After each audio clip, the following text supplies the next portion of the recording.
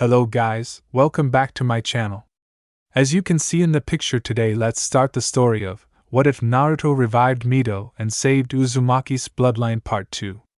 Subscribe if you enjoyed the video, and also check the description. So let's begin the story.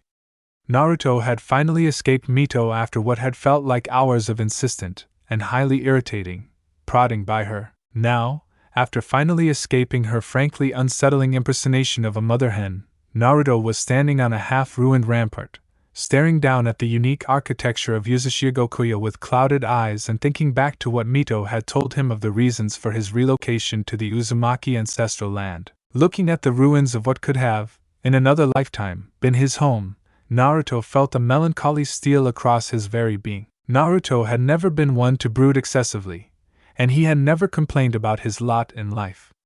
Still, that did not stop the feeling that his life would have been much better had his kin, the Uzumaki whose life-blood permeated the very soil of this ancient land, had survived. He had not expected more out of the people in Konoha. He knew that his presence was both unwanted and unwelcome to the general populace, and he knew that his popularity would only further plummet after they heard of his removal of the Uchiha, expected it even.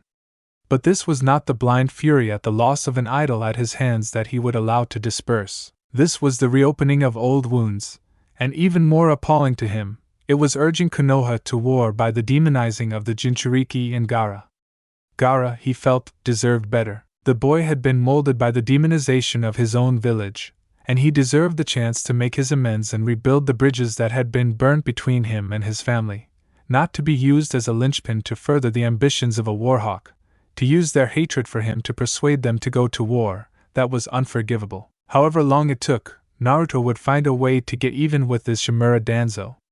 He would not have the deaths of thousands of people on his head, for it was Konoha's hatred of him that they were transferring onto Naruto. The only people in Konoha to ever be able to hold a legitimate grudge against Gaara were Lee, Sakura, and him. Other than that, the only damage Gaara had ever done to Konoha was to destroy about a square mile of woodland. A cool breeze was flowing, salty with the proximity to the sea and invigorating with its chilly wetness. The calm felt overwhelming. He supposed that he had not yet settled into his routine from the nerve-wracking ordeal that had been his last mission. Though, he thought cynically, in a certain sense, he was still in the mission, seeing as he had yet to step foot in Konoha and get debriefed. A sardonic grin came to his face as he considered his position, his eyes staring blankly at the distant cliffs. It surely had to be unique. He had certainly never heard of someone who had to be protected from being lynched by a mob for the successful completion of a mission, he sighed. He would face what came when it did, and Boshon probably had everything under control already. No, this was not the time to act rashly or to lash out at everybody. His own standing was too precarious for that, and he had no desire to destroy Konoha at the roots. No, this was the time to fortify, to train, to find the lay of the land, as Iruka-sensei used to say, and he had no intention of prematurely showing his hand to the public and giving his opponents a chance to see him out of Konoha. Whatever happened, he would see his way to the Hokage seat, and he would rule over those that tried to trample him. Naruto could see no other revenge that could so poetically satisfy him than that. A cry of a lone seagull far away in the distance brought him out of his reverie, and as he looked at the source of the cry that was just a speck in the sky, he, for the first time since he had arrived in this lone deserted relic of his clan's bygone days, saw the serene beauty of the island of Yuzu, and the regal town that his ancestors had built upon it. Uzushigokuya, bathed as it was in tepid morning light, had an unearthly feeling of surrealism about it. The dull sunlight shone off the faded red spirals etched in the toppled stone columns that dominated the central village. And outside the immediate village walls lay the greater expanse of the Yusa Island in all its glory. The Yusa Island, which he had noticed in his geography lessons as the one island every geography teacher had skipped over, was elliptical in shape.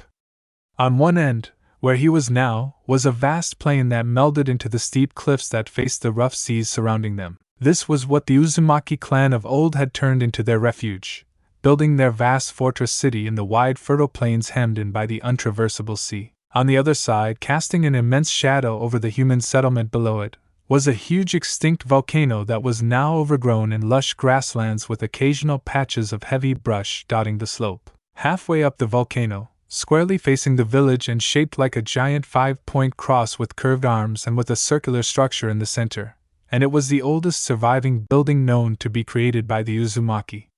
It was one of the most sacred landmarks of the clan, the Uzumaki ritual chamber. From what Ghost Lady had told him, the ritual chamber was the place where the larger seals, which often required more than one participant, were activated. Said to be protected by fuinjutsu formulae so ancient that even the Uzumaki clan considered them legend, the ritual chamber was one of the only buildings, the other being the clan leader's office where he was residing now, to escape damage in the vicious sacking of the Uzumaki homeland. Only an Uzumaki by blood or a person with express willing permission from an Uzumaki and a lack of intent to harm the Uzumaki could enter the ritual chamber.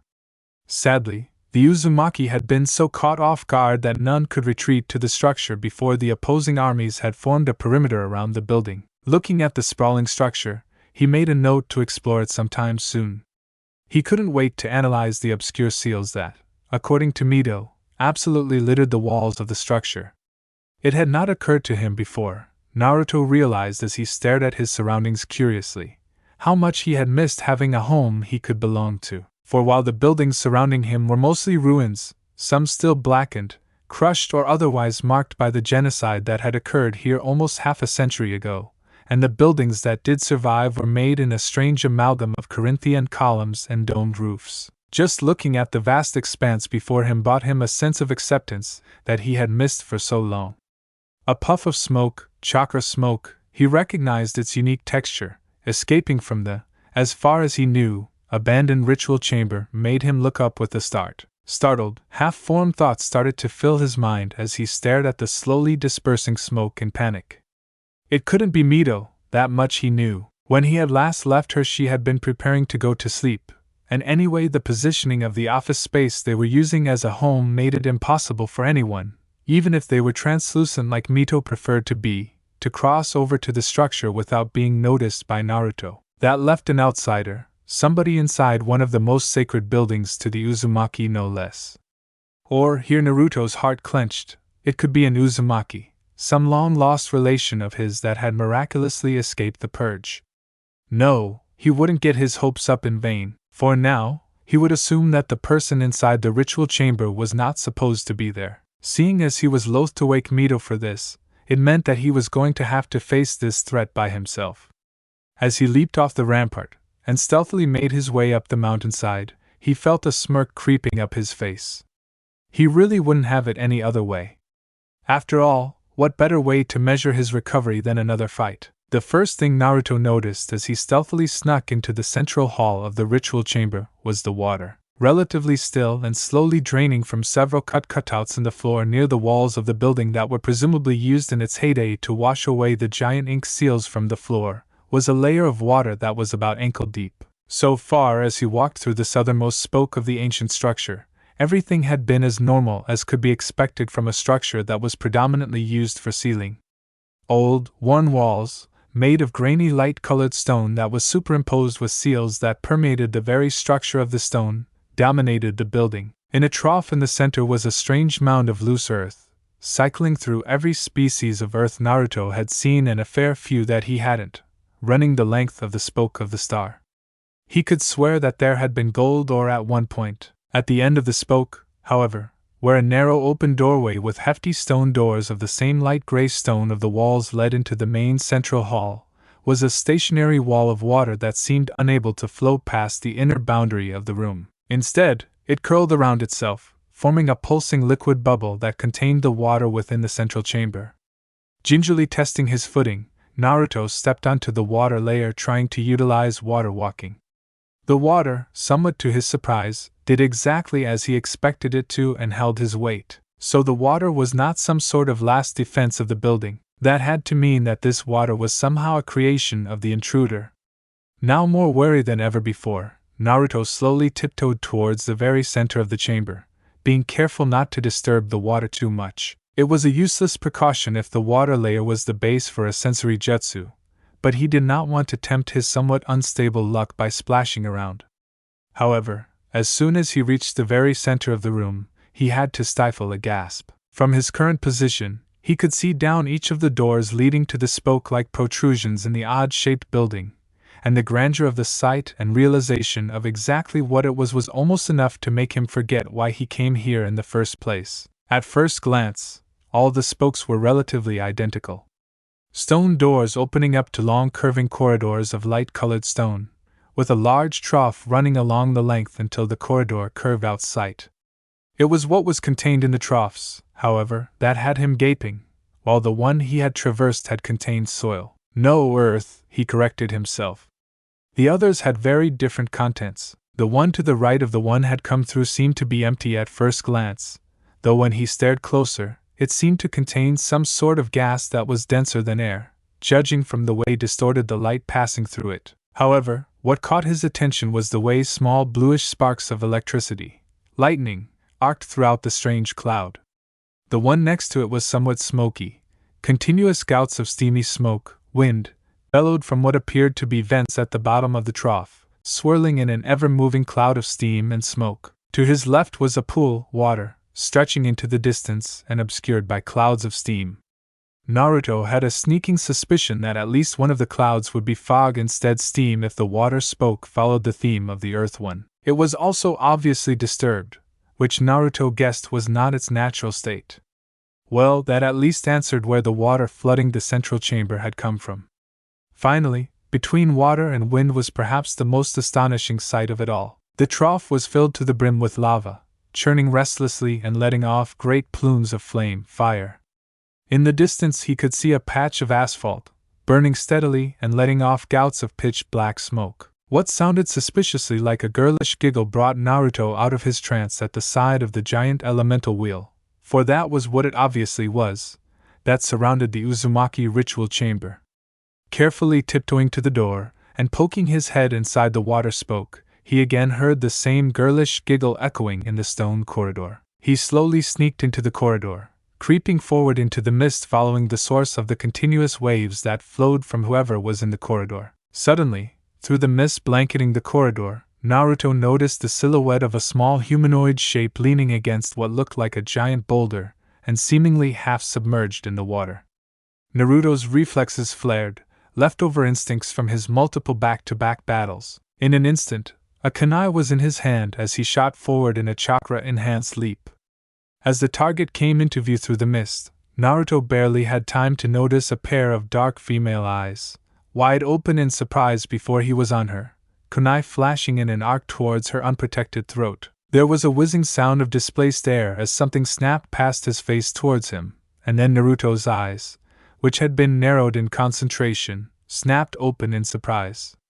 A small hand slammed into his kunai-wielding wrist, while another folded his elbow inwards. His other hand was caught in an iron grip, pulling him towards his assailant. Caught off guard, Naruto's own momentum carried him forward onto his own kunai until he jerked abruptly to a halt, teetering on the edge of the trough with his kunai tracing a fine crimson line across his own throat. For a moment, Naruto stilled, the face of Naruto's opponent still obscured by the remnants of the mist as he found himself in a rather embarrassing position, completely at the mercy of his enemy. The two hands holding his own were petite, soft, pale, well manicured and utterly feminine, but wrapping around his wrists in an unexpectedly strong grip.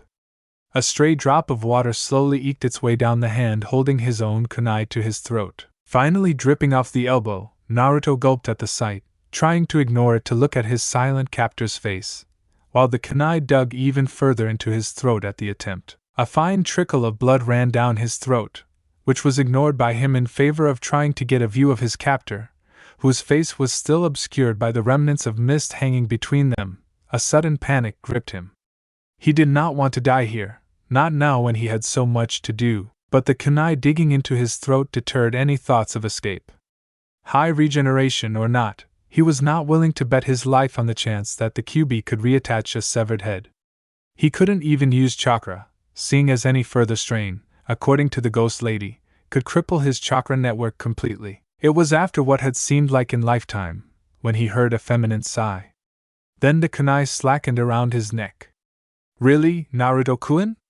His captor's soft-spoken voice, he knew that voice. But where? asked with obvious exasperation. What were you doing?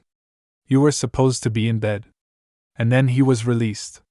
Naruto flailed around for a moment before he regained his balance, before he settled into a wary stance, still not recognizing the voice. Though, he thought puzzled, he had heard that voice before somewhere. Then two arms emerged from the fog in front of him before his assailant pulled herself out of the water as the fog started to dissipate, revealing Shizen and an enormous blue and white slug. Naruto's mind stuttered to a halt before he started blushing furiously. Looking back at him was a vaguely pixie-ish face, young and graceful, framed by dark hair that now stuck wetly to her face. Large, sparkling doe-like eyes stared at him, staring at him with a mixture of fondness and exasperation. A lone water drop trickled down her delicate neck. Naruto-kun, are you all right? Shizen stepped forward, looking worriedly at the weeping cut from his kunai. But he couldn't respond, trying as he was to understand the view before him. By now, he could feel his face heating up in an overwhelming blush. The world was spinning around him as he stared at the Hokage's apprentice, unable to tear his eyes away. That teasing drop of water trailed its way down, leaving a glistening trail on her pale skin. With a sound halfway between a sigh and a snort, Naruto pitched forward, falling into the pool with a perverse grin on his face. Panicking, Shizen hurriedly grabbed the unconscious Naruto and hauled him out of the water. I didn't hurt him that bad, did I, Katsuya-sama? She asked the bemused slug beside her frantically. Running a diagnostic jutsu on the unconscious red-headed genin, Katsuya groaned, slapping one of her longer eye stalks to her face in a parody of a face palm. Shizen turned to her, confused. There's nothing wrong with the boy, Shizen-san. The slug's voice was dry, but a hint of amusement laced it, further confusing the brunette. Shizen became even more flustered. What do you mean, Katsuya-sama? Naruto just fainted for no reason. He must be hurt. Katsuya snorted. Look at yourself, Shizen-san, she said, laughter in her tone. All that's wrong with that boy is that he's male. What do you mean, Katsuya-sama? Just look at yourself. Puzzled, Shizen looked down and then froze, a furious blush blooming on her face. A moment later, a shrill scream echoed through the chamber. I told you it was a bad idea to take a bath here, Katsuya said drily, rolling her eye stalks at the Hokage's apprentice as she shrunk into the water. Blushing in embarrassment, Naruto stared at the air a foot above Shizen's right shoulder, trying not to blush. Shizen was resolutely looking down, submerged to her chin in the icy water and blushing up a storm. On the other side of the wide trough, Katsuya seemed to be enjoying their predicament. The whole situation was awkward in the extreme, Naruto thought as he sneaked another glance at the Hokage's apprentice. Nishizen Nechan, he started tentatively. Shizen sunk further into the pool, her blush intensifying. Can we pretend this never happened, Databayo? Shizen groaned, mortified, as Katsuya chuckled from the other side of the trough. Okay, Naruto-kun, she squeaked out, relieved. This never happened, Katsuya interrupted them, a teasing note in her voice. Oh, I don't know about that, Shizen-san.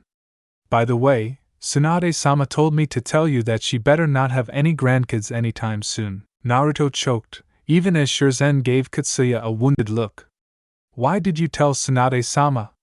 Katsuya giggled, and Naruto finally found his voice. Ba-chan? Ba-chan knows? He asked, horrified. The giant slug grinned, her eyes glinting mischievously. Naruto groaned. She's never going to let me live that down, is she? He asked Shizen, who nodded her head morosely. Naruto. I'm doomed. A demure giggle from Katsuya distracted Naruto's attention from his own imminent death via humiliation. Scowling at the giggling slug, he muttered petulantly, Yeah, laugh it up. Halfway through his grumbling, he paused suddenly as a thought struck him. How did you tell Ba-chan? Databayo Katsuya, who was idly waving an eye stalk as she watched the humorous spy play, stopped giggling, looking puzzled. I just told her, young Naruto-kun. I can talk, you know, but you're here now, so you can't be telling her now. Naruto elaborated, in a manner befitting someone teaching a grown-up that yes, 1 and 1 did equal 2. Katsuya reared up in the water, insulted by Naruto's insinuation. I don't need to explain my magnificent abilities to a rude child like you. She huffed indignantly, pinning Naruto with a glare. Naruto inwardly quailed. Why did he always end up angering giant animals? He would have thought that facing Orochimaru's snake summons, Gamabunta, and the Ichibi-nosed Shikaku would have been enough for one lifetime. Trying to act nonchalant, Naruto slowly retreated away from the towering summon when he bumped into somebody behind him. Turning around, he came face to face with Shirzan, who had a forced smile on her face. Naruto gulped. He knew that type of smile, though he couldn't tell for the life of him what he had done to deserve it. She can tell Tsunade-sama what's going on because she's Tsunade-sama's summon, Naruto-kun. She can send a clone of herself to Tsunade-sama. Shizen spoke softly as she always did, but the hint of steel in her tone let him know for certain that he had done something to earn her ire. Shaking off thoughts of possible death via Hokage's apprentice off, Naruto looked inquisitively at the giant slug, only to swiftly turn back at the forbidding expression on the giant summon's face. He had never even known that a giant slug could frown like that. He knew that summons could do jutsu, but still a summon that could create clones seemed like a useful ability. He would know. After all, he was probably the person who used clones most often in all of Konoha. However, Shirzan continued, narrowing her eyes at Naruto, bringing him out of his thoughts with a start. "I don't you talking to Katsuya-sama like that?" Naruto looked at her, eyebrows furrowing in confusion. He hadn't said anything else to make her mad, had he? Then a part of what she had said earlier finally trickled through his mind, and all thoughts of his supposed folly flew out of his mind. Naruto exclaimed, advancing on a somewhat unnerved Katsuya with a maniacal gleam in his eyes, former trepidation forgotten. "You're back on summoned Katsuya?" "No way, I saw her before. She's way larger than you are." "I am Katsuya, Naruto-san." Katsuya stammered, shocked enough by the sudden turnaround in the redhead's behavior to lose her composure, and thus her frown. Edging away from his face, which was almost touching hers as he examined her, she tried pleading her mistress-apprentice for help. However, she found Shirzan leaning back in the water, muffling her giggles as she watched the giant slug slowly retreat from the insane redhead, looking for all the world like a man backing off from a snake. "Naruto-san, can you back away a bit?" Nah. He tilted his head to a side inquisitively, completely ignoring her request. He was now examining one of Katsuya's eye stalks. "What are you doing here anyway, Databao?" "I summoned her, Naruto-kun," Shirzan said seriously. "She was just acting as a medium for me to communicate with Tsunade-sama." "Oh." For a moment, he stared at her blankly. All of a sudden, his frivolity seemed inconsequential. Feeling very much flat, Naruto slowly settled back into the water, staring intently at Shizen, waiting for her to continue. Instead of saying any further though, Shizen merely gestured to Katsuya. The slug huffed, before it literally split before his eyes, and a miniature version of the slug split itself from main body and headed towards Naruto, climbing up his torso and settling on his shoulder. Naruto stared at the miniature slug in apprehension. Of course, the term miniature was relative. This slug clone was infinitesimally smaller than the behemoth that Tsunade had summoned against Orochimaru, but it was nonetheless at least as long as those giant blood-sucking leeches in the Forest of Death. Then the slug spoke in Tsunade's voice. "Hey there, brat. What is this I hear of you peeking on Shizen?"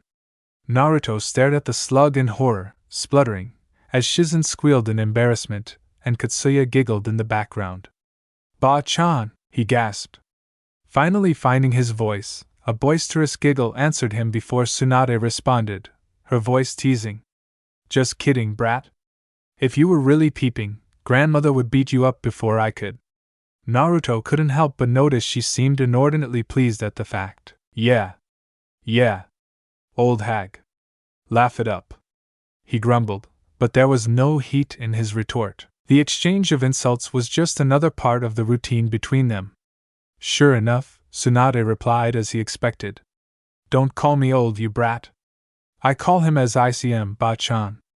That little genjutsu isn't fooling me, Databao," he taunted Tsunade, a grin tugging at his lips before his mood plummeted as he remembered exactly why he was talking to Tsunade. As much fun as it was, Naruto was still uneasy about the potential news from Konoha. Interrupting the expected roar of insulted pride from his Hokage, Naruto slid into his rarely seen serious mood. "Ba-chan, what is happening in Konoha?" Auguste Sai answered him. "A long night was what happened, brat. If it wasn't for the sake, I would have probably come over there and killed you myself." Naruto's mouth twitched at Tsunade's quip, but he soldiered on. He really was going to go mad with anticipation if he didn't know what was going on. "Jokes aside, Ba-chan, what really happened? Is Konoha still going to war with Suna?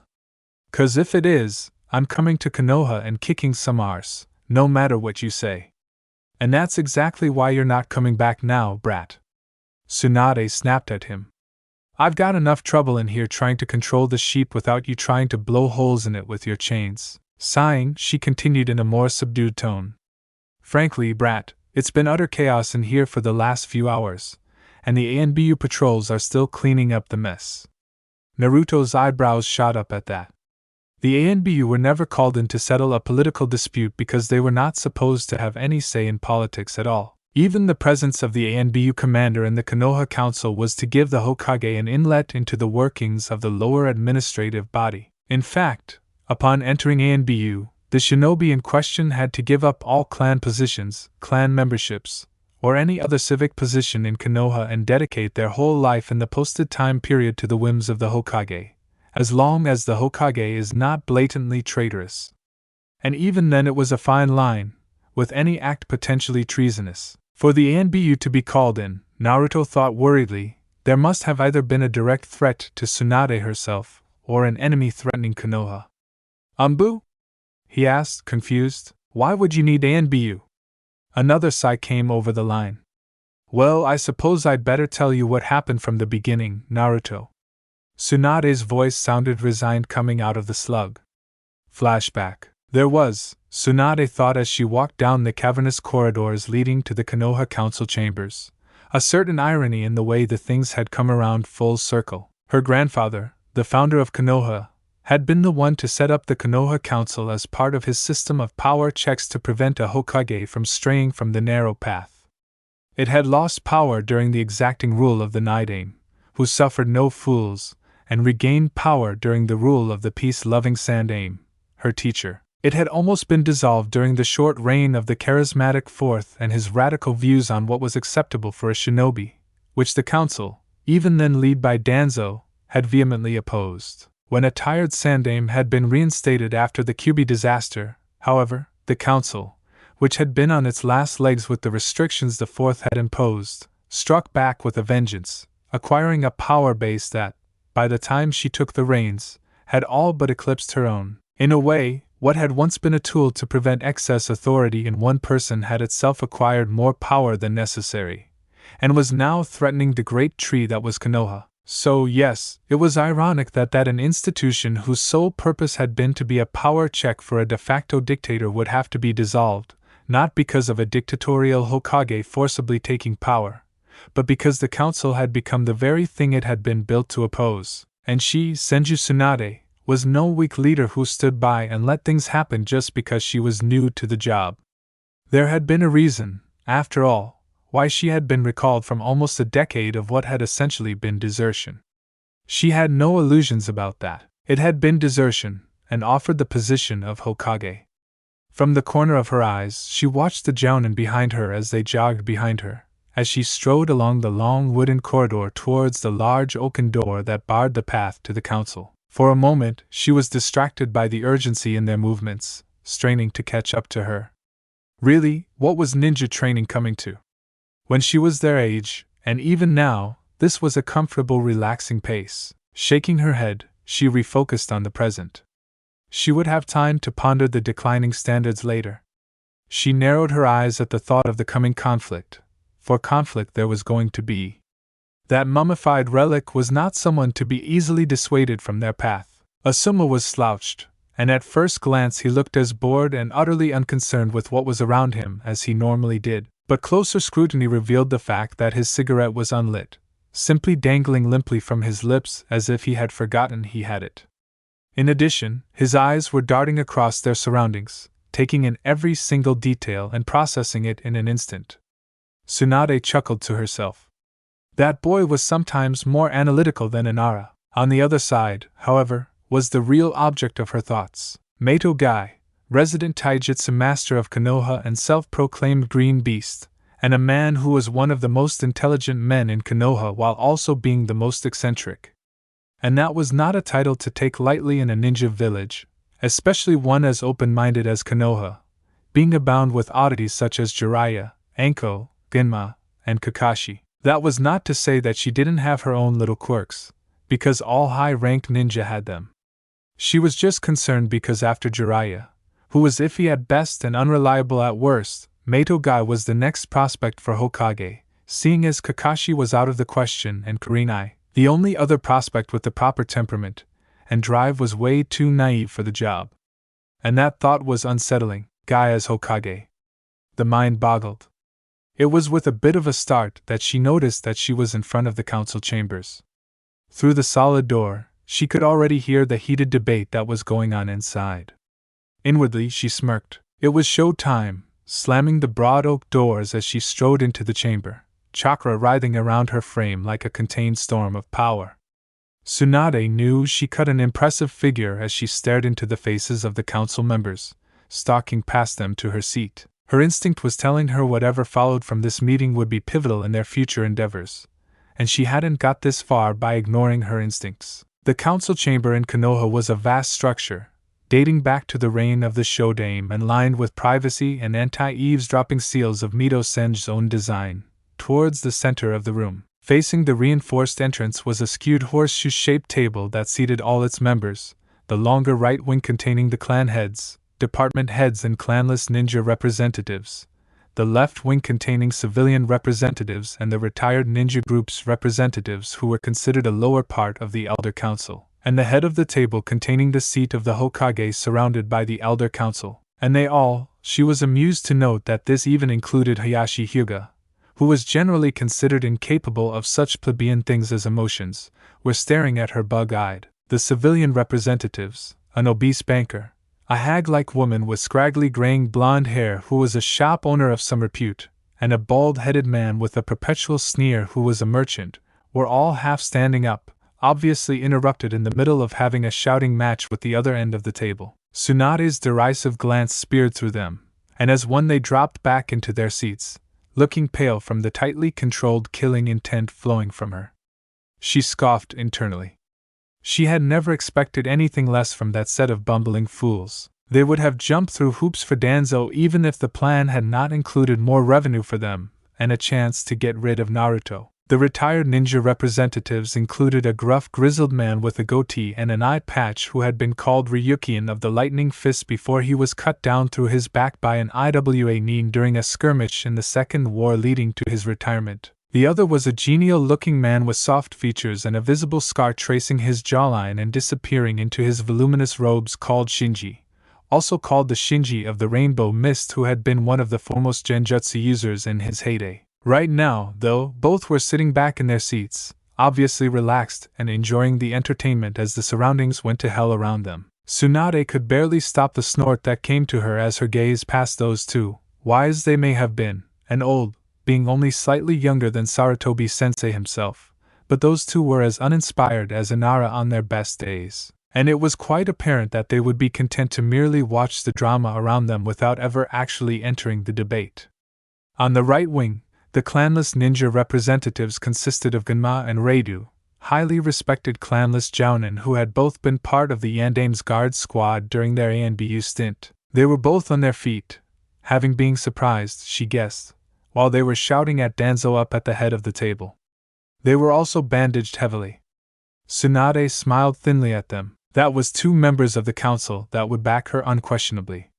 Next to them were the heads of the ANBU and the Hunter Nin divisions. The Hunter Nin head would support her, she knew for certain. The man was almost fanatic in his duties, and considered the position of Hokage his only superior. While that had brought her some headaches earlier, it did work in her favor now, but she was unsure of the ANBU commander. Yuzuki Yuga was a good kunoichi, and a loyal one, but she had been suffering through depression since her lover had been killed before the invasion by Suna.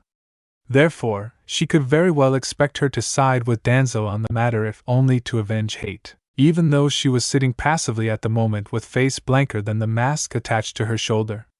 Next to them was the stoic Marino Ibiki, the scarred interrogator.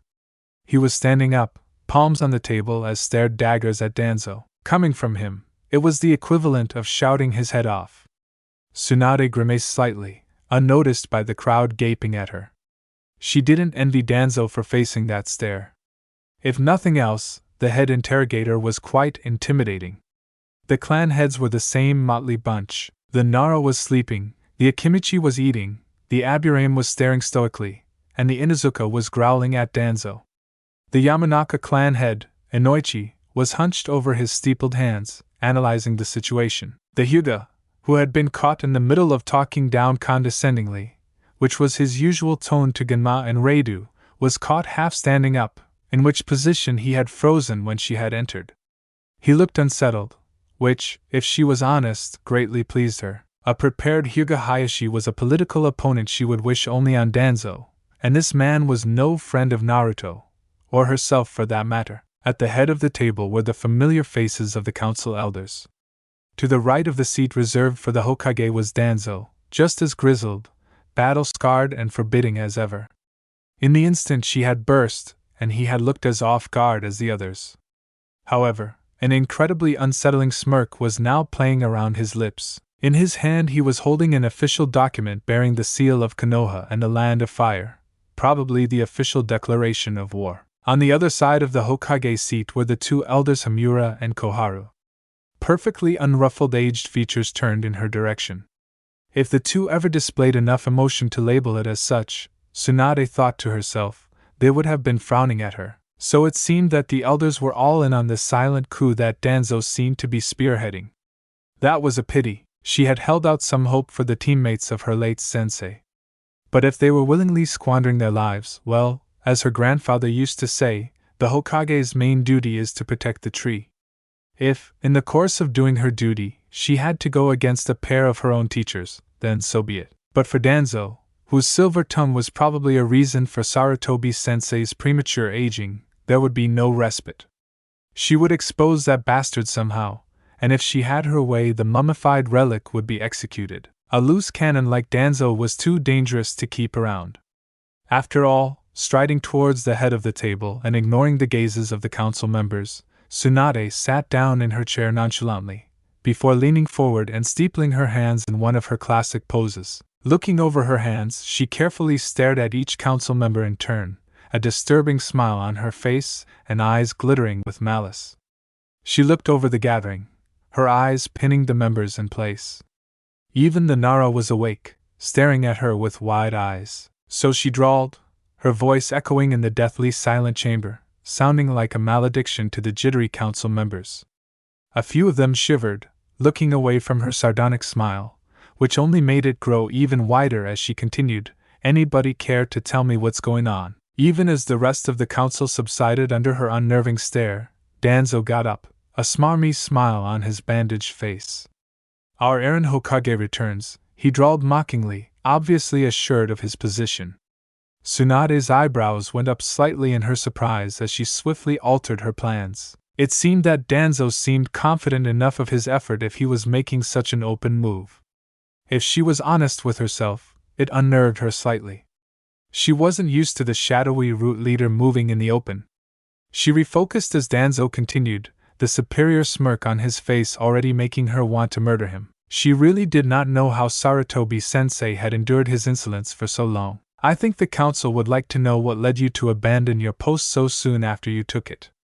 The mocking tone deepening towards the end of his question. "Hokage-sama." From the corner of her eye she saw a few councilmen start to nod before they looked at her and froze, and she sighed slightly. This was not something she was going to be able to misdirect the council away from. Damn that mummified relic. She had wanted to get some more time to organize herself before she got interrogated. Drawing herself up, Tsunade glared at the smug face of the elder. "Remember who you are speaking to, Danzo-san," she said coldly.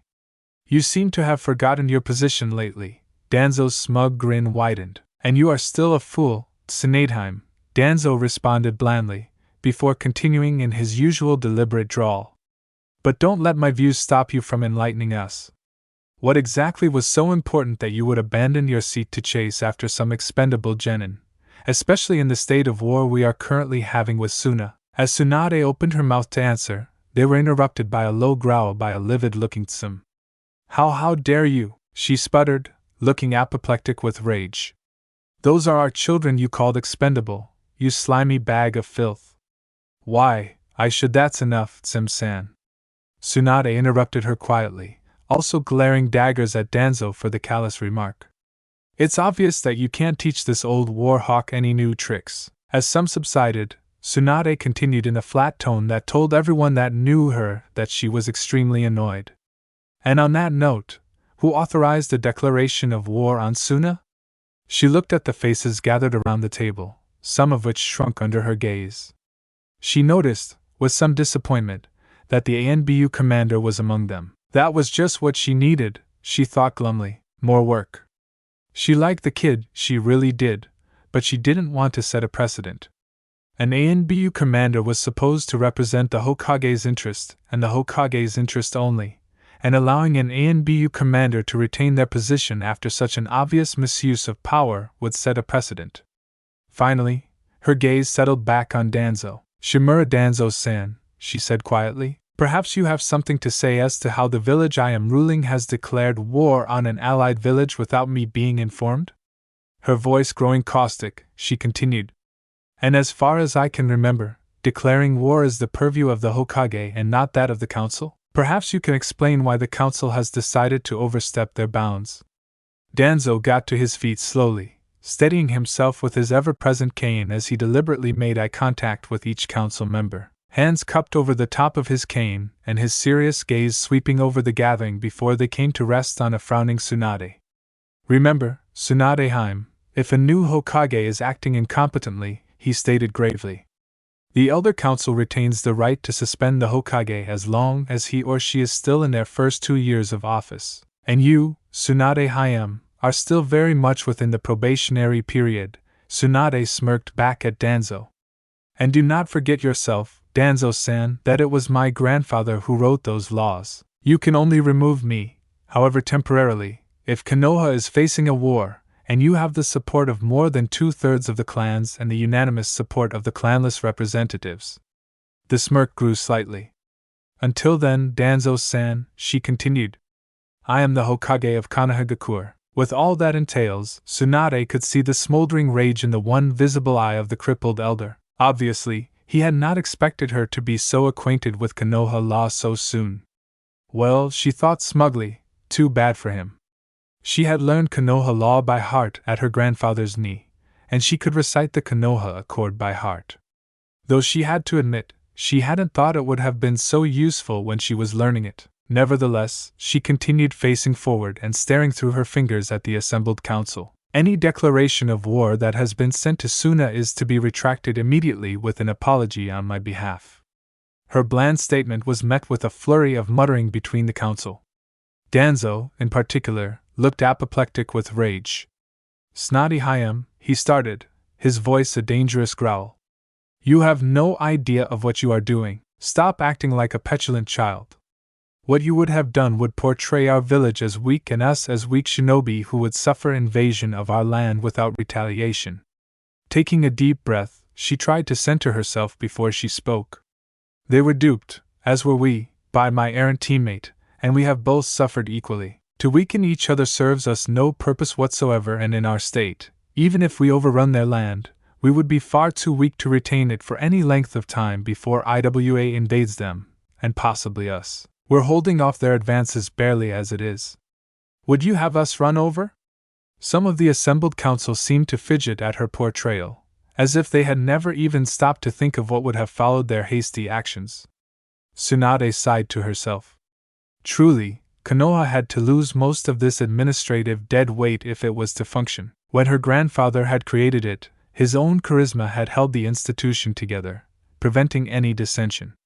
However, by the time of Sarutobi-sensei's second reign, he had been far too old to do an adequate job, and thus Danzo and the elders had subverted it to their own systems, strangulating the system thoroughly. Now, she had the unenviable task of untangling political machinations spanning decades, and finding out the duds from the necessary cogs of the system.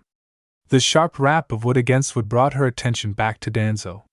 The wizened shinobi seemed to be controlling his overwhelming rage with the control granted through decades of politics. As it was, the only tells of his mood were the rather harder than necessary grip on his cane and his lone visible eye narrowing slightly.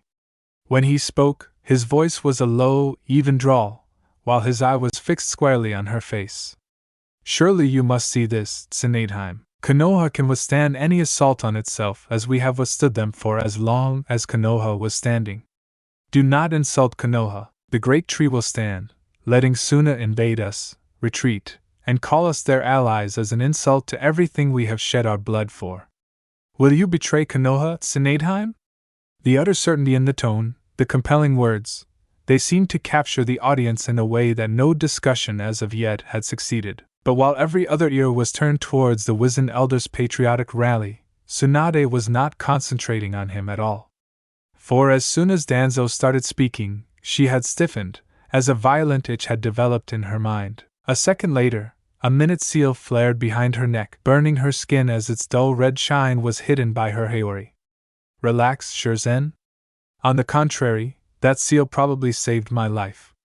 She giggled somewhat nervously, before muttering under her breath, "Thank the sage for Senjutoka." Naruto stared at the slug clone which was speaking in Tsunade's voice. Who's Senjutoka? Shizen cleared her throat nervously. What do you mean, Tsunade-sama? Senjutoka was before your time.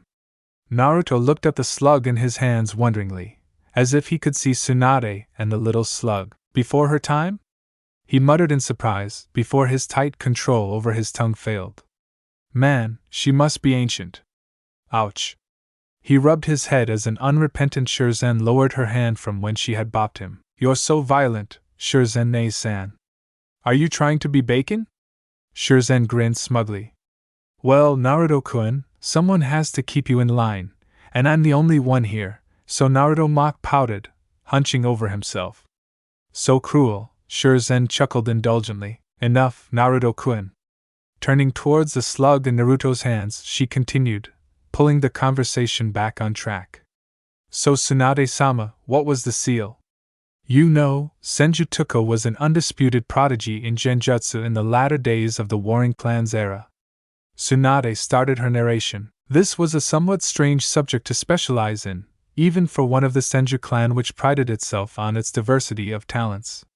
Because genjutsu, much like Katon ninjutsu, was the specialty of their mortal enemies, the Uchiha. However, she soon rose in the ranks, becoming renowned for her skill, until she was hailed as being even better than Uchiha genjutsu specialists, who she routinely defeated in border skirmishes that she took part in. Shizen was nodding her head absently, while Naruto listened intently. This sounded like an interesting story. Remember, this was in the time when the Uchiha clan was in the peak of its ascent, and the enmity between them and the Senju was on the rise.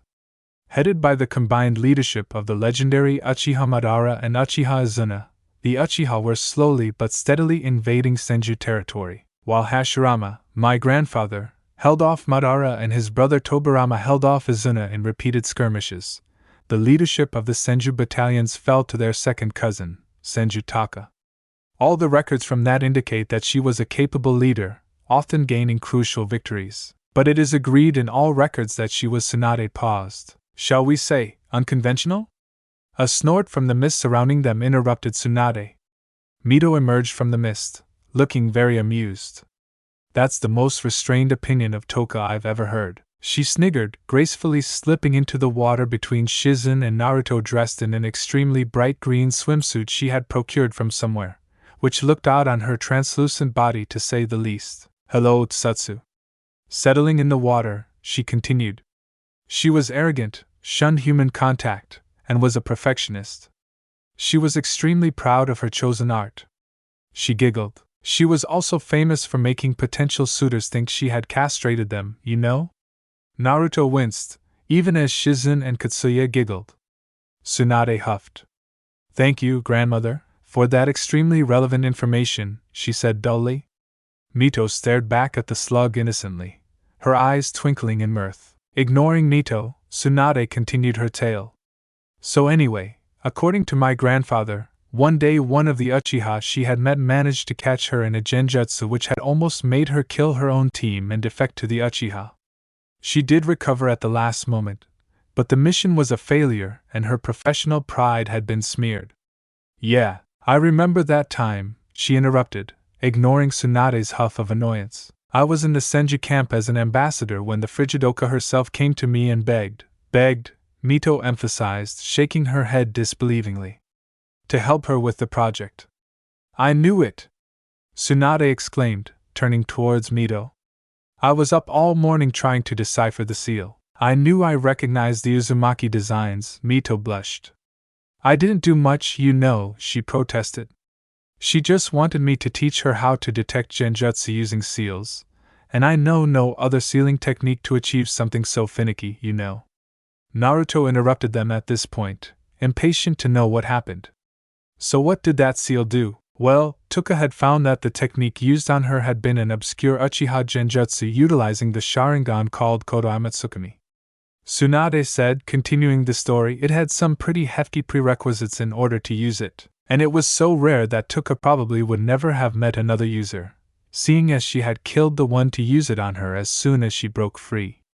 However, she was determined to beat the technique, if for nothing else then to regain her pride. She discovered that Kodo Amatsukami was in reality not one genjutsu, as she had first thought, but a compound genjutsu. The first component acted like a virus, lacing the subject's thought processes and making them susceptible to hypnotic suggestion.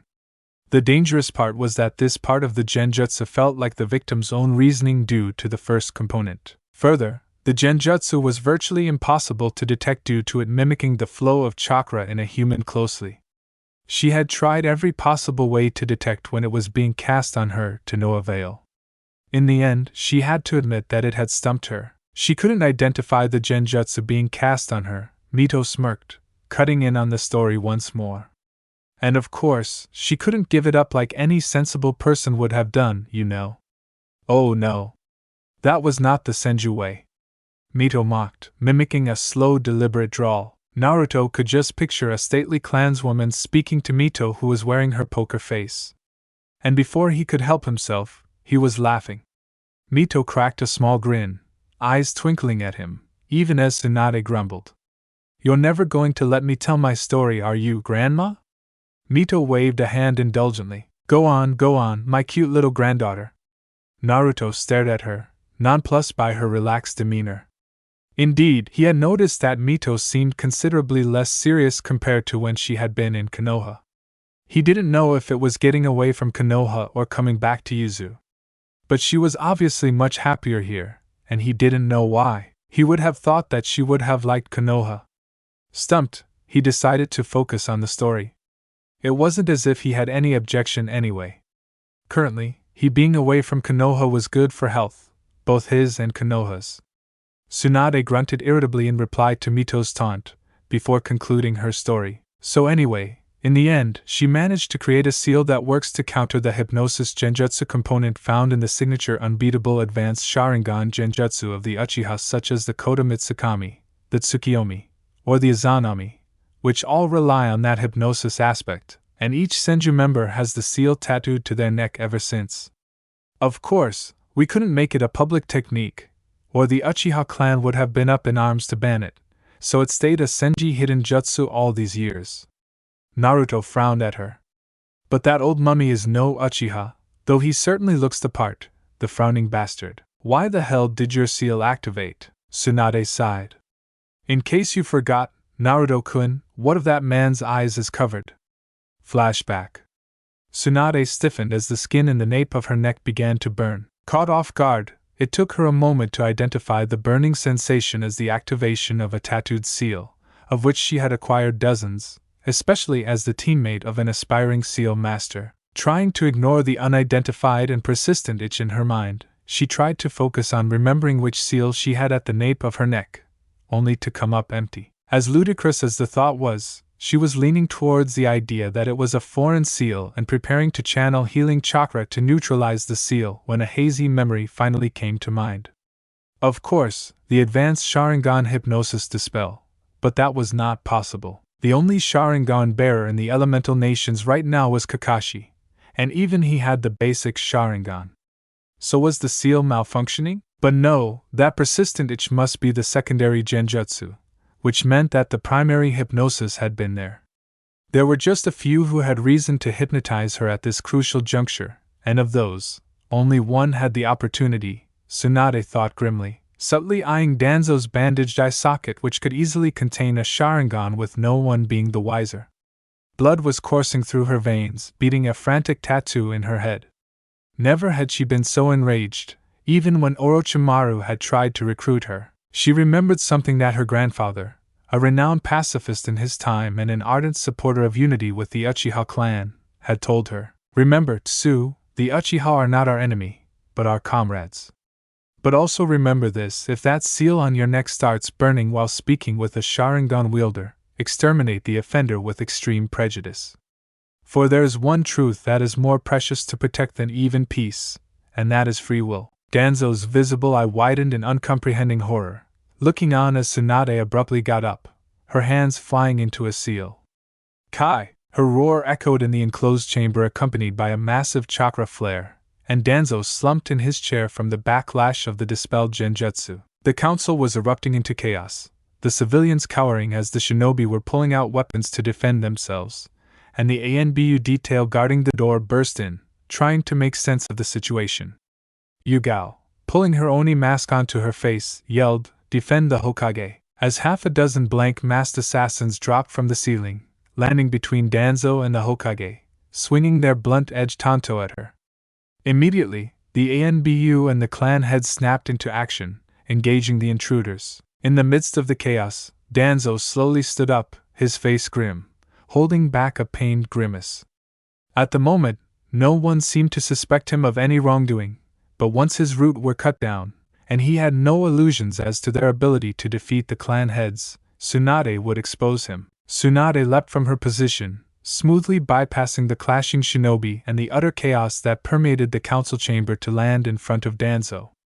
Her chakra was spiking, but her face was utterly expressionless and her voice flat and quiet. Nevertheless, all the council members, even the clan heads embroiled in the clash with the mysterious shinobi, heard her declaration. Shimura Danzo, you have been caught in the acts of bloodline theft, illegal experimentation, mind manipulation, and assaulting the current Hokage. For these crimes, Sai Senju Tsunade, Godame Hokage of Konohagakure in the Land of Fire, declared that you are to be summarily executed. Danzo's lips curled in a mocking sneer, his hands still atop his cane as he stared back at Tsunade, looking utterly relaxed. Do you really think you can touch me, Tsunadeheim? Then two blurs materialized beside Danzo, two hands stretching out simultaneously at his eye level. Danzo's eyes widened, but having been concentrating on Tsunade, stood no chance to dodge. Together, unerringly, two strangely silvery kunai embedded deep into Danzo's eye sockets.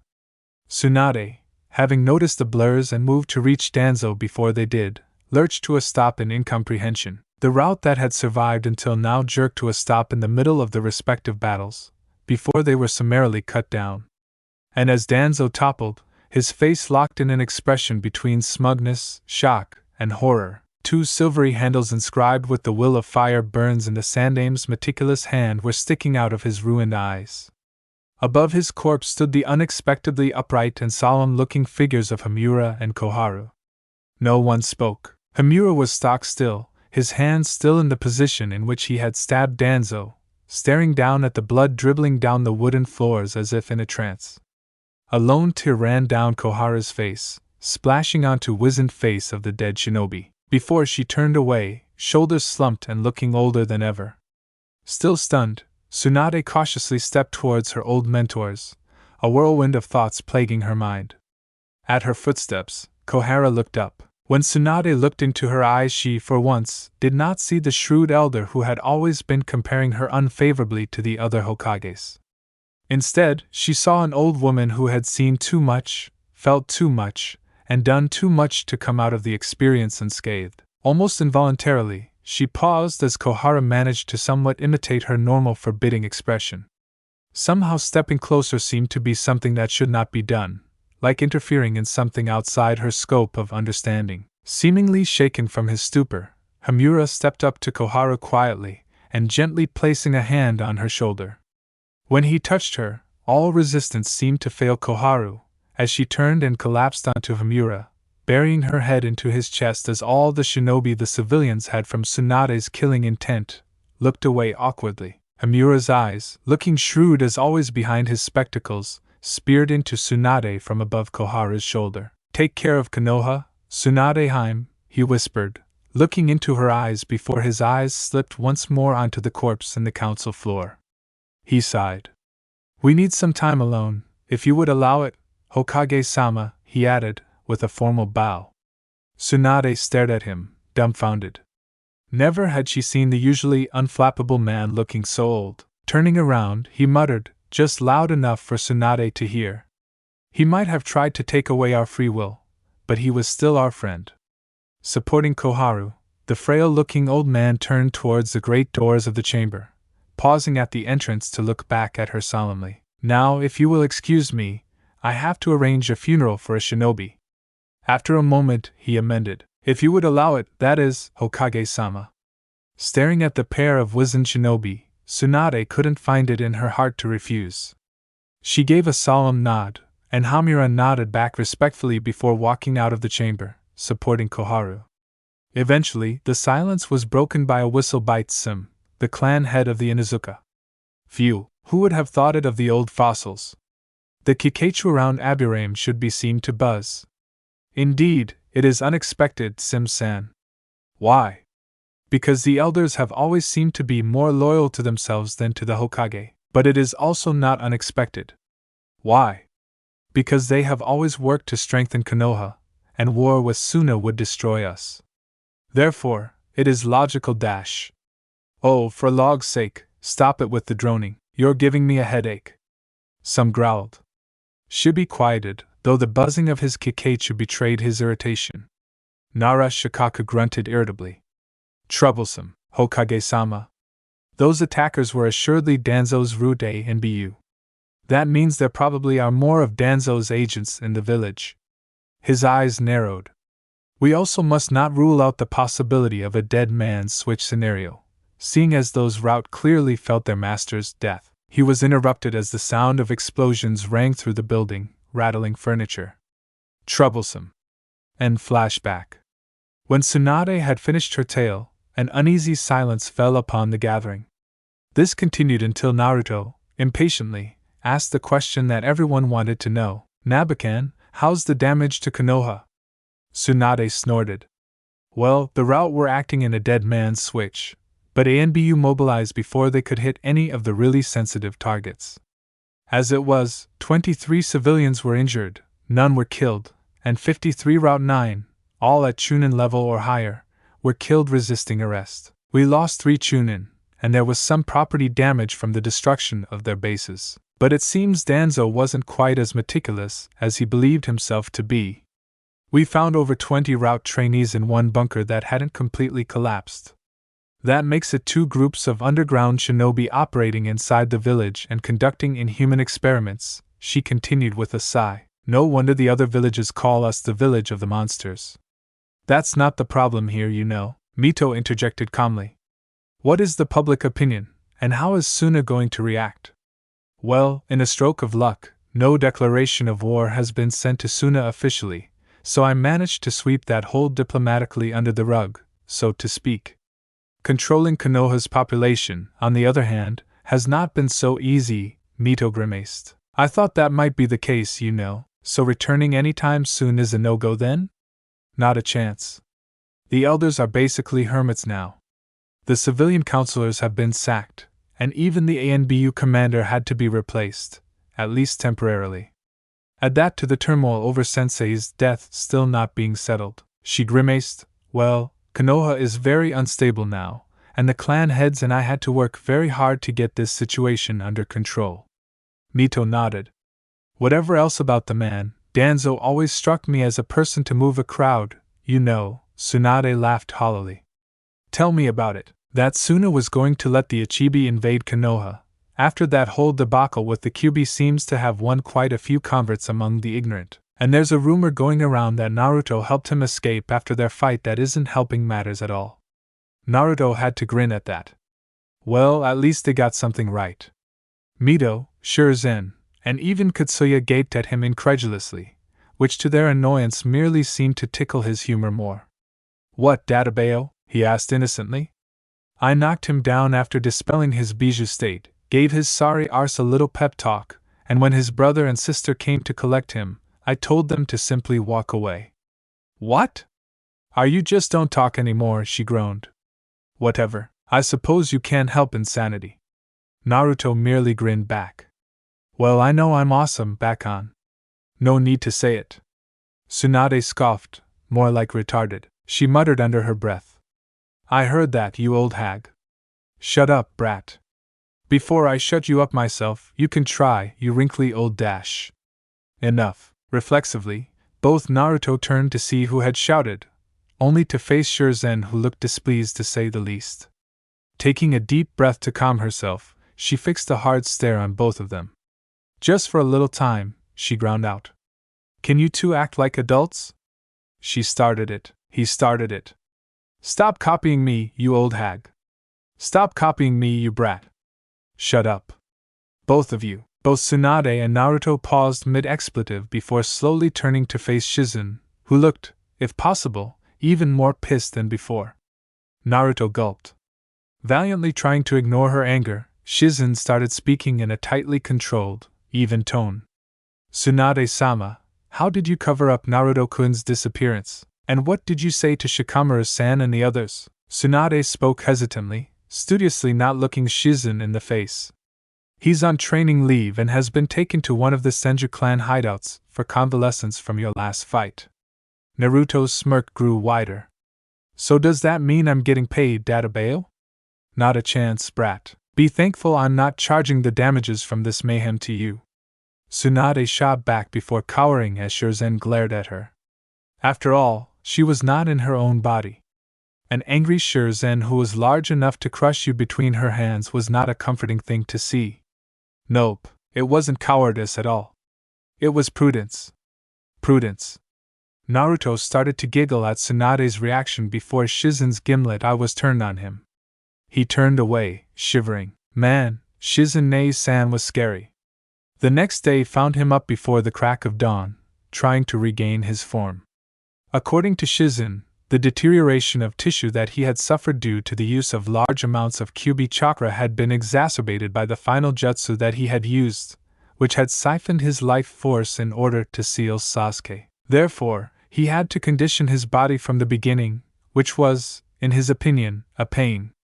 To exacerbate the issue, the use of life force without proper channeling had caused his own chakra coils to get clogged with his life force, making it unable for him to use any chakra, even if he was allowed. The only consolation was that the events of the past days had conveniently given him a get-out-of-Konoha free card.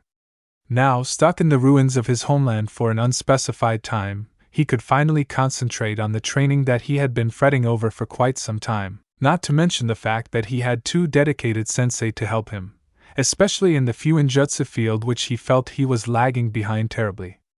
Panting as he stumbled to a stop from his morning run, Naruto flopped limply onto the cool dewy grass in the grasslands of Izashiyagakure. From where he was lying, he could spot Shirzan in the distance picking herbs for the stomach-churning concoctions she made Naruto drink after every meal. This was in addition to the hour-long therapy sessions where she would use that strange tingly green medical chakra technique on him. In spite of the fact that her proximity usually meant some sort of disgusting medicine these days, and the fact that Naruto had discovered that she had the same uncanny ability as Iruka had of making you feel absolutely guilty for not obeying their orders, looking at Shirzan still brought a smile to his lips. There certainly was more to that kunoichi than met the eye. He analyzed that last thought, before his brain stuttered to a stop and he blushed brightly, taking another surreptitious glance at the menin. Considering their first meeting in Yuzu, maybe he shouldn't have worded it that way. Naruto-kun. The yell made him turn away from his staring to see Mito strolling in his direction before she gracefully dropped to the grass beside him. She turned towards him, a gentle smile on her face. How's the rehabilitation coming along? Naruto lay back on the cool grass, letting it cool down his body as he absently chewed a grass blade. As well as can be hoped, I suppose, he said, shrugging. I'm not yet at percent, that's for sure. He plucked another blade of grass absently. Any progress on my little chakra problem, ghost lady? Mito merely shook her head, slightly. Frowning, Naruto turned his head to observe the spectral form of his ancestor face to face. He tilted his head inquisitively. Then what are you doing here, ghost lady? I thought you were checking up on the hidden Fuinjutsu archives in the ritual chamber? Mito waved a well-manicured hand dismissively from where she was laying down, looking the picture of tranquility. Meh. I got bored of poring over those dusty scrolls. Besides, needling you is much more entertaining, you know. It's good to know I am such a source of hilarity to you, ghost lady. Naruto stated drily, Oh, you're welcome, Naruto-kun. So why were you staring at Shirzan-san when I came? You've usually got much better environmental awareness. Her eyes twinkled mischievously, and Naruto noticed with a hint of dread that she was developing a slight smirk. You wouldn't happen to be succumbing to your pubescent lustful urges, would you? What? Naruto sputtered, sitting up abruptly as he choked on the grass blade. He was staring at her with wild eyes. What the hell, ghost lady? Are you trying to get me killed? I don't know about you, but an angry Shizune-san scares me more than you do. Mito smirked triumphantly, continuing smoothly. Not that there is anything wrong with it, of course. The earlier you rebuild the Uzumaki clan, the better, I always say. Naruto, who had just managed to unclog his windpipe, immediately choked on the grass blade again, hacking and coughing as he looked at Mito in horror. Mito, looking supremely unconcerned, added, And don't think I didn't notice that you didn't deny it, Naruto-kun. Completely ignoring Naruto's rapidly paling face and violent shushing motions, just as Naruto was about to whisper something back, he froze as another voice drifted past him. He isn't what, Mito-sama? Face bloodless. Naruto slowly turned around to see that Shirzan was right behind him, a basket of herbs in her hand. Shakily pinning a smile onto his face, he greeted Shirzan weakly. Hello, Shirzan-ne-san? He threw an urgent glare at Mito. It's nothing. Nothing. Nothing happened at all. Right, ghost lady? Shirzan, bewildered, turned to Mito, who merely giggled demurely in reply. Sighing in annoyance, Shirzan turned towards Naruto, who had been inching away from her, and grabbed him by the arm. Where do you think you're going, Naruto-kun? She tilted her head, smiling sweetly, and Naruto shuddered. I swear I wasn't peeking at you, Shirzan-ne-san. What are you talking about, Naruto-kun? Shizen asked, looking back at him bemusedly. You didn't forget that your medical checkup is now, did you? No, I didn't forget. I didn't remember dash. Naruto stuttered incoherently before turning anguished eyes towards Mito. Ghost lady, save me from the evil medic. Shirzan suddenly stopped dragging by his arm, to turn towards him with a sickly sweet smile. What did you call me, Naruto-kun? Nothing. And then, nothing at all. Shirzan smiled cheerfully before resuming her march to their quarters, dragging a reluctant Naruto behind her. I thought so, and Naruto-kun. Shirzan added in a sickly sweet tone that had Naruto cringing. What, Shirzan-ne-san? Shizen turned towards him, still holding him by the wrist. If I ever catch you peeping on me, I will castrate you, understand? Naruto nodded fearfully, crying anime tears as Shizen resumed dragging him to do the medical checkup. Man, why did this sort of thing always happen to him? He wasn't a pervert. Before Naruto even noticed it, a week had passed on the island. Naruto had fallen into a repetitive routine. Every morning, Naruto would get up before the sun rose, doing warm-ups and jogging around the large island until his muscles, still not completely recovered, burned with fatigue. After breakfast, he would usually join Mito in either learning the basics of Fuinjutsu or go to Shirzan, who would help him in academics or strategy. This would be followed by one of Shizen's medical therapy sessions, after which Naruto would explore the ruins of Yuzashogakure, on the lookout for any secret caches or anything that might be of any value that had survived the original invasion and the effects of time and weather. In the evening, Naruto would resume his training, which due to him still being forbidden from accessing chakra and any significant amount meant more Fuinjutsu training. though the evening sessions were more a pretext for Mito to study his Jinchuriki seal, as she was apparently fascinated by its metamorphosis during the Shinigami incident, as he had come to call it. After the sessions, which often lasted until after dusk, the three would have an early dinner, crowded around the campfire with Tsunade's slug summon, which he used to relay the information of the outside world, and go to sleep early, warmed by the dormant volcano at the doorstep of the village. Currently, Naruto was in one of his scavenging trips, searching a small household that seemed to have been abandoned and thoroughly sacked by the invading army. It was a desolate scene. Broken ornaments lay flung to the ground and forgotten, and a salty sea breeze had got into many of the buildings, their protective wards already having been broken in the invasion. However, much to the relief of the group, there were no dead bodies to be found on the island. This was, as Mito had explained, because of the island's automated organic waste disposal system. The Uzumaki, like most other shinobi, were extremely pragmatic with their bodily remains, often destroying them utterly to prevent their use in some of the more disturbing jutsu in the world. The Uzumaki were even more alive to the possibility than the others, seeing as many fuinjutsu could be powered by the organic remnants of a person, so the dead bodies, both of the conquering army and of the clansmen, had been automatically disposed deep underground as soon as they were a few days old, and it wasn't as if any of the invaders had escaped with their life.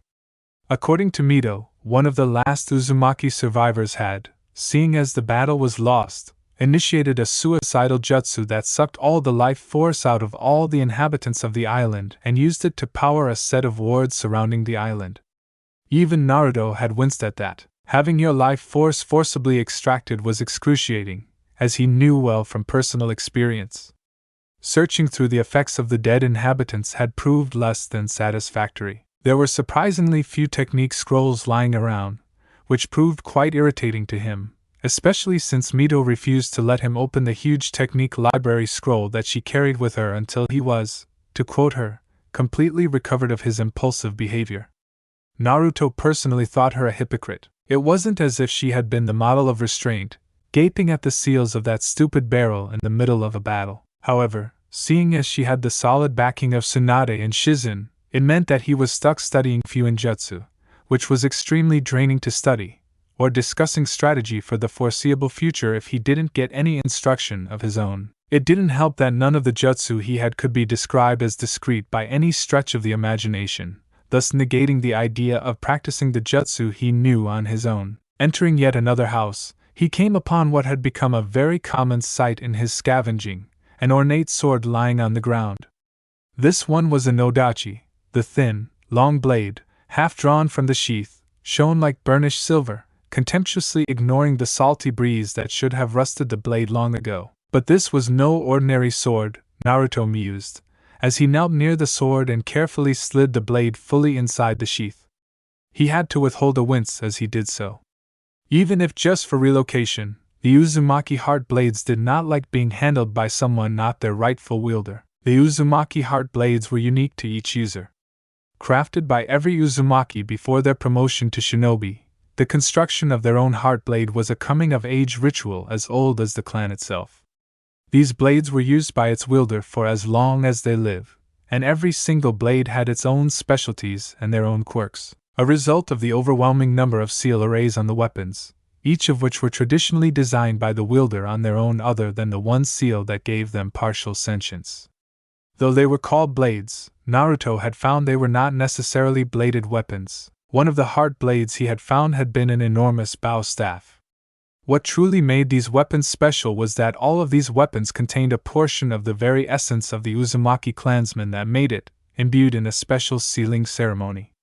Naruto was looking forward to the day he made his own soul blade. That would be when he would, according to the clan's traditions, be considered an adult, and in Naruto's case, the clan head. However, it would be some time in the future, for his fuinjutsu was, according to Mito, barely passable as the scribbling of a toddler on a sugar rush currently. It wasn't his fault that he was self-taught.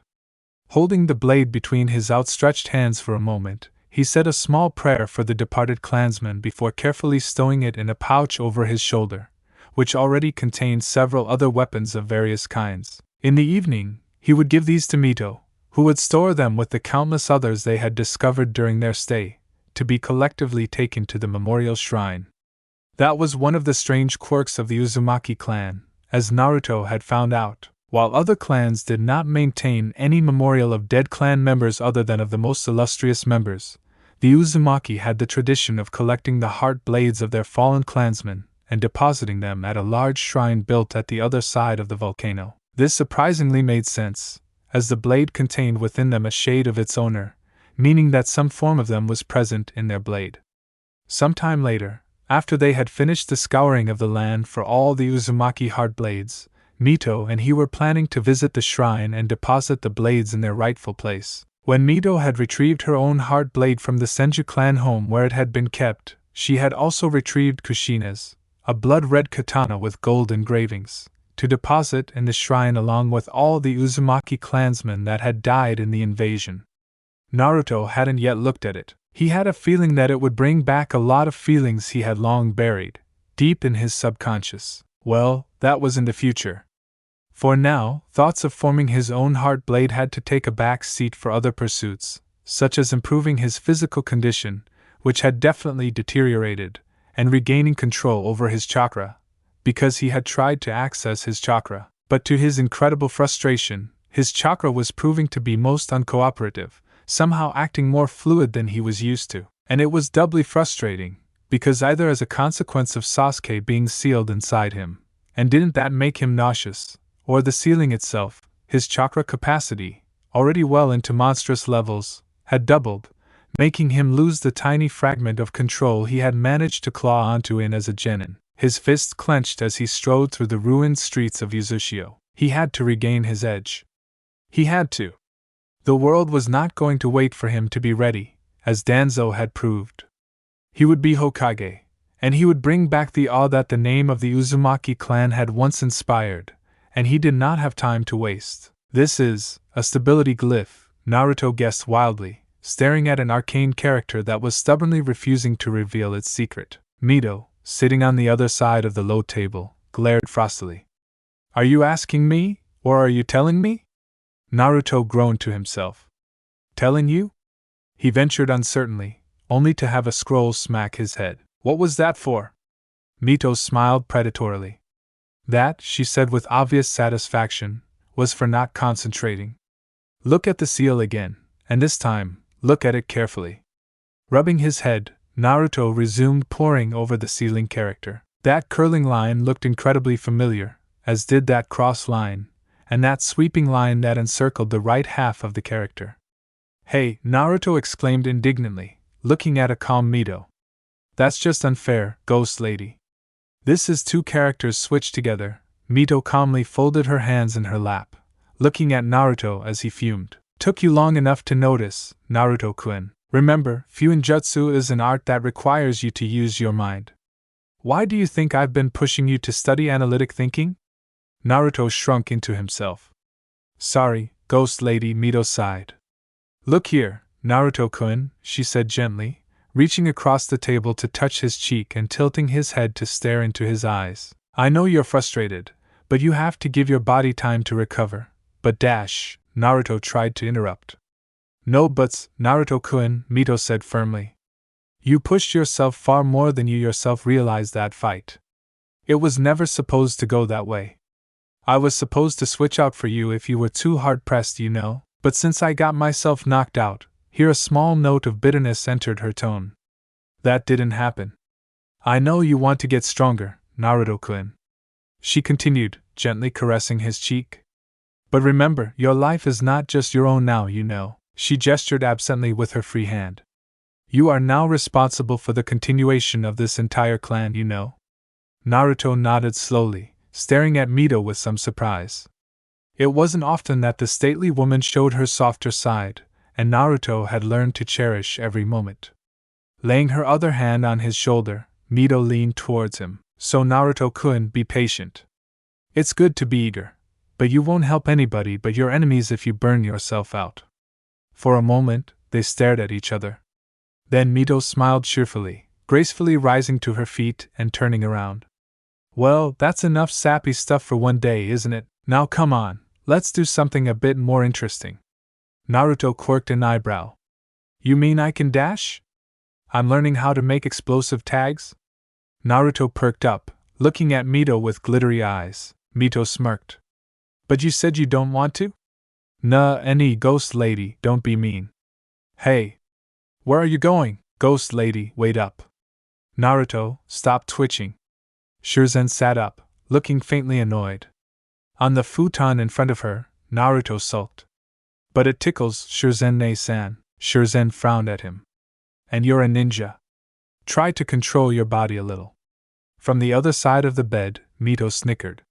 Now, Shizen-san, she said, eyes twinkling in mirth. Surely you can't expect a growing boy like Naruto-kun to control his body when you lean over him? Shirzan squeaked, removing her glowing hands from Naruto's torso as if she had been scalded as she looked at Mito, scandalized. Mito-sama, Naruto pouted at Shirzan. What she said, ne-san? When you do that, it just feels strange, Naruto-kun. Shirzan squeaked, while Mito giggled helplessly. Not any ghost lady. Why are you laughing? A dry voice interrupted them. Why, Shirzan? You never told me you went for the younger ones. The now familiar form of Katsuya appeared next to the futon, Tsunade's voice issuing from it. What are you talking about, Databao? Naruto's voice rose loudly in the suddenly quiet room, before Mito dissolved into helpless giggles again, even as Shirzan was blushing bright red. Tsunade-sama, Tsunade snickered. Why, Shirzan? If I knew you were so easy to tease, I would have started ages ago. Mito, recovering from her giggling fit, looked at the Katsuya clone curiously. Sotsutsu, why are you here now? We didn't expect you until tonight. It took Tsunade a few moments to compose herself from her giggling fit. Finally stopping her giggling, she choked out. Ah, right. Just give me a second, it's hard to explain from here. Before the slug went unnaturally still, Naruto turned around to stare at the slug clones Tsunade had been using to speak. Though he had got used at this point to hearing Tsunade's voice issuing from a giant slug, you got used to it pretty fast when there was a giant slug at the head of the table at dinner. It was nevertheless odd to talk to one when it replied in the voice of the Hokage. Somehow, it detracted from the awe factor, though he supposed it probably was stranger from Tsunade's point of view. From what he had observed, the clone was effectively taken over by Tsunade during the long distance, and he didn't want to imagine what it felt like to be limbless. An odd squelching noise brought Naruto out of his temporary reverie, only for him to wish he hadn't, as a perfectly manicured hand reached out of the mouth of the slug clone, apparently searching around blindly for a handhold. Involuntarily, Naruto leaned backwards in his futon, trying to put as much distance as possible between the slug regurgitating a human and himself. Seriously, what was it with the San, Nin, and Yuki techniques? For all it knew, it might be actually pleasant, though he somehow doubted that very much, but their respective techniques looked way too much like the summons swallowing the summoner for his comfort. The toads were good in the fight, and Gamakichi was even a friend, albeit in the moronic brother who keeps getting into scrapes kind of way. But there was no way he was going near any of their mouths. They ate raw insects for log's sake. During the time he had spent debating the why-nots of summon-based travel, Tsunade had fully extricated herself from the grasp of the slug, which promptly unsummoned itself. She was shaking her hair loose as she took great gulps of air in apparent enjoyment. In Naruto's opinion, she looked far too dry for someone who had just been inside a slug. She also looked inordinately pleased with herself. Phew, she murmured, apparently to herself before she turned to face them proper, a bright smile on her face. Thank the log. I thought I was going to shrivel to death inside that stuffy office. Hello, grandmother, shiz and brat, she continued, briskly greeted each of them in turn as she stepped towards the futon on which Naruto lay. Leaning over him, she activated a diagnostic jutsu absently as Mito peeked over her shoulder. Tsutsu, what are you doing here? Tsunade looked up. Oh, right, she said, smiling sheepishly. I just wanted to get away from paperwork. Tsunade stopped speaking, mechanically turning towards Shirzan, who had gone rigid. Tsunade-sama, I wanted to check up on Naruto. That was what I was going to say. Tsunade stammered, panicking. I am doing all the paperwork, Shirzan. Why would you even think otherwise? Maybe because I know you? Shirzan muttered, shooting her a thoroughly unimpressed glare before she relented under Tsunade's pathetic pleading face. We'll see, Tsunade-sama, she said grudgingly. Tsunade laughed nervously. Oh, of course, Shurzen. Naruto shook his head at the scene, a wide grin on his face. Ba-chan, you're hopeless. Tsunade glared at him. Shut up, brat. He didn't shy away from that scowl. He didn't. When we get back, I'm going to make you do the work. She muttered sulkily. Then we'll see how you like it. Hey, bring it on, back on. I can do all of your stupid paperwork in no time. I'm not old like you. Belatedly, Naruto noticed a vein pulsing on Tsunade's brow. Oh hell, now she was mad. He could see her hands curling into fists. Well, time to get the hell out of Dodge and change the subject. And totally ignore it if his voice came out an octave higher than usual. So bah. Naruto paused as Tsunade's menacing grin rapidly reached a snarl and hurriedly backpedaled. Tsunade-sama. Tsunade grinned most unpleasantly. Victorious grins did not suit her, Naruto thought to himself. They made her look way too scary for comfort. Why oh why did he find himself around so many violent women? Why did you come here? Tsunade didn't answer immediately, instead staring contemplatively at her jutsu. I managed to borrow the Narrow's medical encyclopedia on a hunch. They had a method to stimulate recovery in chakra coils. It should, theoretically, unclog the chakra coils of the life force tainting it. Any side effects, Tsunade-sama? Shurzen asked curiously, looking at the process from where she was, as usual, on the right side of Tsunade and behind her. Naruto couldn't help but notice that she seemed to slip into the background whenever Tsunade was around, even though she was usually very personable. Tsunade grunted in reply to her question. No, but he will need continuous medicine for the coming month. Other than that, after the procedure is complete, he should be good to train. Naruto could literally feel himself perk up at that news. He had had way too much time getting sidelined due to his inability, and he was getting antsy. It didn't help that he had so much to learn, and for the first time in his life, teachers willing to teach him unreservedly. However helpful and understanding Irika had been, he had always refused to teach him anything not covered by him in class. Crowing in joy, he grabbed onto Tsunade's hand urgently. So when can we do it, back on? Tsunade chuckled. Yes, we can do it today, brat. Naruto got up off the futon as Tsunade's diagnostic jutsu flickered out, almost vibrating in place in his impatience. What are we waiting for, Ba-chan? Let's go. The Uzumaki ritual chamber was quiet, as was befitting the momentous occasion that was currently taking place inside it. After all, this was the first time in Mito's memory that non-Uzumaki were conducting a sealing ritual inside the most sacred of the Uzumaki structures. Usually, even if the spokes were displayed to allies, the main chamber was completely off-limits to non-Uzumaki, and the sealing, even of a medical nature, to be conducted on the Uzumaki clan heir by outsiders. That, Mito thought as she overlooked the process from outside the chamber, was the ultimate expression of what the ravages of time and war had done to a once proud clan. She had wanted to take part in the ritual. In fact, she had insisted, until Tsunade had shown her the schematics of the seal that was proposed. It had been crude, for the lack of a better term, but it would do the job. However, unfortunately, the seal's design by nature completely negated any chance of her taking part in it. For one, the seal absorbed a pulse of the sealer's own life force to kickstart the process.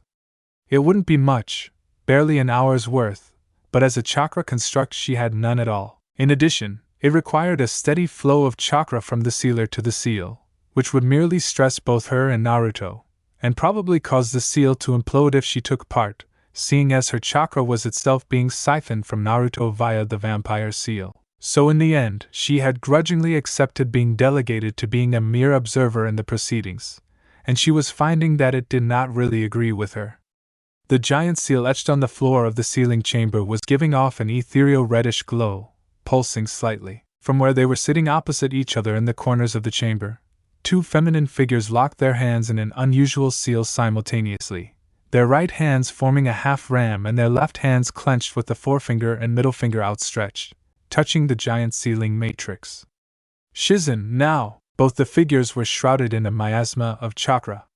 Soon, a wave of color washed over the seal, acid green and sky blue racing inwards from their corners to meet in the epicenter of the seal, where a figure, seemingly unconscious, lay. When the waves of color crashed into the figure, for a moment the figure arched red, green, and blue flames of ethereal chakra surrounding him, a kaleidoscope of color as the waves of green and blue crashed into the figure, insistently trying to overcome the last resistance of the red. Something had to give. After a moment that lasted a lifetime, the final barrier of red cracked, and Naruto's eyes snapped open as he started to scream. On the opposite ends of the seal, Tsunade and Shizen slumped in place. Mito was grabbing the railing so tightly that the wood, strengthened by countless strengthening seals, was beginning to crack under the string. In the chamber the seal dimmed from the outside inwards, the very ink breaking into light particles and floating into nothingness, and Naruto continued to scream hoarsely, back arching in agony as light seemed to pour into him from the seal. The deterioration finally reached the center of the seal and imploded with a final sputter of light. Naruto fell limply to the ground, shivering. For a moment, there was an expectant silence. Everyone watching the crumpled figure expectantly. The silence was shattered by the sound of a low, breathless laugh. Gradually growing in volume, soon Naruto's maniacal laughter was echoing throughout the chamber as he lay flat on his back. None of the others made to move, unable to understand what was happening. Then, a multitude of glowing golden chakra protrusions burst out of Naruto's back, passing through the floor without harming it in the least and cocooning him. But they were not all chains. Each of the individual chakra expressions was unique. Tsunade could see a glowing chain, what looked like a series of glowing kanji, a translucent dragon, and even a silhouette of a snake, only seen by the distortion of the air around it. Mito gasped at the sight. It was impossible, utterly impossible. Getting up, she hurriedly walked to the chamber. If that was what she thought it was, Naruto held up one hand, blue chakra coalescing around it to condense into a perfect sphere of swirling chakra, the Rasengan. From the base upwards, each one of the structures surrounding him seemed to collapse upon itself, reforming into the familiar form of the golden chains, and Naruto finally opened his eyes as a tired smirk formed on his lips. "I'm back." Mito poked her head into the chamber timidly, as Tsunade and Shizen got onto their feet, panting heavily. "Naruto-kun, are you all right?"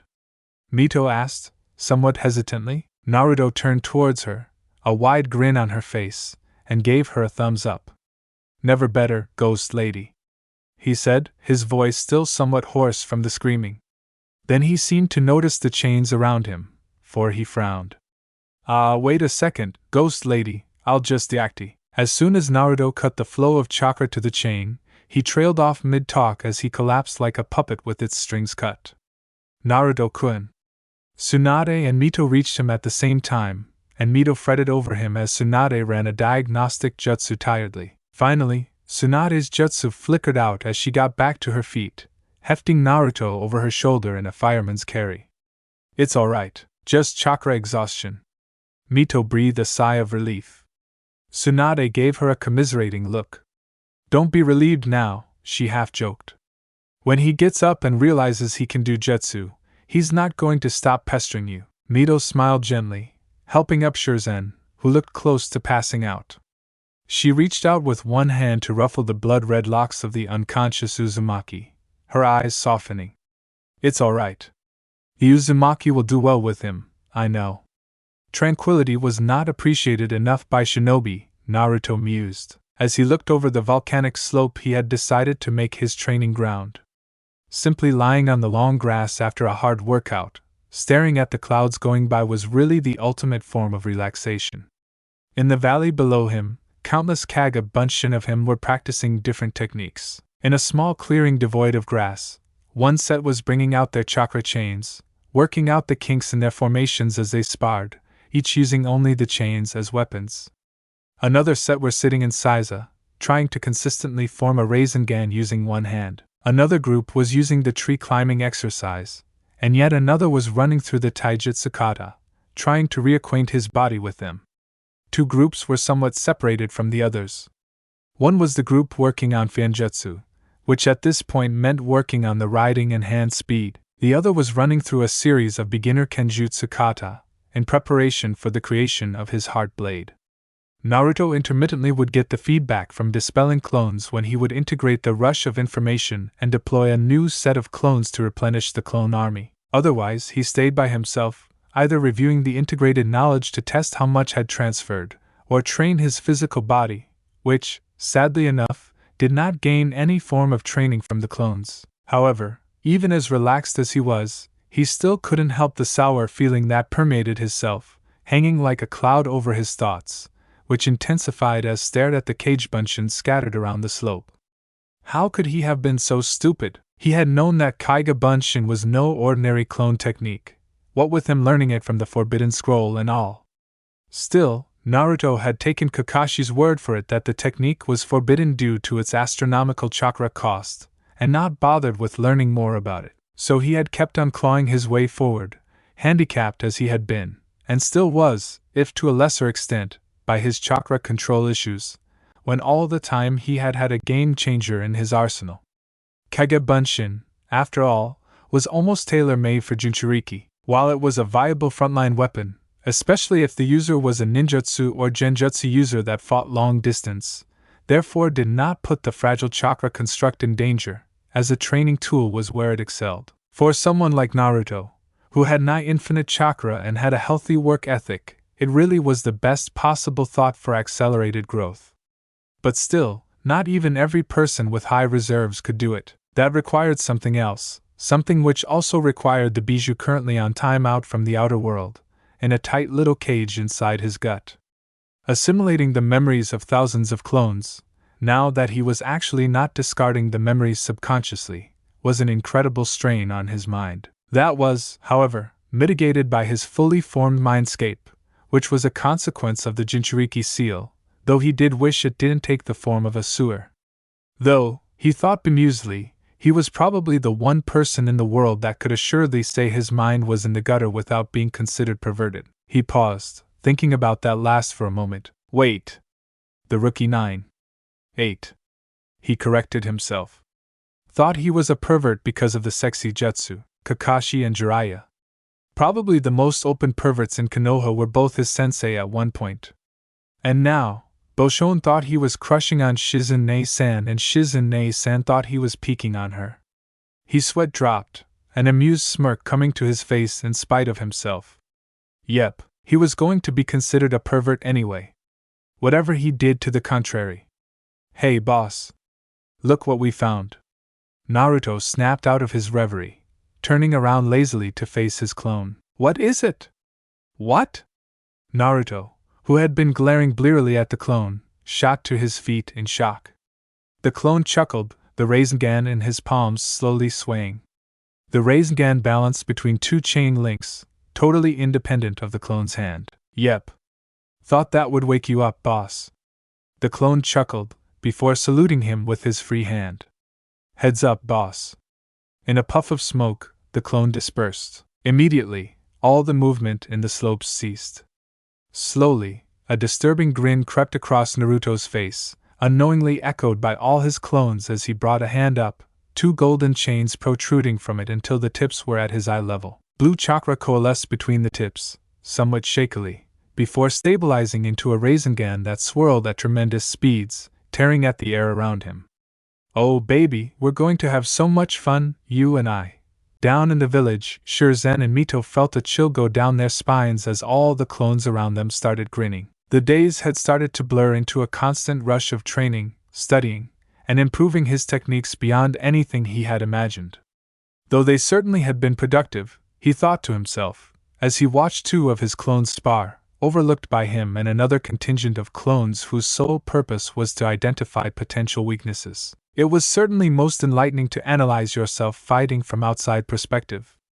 It so easily exposed any potential errors or gaps in his techniques. In the clearing, two clones faced each other, one with chains materialized and the other holding a wooden practice sword. Rasengan! The first clone yelled, dashing towards the second as two pairs of chains arced behind him, two Rasengans swirling into existence at their tips. In addition to the slightly larger sphere sitting on its palm as it raced towards its opponent, the other clone braced itself, the plain wooden practice sword held in a reverse grip sparking as golden chakra flowed from within, solidifying into a chakra chain that had formed within the sword. From its open hand, held in a knife edge, a short length of free-flowing chain protruded, waving around like a flail sword. Crossing his arms in front of its body, it growled out, "Spiked chains, thorn shield." From the two exposed edges, the sideways protruding blades seemed to stretch, arcing outwards and inwards, forming a net of smaller crisscrossing chains that formed what looked like a circular shield that covered both his arms and torso. With a crash reminiscent of glass shattering, the chakra chain drill bits that were the Rasengan of the first clone smashed into the shield, the Rasengan digging into the shield of the second clone, pushing it backwards, grunting. The second clone sunk onto its haunches, maintaining its shield over its head and tilting it upwards at the same time. At the change of angle, the Rasengan digging into the shield skidded across the surface with a high-pitched screech as the first clone fell towards the second Rasengan held in front of it. The second tensed before growling out, "Extend!" The shield rippled, before all the individual spiked tendrils forming the shield disentangled, springing free and snapping round into the face of the first clone and his Rasengan. "Oh, sure dash!" was all the first clone could say before one of the vicious spikes caught him in the eye.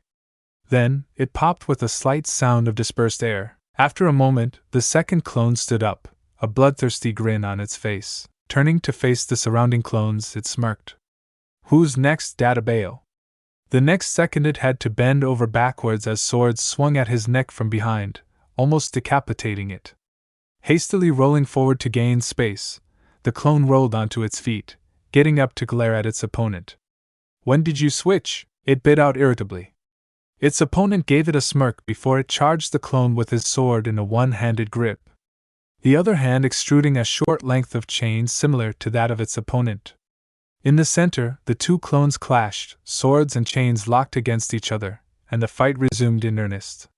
In the sidelines, Naruto sighed. It was both from the newly acquired memory from the dispersed clone and at the intensity of the fight. Though he had not identified the root cause as of yet, all of his clones seemed to get more bloodthirsty the longer they existed. They also seemed to develop more distinct personalities, something Mito had categorically stated was supposed to impossible.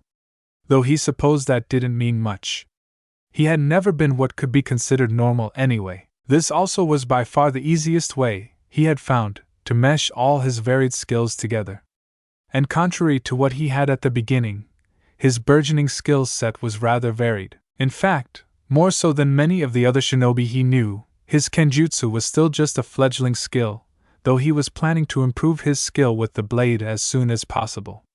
He had set his goal in Fuinjutsu to be allowed to make his own hard blade, and when he did, he needed to be able to use it. Regarding Fuinjutsu, Mito had just allowed him to start making the most basic of explosive tags, though currently they were no more than glorified flash bangs. They sputtered, stuttered and exploded feebly with a cloud of wasted chakra. So he had a ways to go before he could actively start using pre-prepared Fuinjutsu in the field, let alone introduce field sealing to his repertoire. Though he had not given up on it, even right now, a veritable army was scouring both the Fuinjutsu library on the island and the technique scrolls sealed inside the large technique scroll that Mito had with her, learning Fuinjutsu theory for when the dexterity of his wrists and the control of his chakra finally caught up. After all, there was a reason why the discipline most prevalent among the uzumaki after Fuinjutsu was kenjutsu. In addition to providing a convenient surface to set up ridiculously nasty seals, and they were, some of the seals he had seen on the heart blades gave him shivers. Practicing kenjutsu also helped to improve dexterity of the wrist, which was the necessary to improve sealing speed, which in turn was the most important factor for field sealing. In this way, kenjutsu and Fuinjutsu reinforced each other. His ninjutsu he had not yet touched, other than his chakra chains and the Rasengan, which he had finally managed to form one-handed. Other than that, he had not focused on it as of yet, mostly because his chakra coils were a bit too tender for the abuse that ninjutsu would put it through, and Shizun or Mito didn't want to start teaching an elemental jutsu to him on the off chance that they would be of the opposing elements, since he didn't know his element yet. Though some of the advanced water release techniques in the large technique scroll had Naruto salivating, they were, at this point, out of his reach. Suddenly, he was shaken out of his thoughts by the sudden flurry of foreign sensations in his mind. Taking a moment to assimilate the memories of the dispelling clone, he looked at the circle where the clones were still having their fight. Listening to the argument in front of him, he barely resisted the urge to groan, "Just die, you fox-face freak!" One of the clones roared, wildly swiping at the figure in front of it. "Just stay still and let me get you!" The other clone cackled, deftly avoiding the wild swings while occasionally retaliating with a swipe with the chain protruding from its wrist, dancing around the clearing and leading the other clone on a wild chase. "That all you can do, slowpoke?" At that taunt, the clone let out an inarticulate yell of rage, descending upon the other in a flurry of wide swipes. As the other continued to peer right around him, grinning, fed up with the pointless bicker, Naruto got up, frowning. "Shut up, both of you.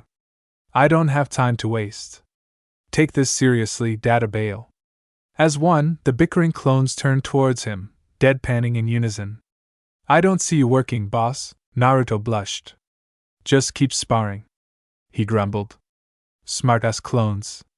Even as one of the clones swung a chain at the other's face, it retorted, "Who are you calling smartass, though he may be just turning into a Nara." The other, nonchalantly ducking the oncoming chain and charging up a Rasengan in its offhand, added mischievously, "Hey!" Naruto shouted and sensed. "Who are you calling a Nara?" "You," the clone retorted, continuing to dance its way from the continuous strikes of the other clone. "You know, the species that lazes around watching clouds, analyzing battles, and getting henpecked?" The other clone roared with laughter, and Naruto sat up, growling. "Why you?" The clone sniggered. "Look out, boss. There comes one of the hens now." "What the hell do?" Naruto's perplexed question tapered off as an unnatural chill fell over the clearing. Sweating slightly, Naruto turned around to look upon one of the most frightening beings she had seen in his short life, Mito. "Hello, ghost lady? What are you doing here?" Naruto attempted, trying to mimic his usual jaunty tone.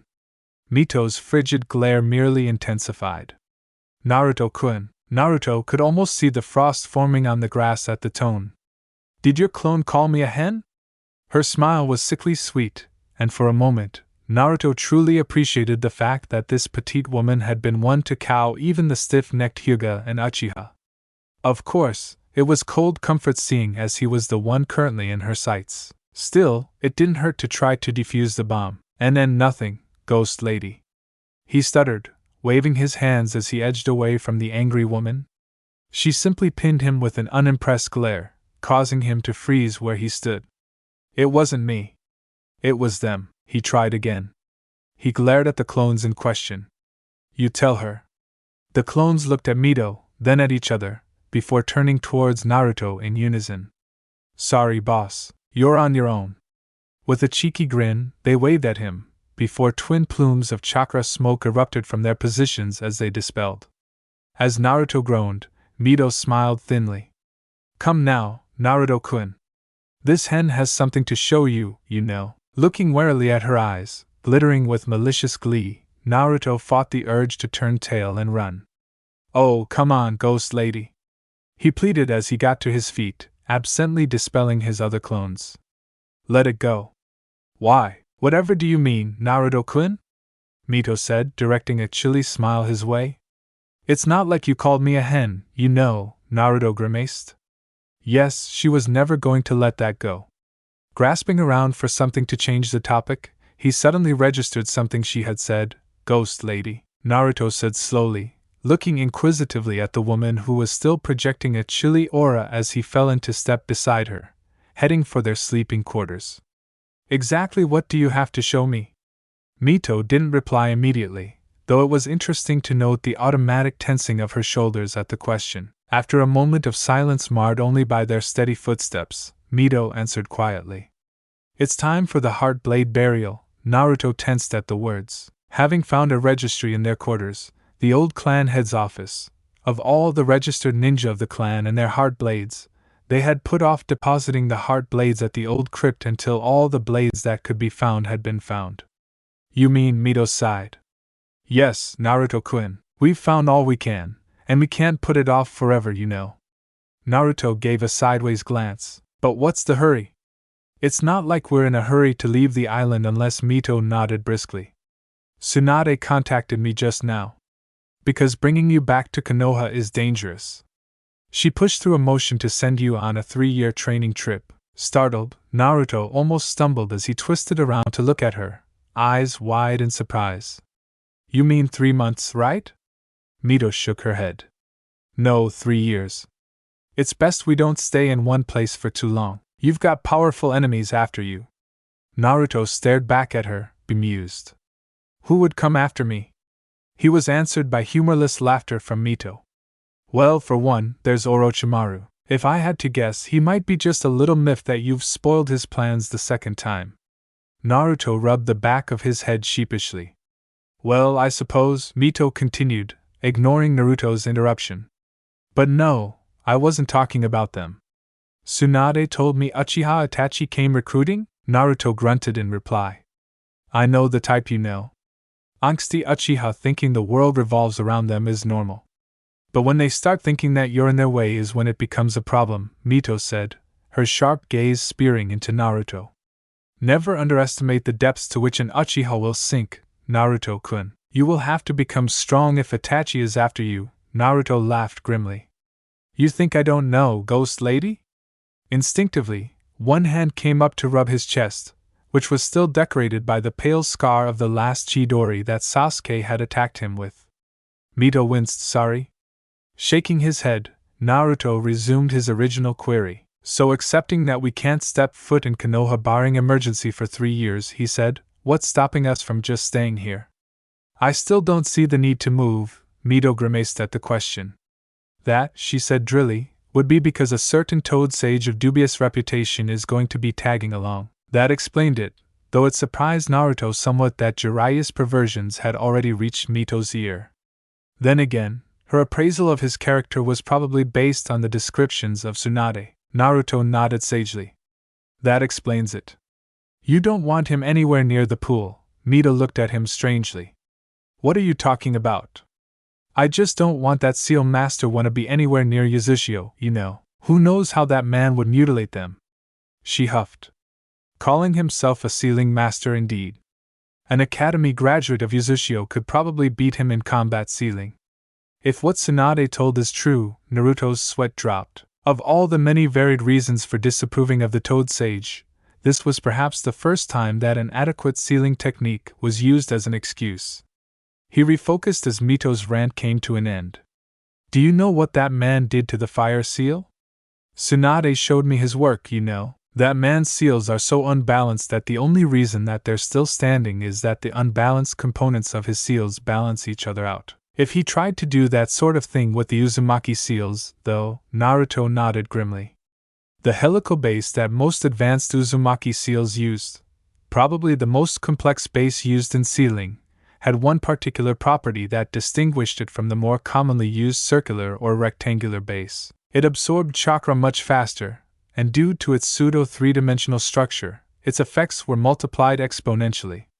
This meant that the friction due to counteracting unbalanced seals, negligible in a normal structure, could cause the whole seal matrix to collapse. In an elemental seal such as the fire seal, used to seal any direct combusting flame, the matrix collapse would probably trigger an overload and therefore a huge uncontrolled fireball, probably in the range of a conflagration half a mile across for the sealing of a normal katan, Gokaku. Therefore, he quite understood Mito's reluctance to allow the perverted sage within the sealing capital of the elemental nations, she huffed. Anyway, Jiraiya is already on his way, and I don't want to give the man an excuse to look at Yuzishio's seals. So Mito took a deep breath as Naruto tensed in anticipation. We leave Yuzishio tomorrow. It was a considerably long walk to the crypt, and the journey was strangely quiet for being shared by two people who generally enjoyed chaotic energy. Mito seemed to be submerged in her own reflections, and Naruto himself was feeling quite glum.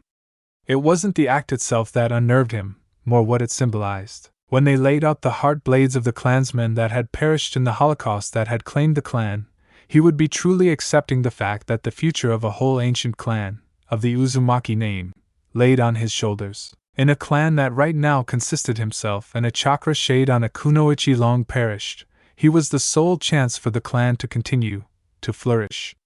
And if he was honest with himself, that scared him. For someone who, for as long as he had remembered, only relied on himself and only been relied on by himself in return, the prospect of taking on the future of a clan was a daunting one. Was he ready for this? He knew, his own heart blade or no, when he laid the heart blades of his ancestors to rest, he would be shouldering their legacy and declaring his own position as the heir apparent to the clan. But would his ancestors even like him? He was, despite the Sandame's half-hearted attempts to resolve it, a street kid, and the Uzumaki a clansman, nobleman of the highest order. Maybe Mito's seals wouldn't be enough. Maybe he wasn't meant to be the clan head. Maybe it was all a mistake and Mito would leave him. Nah, Naruto-kun, do you know what to do when we get there? Mito's voice was low and languid, and if she was as stressed as him over the upcoming ritual, she was masterfully hiding it beneath the cold, focused expression that she habitually wore. Wakened from the depressed turn his thoughts had taken, Naruto grunted as he loped his way up the mountainous path, matching his step to that of Mito. No. What do I have to do? Mito stared ahead. Her eyes glazed as she continued wading her way up the mountain. I've only seen the ceremony performed twice, she admitted. Naruto stared at her, surprised. Why? I would have thought that there would have been more deaths. Seeing as it was a time of war in a shinobi village, Mito fixed him in place with an undecipherable stare. That is because it is a very private event, Naruto-kun. Only the parents, spouse, children, and teammates of the deceased are usually present for the ceremony. Her eyes glittering with the faintest traces of grief, she turned her head forwards, staring into the setting sun as she continued to climb. So the only blade burials I've witnessed are of my father and my sisters. Naruto reflexively winced, before glancing at Mito's averted face guiltily. Sorry, he muttered as Mito looked at him. She gave him a tight smile. Don't worry about it, I came to peace with it years ago. What exactly could he say to that? Instead, he smiled timidly back at her before hastily changing the subject. So, what exactly do we have to do? Mito smiled slightly as Leisurely Tree walked up a short cliff, followed by a bemused Naruto. Don't worry, she reassured him. You won't have anything complex to do. Just follow my lead. He was just preparing himself to question her further when they reached a ledge at the top of the cliff they were climbing. Looking at the sight before him, Naruto was tongue-tied as he faced the giant sheer granite wall in front of them. But that was not what had caught Naruto's eye. That was what was carved into the rock face. Seals. Countless seals, entwined and running into each other in patterns each more strange than the last. Some of the script glittered, a myriad of colors reflecting the glow of the fading sunlight. Others seemed to move in place, and all the script seemed to pulse with an inner power, just waiting to be unleashed on the world. But it was the sheer vastness of the seal that boggled him. Covering the entirety of the rock face, it formed a semicircle of meandering ceiling script at least 200 feet across and 100 high. He would, if he wasn't using his shadow clones, probably spend the rest of his life trying to decipher it. While Naruto was gaping at the giant seal matrix, Mito stepped forward. Naruto-kun, you might want to watch this, she said with a wan smile directed at him as she held her right hand in front of her, placing it on one of the countless input circles of the seal. As soon as Mito touched the worn stone, the seal came alive with a hiss and a crackle, as if electricity was running through it. Then multiple beams of yellow light burst from the seal, wrapping around him, totally immobilizing him before he could even move. Hoisted in the air by his ankles, Naruto glared at Mito. Hey, ghost lady, I thought you knew what you were doing? Sarcasm dripped out in his words, but Mito, who herself had a beam of light encircling her waist, simply smirked back at him. Relax, Naruto-kun, she said languidly, before she cleared her throat femininely. Ahem. Uzumaki Mito, elder daughter of clan head late Uzumaki Haruhiko, heiress presumptive and elder of the Uzumaki clan, accompanied by Uzumaki Naruto, son and heir of heir apparent Uzumaki Kushina, heir apparent to the Uzumaki clan, demand entrance to the sacred Uzumaki Heartblade crypt for the purpose of depositing heart blades of clansmen long departed and for the communion with their spirits. Her hair began to lift in the updraft surrounding her as the feathers of glowing light beams retracted, leaving her standing in front of the glowing seal. Naruto began to feel his chakra drain through the link as Mito started to channel an impressive amount of chakra through the seal, murmuring as she did so. Open the doors to the heavens, boar, bird, snake, dragon, ram. As soon as she finished the one-handed seal sequence, the beams of light surrounding Naruto disappeared, dropping him unceremoniously to the ground. Mito stood unruffled as the glittering seal appeared to twist on itself, the dizzying kaleidoscope of twisting colors making Naruto turn away to stop himself from hurling. Suddenly, a snapping sound echoed through the air as the giant stone split vertically along a series of lines making up the seal, before the split portions of the stone moved apart to reveal a stone passageway leading into the heart of the volcano. Mito slowly lowered her hand before turning towards Naruto. Come on, Naruto-kun. The passageway closes soon. Grumbling under his breath, Naruto got up, rubbing his head where he had hit it on the ground in his impromptu landing. You could have warned me, Databale. What the hell was that? A slight mischievous smirk crossed Mito's face. I did tell you to follow my lead, didn't I?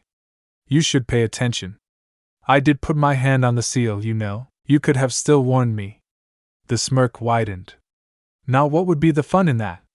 She said, turning back to the entrance and walking down the staircase, dimly lit by seals on the walls.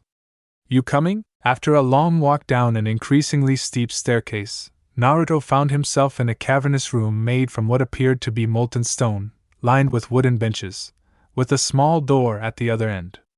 Hey, ghost lady, what is this? This is the hall where they held the ceremonies for the appointments of the new clan heads, Mito replied absently, looking around curiously at the hall's faded drapes. Though it looks as if somebody forgot to activate the stasis seals, you know. After a moment of staring, she knelt on the floor as she took out a small scroll from the depths of her kimono. Unrolling it, Naruto had barely any time to realize it was a variant of a storage seal before she activated it.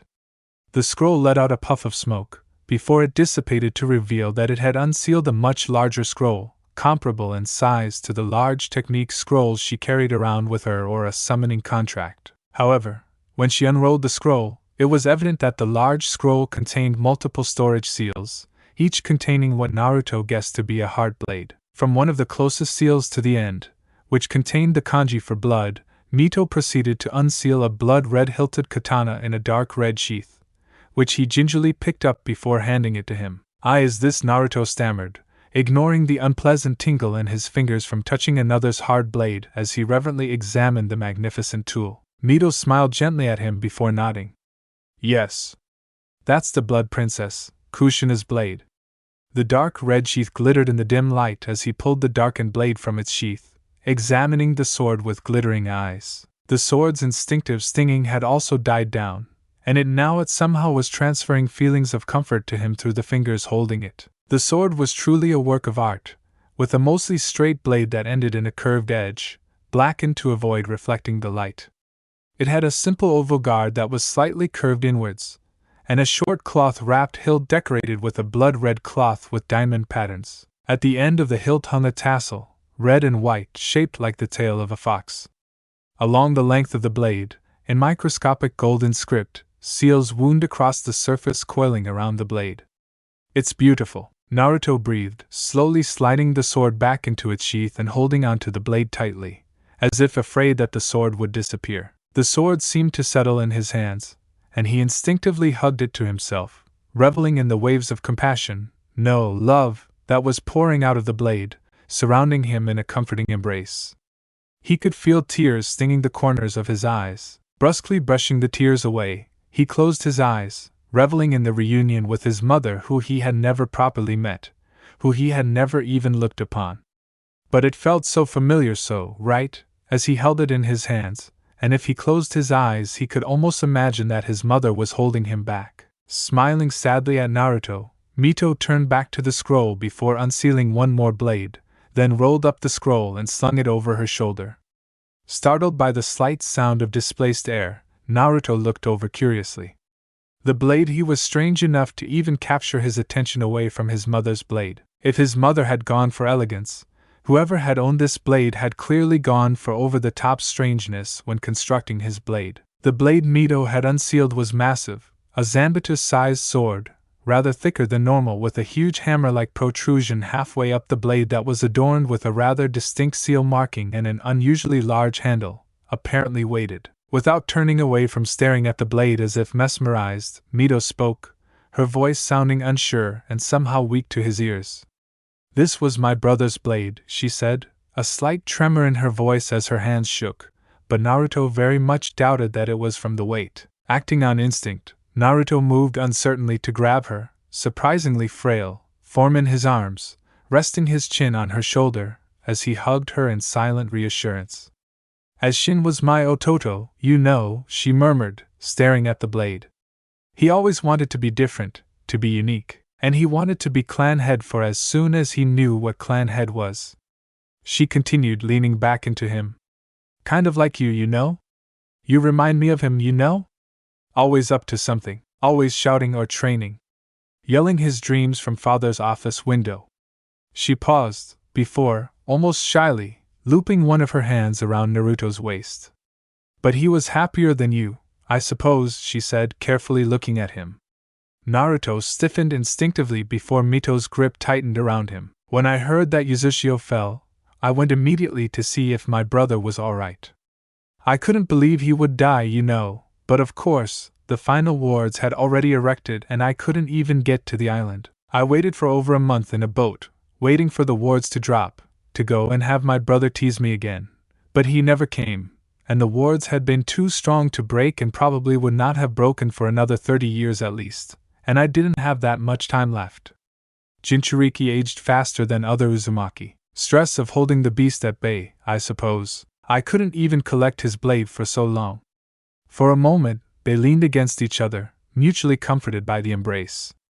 Then Mito hiccuped. "Come on, Naruto-kun," she whispered, gently separating herself from Naruto and hoisting the large scroll back onto her shoulder as she stepped soundlessly towards the unassuming door at the end of the hall, clasping Naruto's hand in a firm grip. Quietly, even he knew that this was not the time for his usual antics. Naruto fell into step beside Mito, glancing at her concernedly as they stepped through the doorway into the darkness beyond.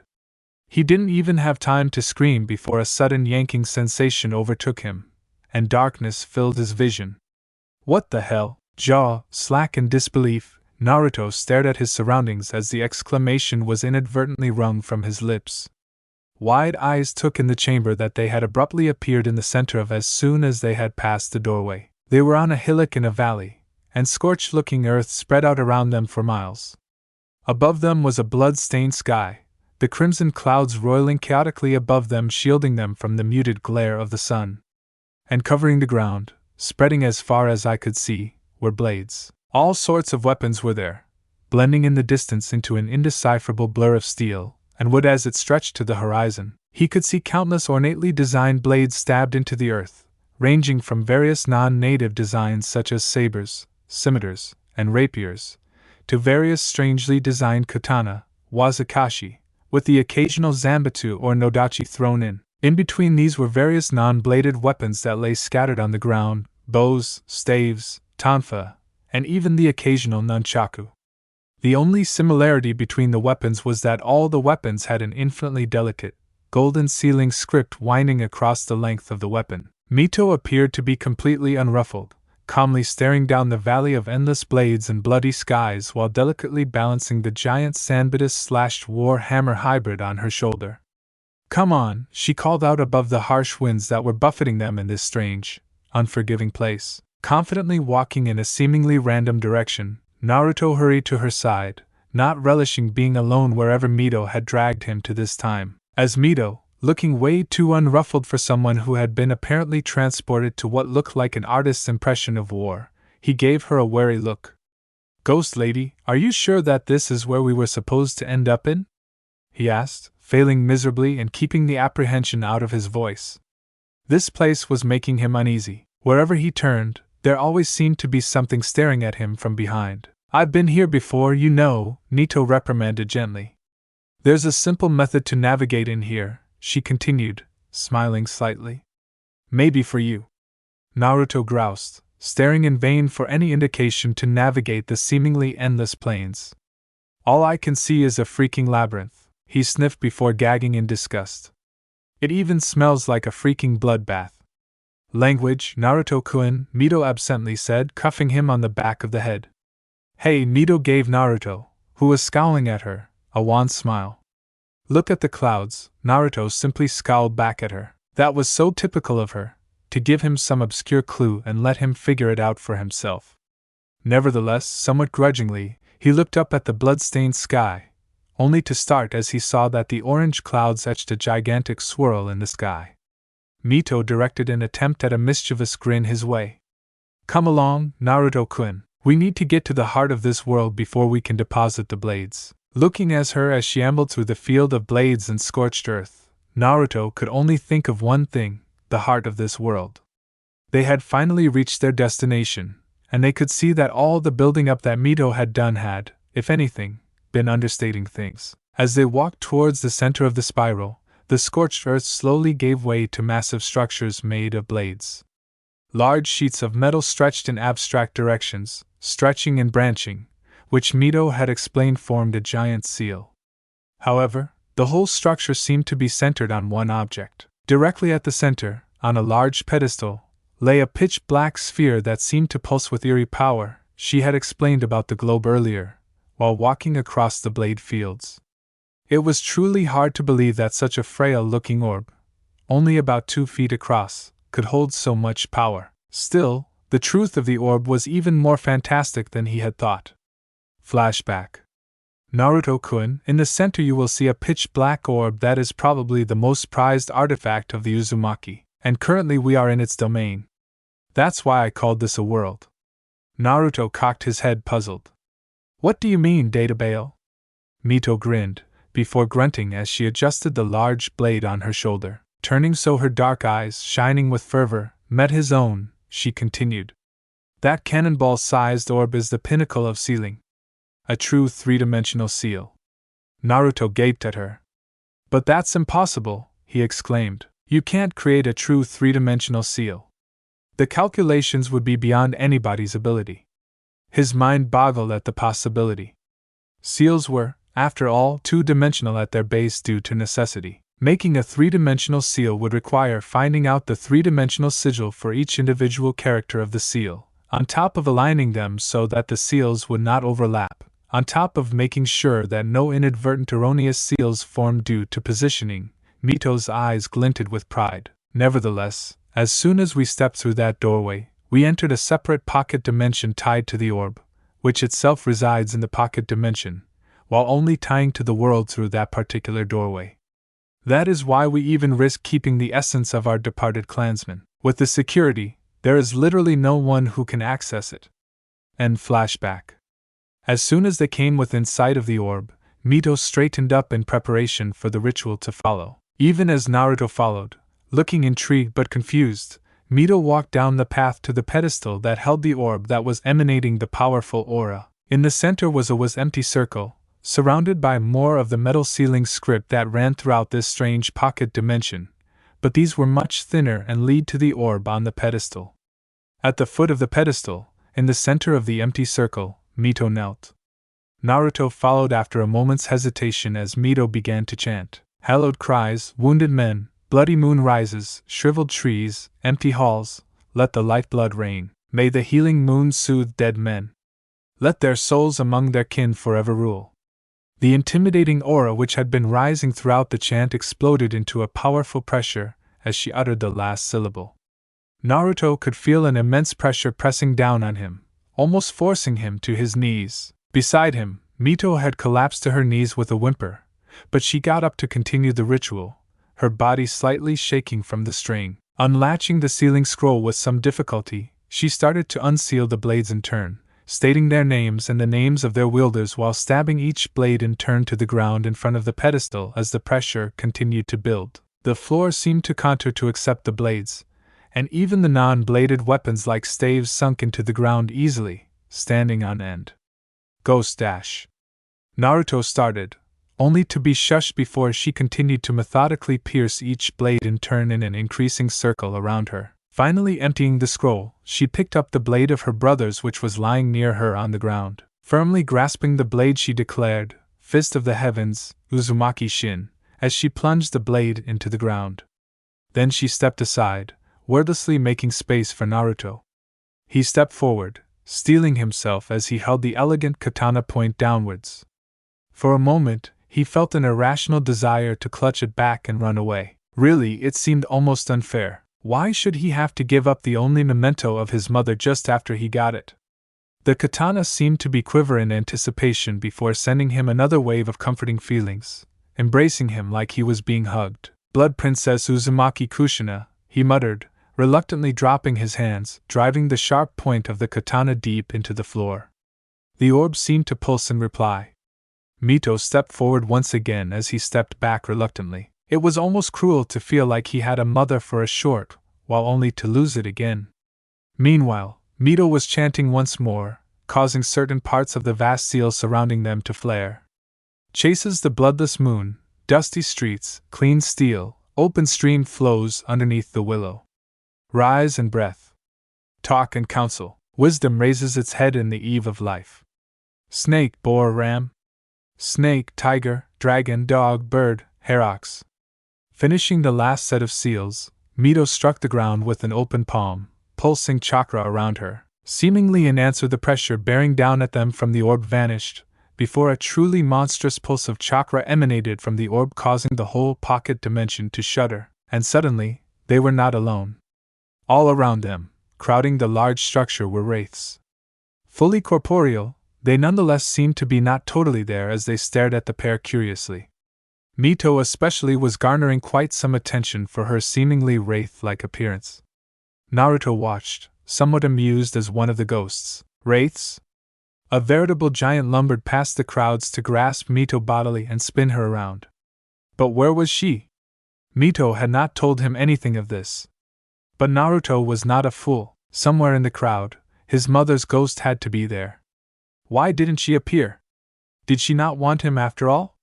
Lips set in a firm line, Naruto turned away, eyes smoldering with emotion. If she wouldn't come, she wouldn't. It didn't matter. He didn't need anybody. He had survived alone until now, after all. Then a female voice screamed, and the crowd was jostled as a petite figure barreled past them. Let me go, Databang. A second later, a crimson-haired missile crashed into an already off-balance Naruto, sending them both crashing to the floor before Naruto was smothered in a teary embrace.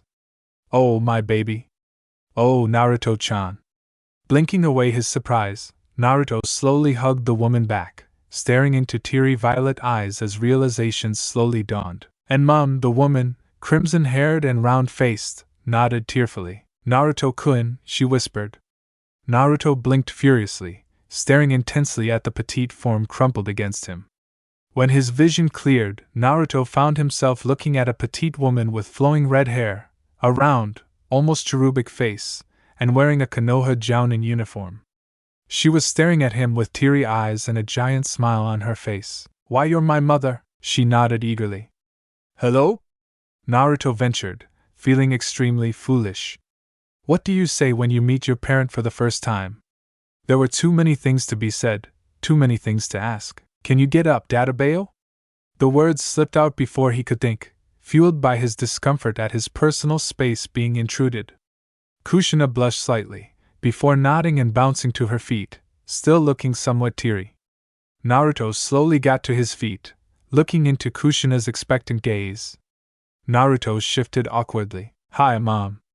Kushina's lips twitched, a slight smirk at odds with her teary eyes on her face.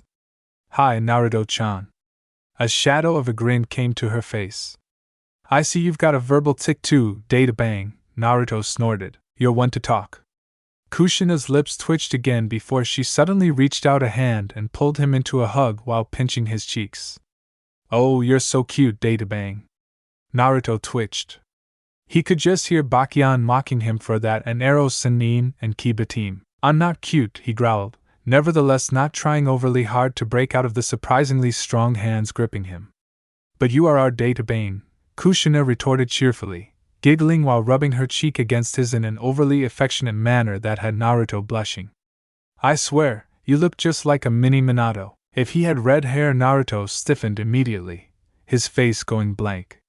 His chakra flared erratically, still tinged with traces of Kyubi chakra and Shinigami chakra from when they had flooded his coils. Kushina noticed, for she looked at Naruto, worried. Naruto had frozen in place, and the glare he was sending his way was almost freezing in its coldness. "I'm not my father, Mom," Naruto said flatly, his voice conveying no emotion as he pushed himself away from the hug, resolutely ignoring her hurt look, "and I have no intention of being anything like him." Kushina stared at him before seemingly slumping into herself. "I'm so sorry, Naruto-kun," she muttered, peeping at him from the corner of one eye as she extended one hand, almost timidly, as if she was half expecting him to shake it off. "Please don't blame Minato. We really didn't have any choice. Blame me for not keeping the beast in if you want, but don't blame him for it. He had no choice," Date Bane. Naruto almost capitulated at the pleading eyes of his mother, but he firmed his heart. It hurt seeing his mother look so upset, but he had to make it clear if there was going to be any further conversation. She needed to hear this, however temporarily they were meeting. And perhaps he needed to say this out loud. "I don't blame either of you, Mom," Naruto replied quietly, and Kushina's eyes widened. "I know you did what you felt was best at the time, but that doesn't change what happened, Databale." He sighed. "I am what Konoha made me into, Mom. I know I will never ever be like him because I know I can never be as selfless as that." With a mirthless chuckle, Naruto continued, his eyes hooded as he stared into his mother's eyes. "Survival instincts from constant death threats, I suppose. And of course, I'm not going to do anything the civilians want me to do. If the civilians wanted me to be Hokage, I'll probably refuse." Just to be contrary, Kushina let out a choked giggle before clapping her hands over her mouth, horrified at laughing. Naruto waved it off nonchalantly, but his eyes were nonetheless cold ships of ice as they stared into her. Dad sacrificed his family for his village? I, on the other hand, would probably have sacrificed the whole village to save my precious people. That's where we're different. The people of Konoha are them, and my precious people are us. And there is a clear difference between the two. I can't automatically assume the best in people like Dad did because I have experienced what happens to bystanders when you let naive ideals rule you. He looked at Kushina out of the corner of his eyes. I hope you can forgive that. Kushina stared at him for a moment before she nodded slightly. Then, as Naruto was relaxing, she pulled him back into the hug, burying her face in his blood-red hair. I'm so sorry, Naruto-kun, Kushina mumbled as Naruto hesitantly returned the hug. My poor baby. They were still hugging, basking in the mutual contact when a gruff voice interrupted them a few minutes later. Well, isn't this cozy? Never took you for the huggy-feely type, Kushi-chan. Hello to you too, Shinji-san. Kushina grumbled under her breath, still not letting Naruto out of the hug. Within it, his eyes obscured by a veil of his mother's hair, Naruto's ears twitched. Extracting his face with some difficulty, he turned to face the behemoth of a man that had been with Mito earlier. The man, especially beside Mito, who was a particularly petite woman, looked simply too big to be allowed. He had the face one would describe as nondescript, if it wasn't for a particularly vicious-looking scar that ran through one eyebrow, skirting his eye and extending to the jaw. He was grinning affably at Naruto, who smirked back. Hello, you must be the one ghost lady described as her bratty younger brother, he said cheekily, waving at him through the death grip Kushina had on him. Shin chuckled. Yep. He's just as cheeky as you told me he was, Mei-san, he said, addressing a slightly smirking Mito who was behind him, almost hidden behind the enormous man's bulk. He squatted before Naruto and Kushina, staring intently at Naruto. Then, casually ignoring Kushina's glare for interrupting them, one of his hands descended on Naruto's head, ruffling his hair. You remind me a bit of myself when I was younger, Squirt. And Naruto joined his mother in glaring at the giant of a man, who casually shook off the glares as he grinned down at the two. Behind him, Mito giggled, muffling her snickers delicately behind a hand. It was but for a moment, but as Naruto joked with his great-great-grandfather and hugged his mother, all was right with the world. A stray gust of wind blew through from the outside as the entrance to the cave opened. Within the stone chamber, a pair of ringed eyes opened as quiet footsteps approached the group gathered around him. Those around him, 8 men and women didn't even twitch towards the approaching figure. Instead, focusing on the splayed-out figure of a man that hovered in front of the giant statue they were standing, a steady stream of viscous chakra pouring out from his orifices. The approaching man stopped in front of the statue, watching disinterestedly as the last of the chakra seeped out of the figure and the man fell, the bright red metal armor that surrounded his bulky body making a resounding clang as the now dead man hit the ground. The purple-ringed eyes of the center figure pierced the newcomer as the others around him relaxed. It was then that the newcomer finally moved. The faint light of the torches that lit the chamber threw his features into relief, showing a slight, dark-haired teenager, wreathed in a black cloak above standard Konoha attire. Deep tear tracks ran down his cheeks, highlighting his sunken eyes that shone the malevolent crimson of the Sharingan that he sported. "Well, Itachi, what have you to report?" The words were spoken quietly, but the command it conveyed was unmistakable. Below the speaker, Uchiha Itachi bowed with a murmured, "Leader-sama." Before he stood again, his cold crimson yes staring unflinchingly into the leader's purple orbs. "Konoha in general has no idea where the Kyuubi is," Itachi answered blandly. "From what I have been able to find, the only person who would know would be the Hokage herself, as her own apprentice is with the Jinchuriki, wherever he is." After a moment of staring into his eyes, the apparition of the leader nodded. "Very well," he announced to the gathered.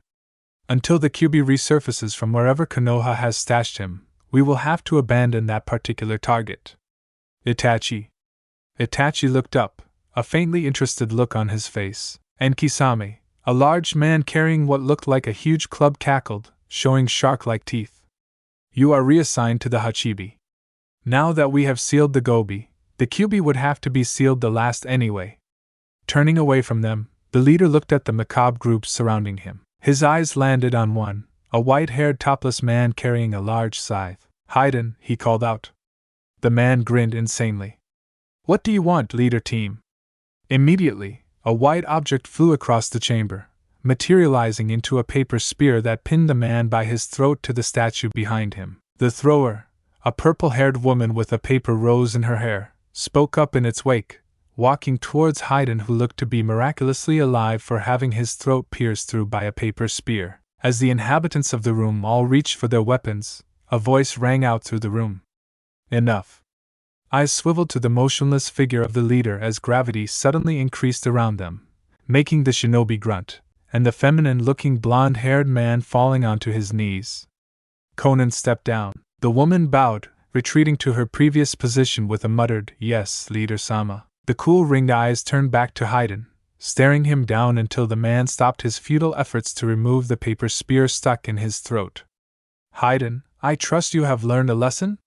he asked coldly, effortlessly removing the paper spear, pinning the shinobi with an abrupt, one hand coming up to massage his throat. Haiden glared at the leader, but he averted his eyes a moment later as the purple gaze locked onto him. "Yes, leader-sama." "Good," he said coldly, turning to the man beside Haiden.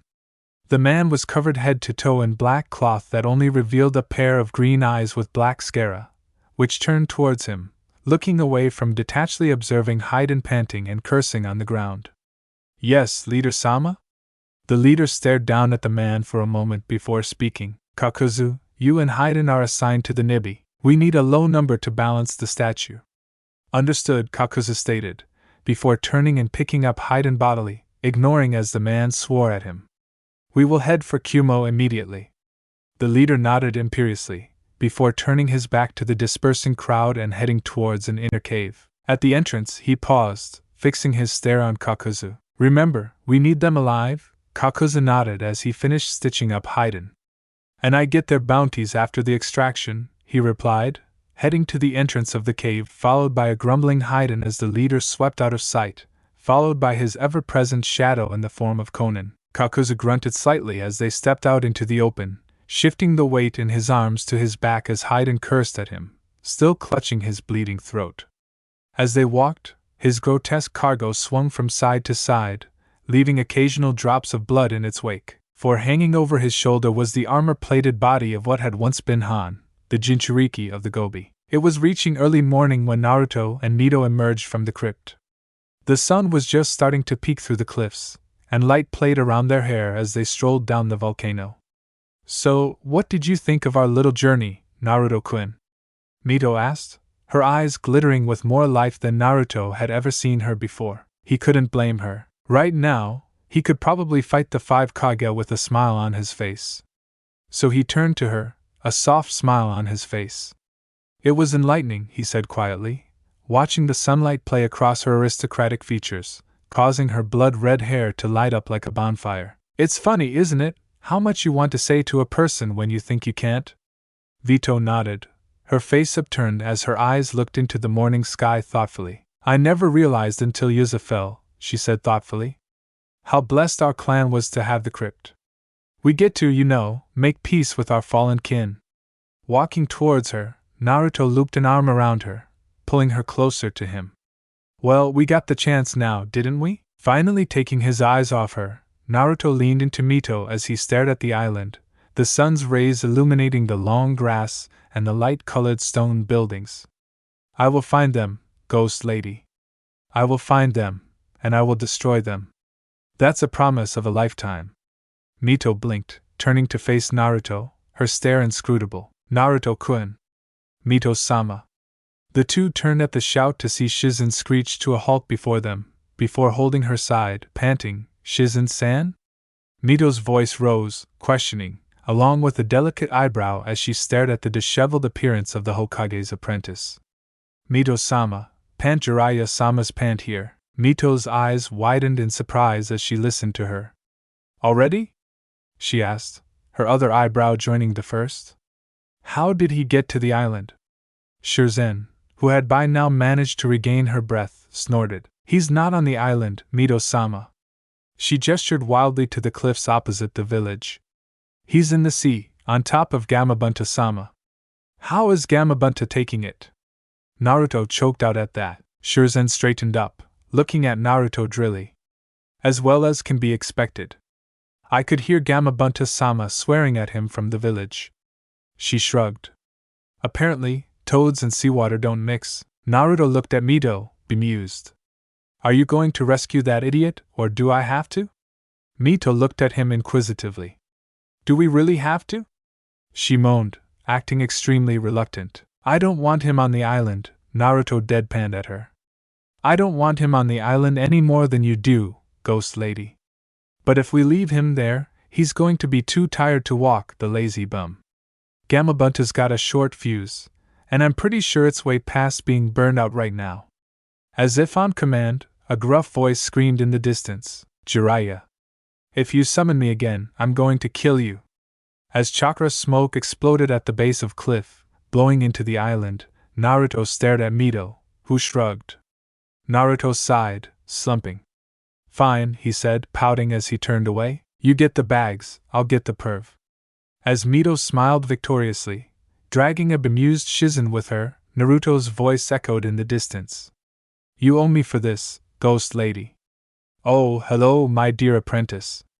Jiraiya's cheery yell reached Naruto long before he had reached the place where Jiraiya was standing on the water. He looked totally unconcerned, in spite of the fact that a giant bruise was purpling on his left cheek. No doubt, Naruto thought despairingly. The Toad Boss had made his displeasure clear before he had unsummoned himself. Hello, Ero Sennin, Naruto said flatly as he carefully water-walked to where Jiraiya was. It was still difficult, he mused somewhat disappointedly, to maintain his balance, a true testimony to how bad his chakra control had gotten due to the events of the preceding weeks. Absent-mindedly dodging being slapped on the back, Naruto turned to the Toad Sage to see him scrutinizing him intently, completely at odds with his usual behavior. So brat, Jiraiya started, in a suspiciously casual voice. Where's this new teacher of yours? Naruto shrugged. She's packing her bags, I guess. Jiraiya's eyes gained a glimmer of interest. Oh? He said boisterously, peering down at Naruto. It's a woman. His eyes gained an inner fire as he grabbed an unresisting Naruto. Traveling for over a month with Jiraiya had its way of hardening him to the spontaneous pervert within the Toad Sage and shook him insistently. Details, brat. Give me more. He let go of Naruto in order to rub his hands together in a vaguely villainous gesture. So that's why Tsunade Hayam didn't tell me about her, but the Aika goodness will not be denied. Oh, brat, you're going to be a goldmine, I can tell. Grabbing Naruto by the shoulders, he gestured into the distance dramatically. The older kunoichi, desperate for intimate contact but fearful of being rejected, meets an insecure, hey. Ignoring Naruto's indignant shout, he continued his dramatic recital. Boy, who pleads for her guidance, will love bloom, or was the romance doomed from the start? He turned to Naruto again, and this time the perverted gleam in his eyes was even worse. It's perfect, he exclaimed, that disturbing gleam stabbing into Naruto as he stealthily tried to edge away. That was, of course, before the Toad Sage's other hand also descended on his shoulders, pinning him in place facing the insane and apparently suicidal Naruto, added as an aside. After all, who perved on an unknown kunoichi so blatantly? That was just asking to get a kunai where the sun didn't shine, pervert that he was unfortunate enough to call sensei. So details? Tell me, brat. What's her hair color, eye color, 3 sizes, ahem. Jiraiya turned mechanically towards the sound of a cleared throat, and sighing despondently, Naruto followed. It was like watching a Sasuke fandroling, really. You knew what was going to happen, it wasn't pretty, and you still couldn't look away. Mito and Shirzan were standing on the water a few feet from the two of them, and Mito didn't look happy at all. Absently he noted that she was currently more solid than usual, but the observation went largely unnoticed due to her face. Her sickly sweet smile and her cold eyes were frightening enough, Naruto warranted, to send even the old man Hokage running for the hills. But, of course, that wasn't a deterrent to Jiraiya, thick-skinned as he was. Why, Jiraiya Dano? Mito purred, sending shivers down Naruto's spine as she stalked towards an ever-oblivious Jiraiya. That was most indecent of you, Jiraiya giggled, a lecherous sound that grated on Naruto's nerves. Behind Mito, Shirzan looked to be caught between annoyance and humor as she looked on, and Jiraiya was staring at Mito, a perverted gleam in his eye. Why, pretty lady, you've got a problem. Mito raised an eyebrow as Jiraiya made grabbing motions with his hands. Why don't we find someplace nearby and resolve it? Naruto burst into laughter, while Shirzan was barely managing to stifle her own giggles. Mito, Naruto saw, had a tick pulsing in her brow for an instant before her sickly sweet smile returned. She approached Jiraiya, draped a hand delicately around the sage's broad shoulders. Wham! In an instant, Jiraiya was on his hands and knees in the water, groaning, and there was a small paper seal on the nape of the neck where Mito had held him in order to throw his over her shoulder. Jiraiya groaned. Why would you do that? Mito scoffed, dusting her hands as she walked away from him with a disturbing glint in her eyes. You're just as much a pervert now as you were when you were a genin under the monkey boy, peeping at the woman's hot spring when I was in it, Jiraiya sputtered. Who? Mito smirked, looking over her shoulder. Not a pleasure to meet you, Jiraiya. I'm Mito Uzumaki. You know, the first woman you ever peeked on. Jiraiya choked on air, staring wide-eyed at Mito. Mito's smirk had a decidedly cruel bent to it now. With a shudder, Naruto resolved to do whatever was necessary to keep himself on her good side. Judging by the way the Toad Sage was paling, being on her bad side seemed like a bad place to be. Speaking of which, he had no idea Jiraiya had been that stupid in his youth. Spying on the showdame's wife, his current antics seemed positively mellow in comparison. As Jiraiya got up, he stumbled before clapping both hands over his groin with a look of horror. What did you do? His wail was decidedly high-pitched, and suddenly Naruto found himself not wanting to hear what had happened to Jiraiya. It was not to be, however. Mito smiled sweetly at Jiraiya. Why, nothing much, oh great seal master, she said airily. The seal I placed on you will activate every time you think something perverted and well. I assume you are feeling the effects? Where is it? Jiraiya asked frantically, patting himself down with one hand while still covering his groin with the other. Behind your neck, was Mito's airy reply. Just as Jiraiya frantically ripped the seal away, she continued. And by the way, that seal would become permanent if you tear it up. Sometimes she hated it when she was right, she dragged out. She was interrupted by the sound of laughter. Shirzan had lost her battle with laughter, and she was on her hands and knees, laughing hysterically. Jiraiya pouted at her. Shizen-chan, so cruel. Naruto shook his head in disbelief as Mito resumed extorting a subdued toad sage for a number of concessions, which included sitting through a ceiling class every week. At least it wasn't boring with them, but he was beginning to pity the surroundings of their ragtag group. And that, Naruto felt, summed it up the best, coming from him. Seeing as Shirzan was leaving for Konoha, he was going to be traveling for 3 years with a vicious kunoichi who could turn invisible, and an immature lek. May whatever gods that shinobi believed in help the elemental nations, for there were going to be plenty of fires to put out. This was, undoubtedly, an odd way to wake up. There was none of the drowsiness, the dreams, the half-frozen muscles. Wait, this wasn't Konoha. But no, he had left Konoha behind. Was this Yusa?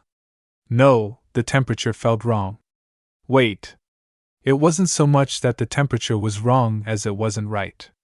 He couldn't explain it, but the very air that brushed against him felt wrong. Naruto stood up, and the sense of unease increased. You simply couldn't switch from asleep to awake like this, at least he couldn't. Some ninja who had been out in the field for too long were rumored to only fall into a half-asleep state, but he definitely wasn't there yet. He was going around in tangents, shaking his head to clear up the strange ringing in his ears. He looked around to see where he was, absently noting that he seemed to be having way too many out-of-world experiences lately. Maybe he should look into toning it down, right after he found out where the hell he was this time. His eyes widened in shock. It was a vast nothingness that surrounded him, a curtain of insubstantial whiteness, clawing, swirling, suffocating. Yet it seemed annoyingly familiar, as if some distant part of his soul was aware of it. Somehow, even as he thought about it, he seemed to reach some sort of vast truth, only to have it slip away, like mist in the sunlight. Brat, if only he could understand. It was so frustrating. He knew he was on the brink of knowing what this place reminded him of, but it continued to evade him. Brat, suddenly, through the clouds of swirling white, there appeared a figure. Indistinct, it nevertheless moved something within him, seeing that indistinct silhouette, running through the clouds. Searching for it seemed futile, but he did it anyway, running toward the figure that always seemed just out of reach. Brat, get up! A flash of color. Resolutely chasing after the figure, Naruto could only ponder as to the brightly colored arm brace that had temporarily shone through the mist. After all, it was not often you met someone who wore something so vividly orange. Brat, get the hell up! Naruto's eyes flew open as he jerked awake, staring into the tearful face of Jiraiya as his knee had reflexively shot forward, hitting Jiraiya in the junction between his legs. But he hardly cared for the wails of the downed pervert. That momentary glimpse of orange still burned in his mind, like the face of a friend he couldn't, have forgotten. And whatever it was important in a way that he just couldn't grasp. It was 2 weeks into the aimless wandering that they were doing, and the odd troop had fallen into a pattern. The sun shone obnoxiously, the wind blew, scattering the ashes of their meager campfire, the birds sang their annoying songs and their insufferably shrill voices. Hirosanin cried like a baby while holding his privates. Ah, yes! A typical morning? So awake yet, Naruto-kun? The mischievous undertones in that stately voice, that unique combination could belong to only one person he knew. He sighed. I'm up, ghost lady, he grumbled, poking his head out of his tent, wincing at the sunlight. His head hurt. Maybe he shouldn't have dispelled all those clones at once. It hurt almost as much as the day after that time that Shikamaru had smuggled some sake into the class at his father's urging that the world became much less troublesome with it. Needless to say, not much work got done that day, and according to Shikamaru, his mother had been extra troublesome. Shikamaru had never accepted any advice from his father again. He frowned. The headache must be making him delirious. His concentration was acting like Guy on a sugar rush, and the blood pounding in his own head made him feel like he had an akimichi in his head, chewing on his brain. He groaned when the smell of forest-seasoned venison drifted in the wind towards him. They were traveling light, living off the land whenever they could.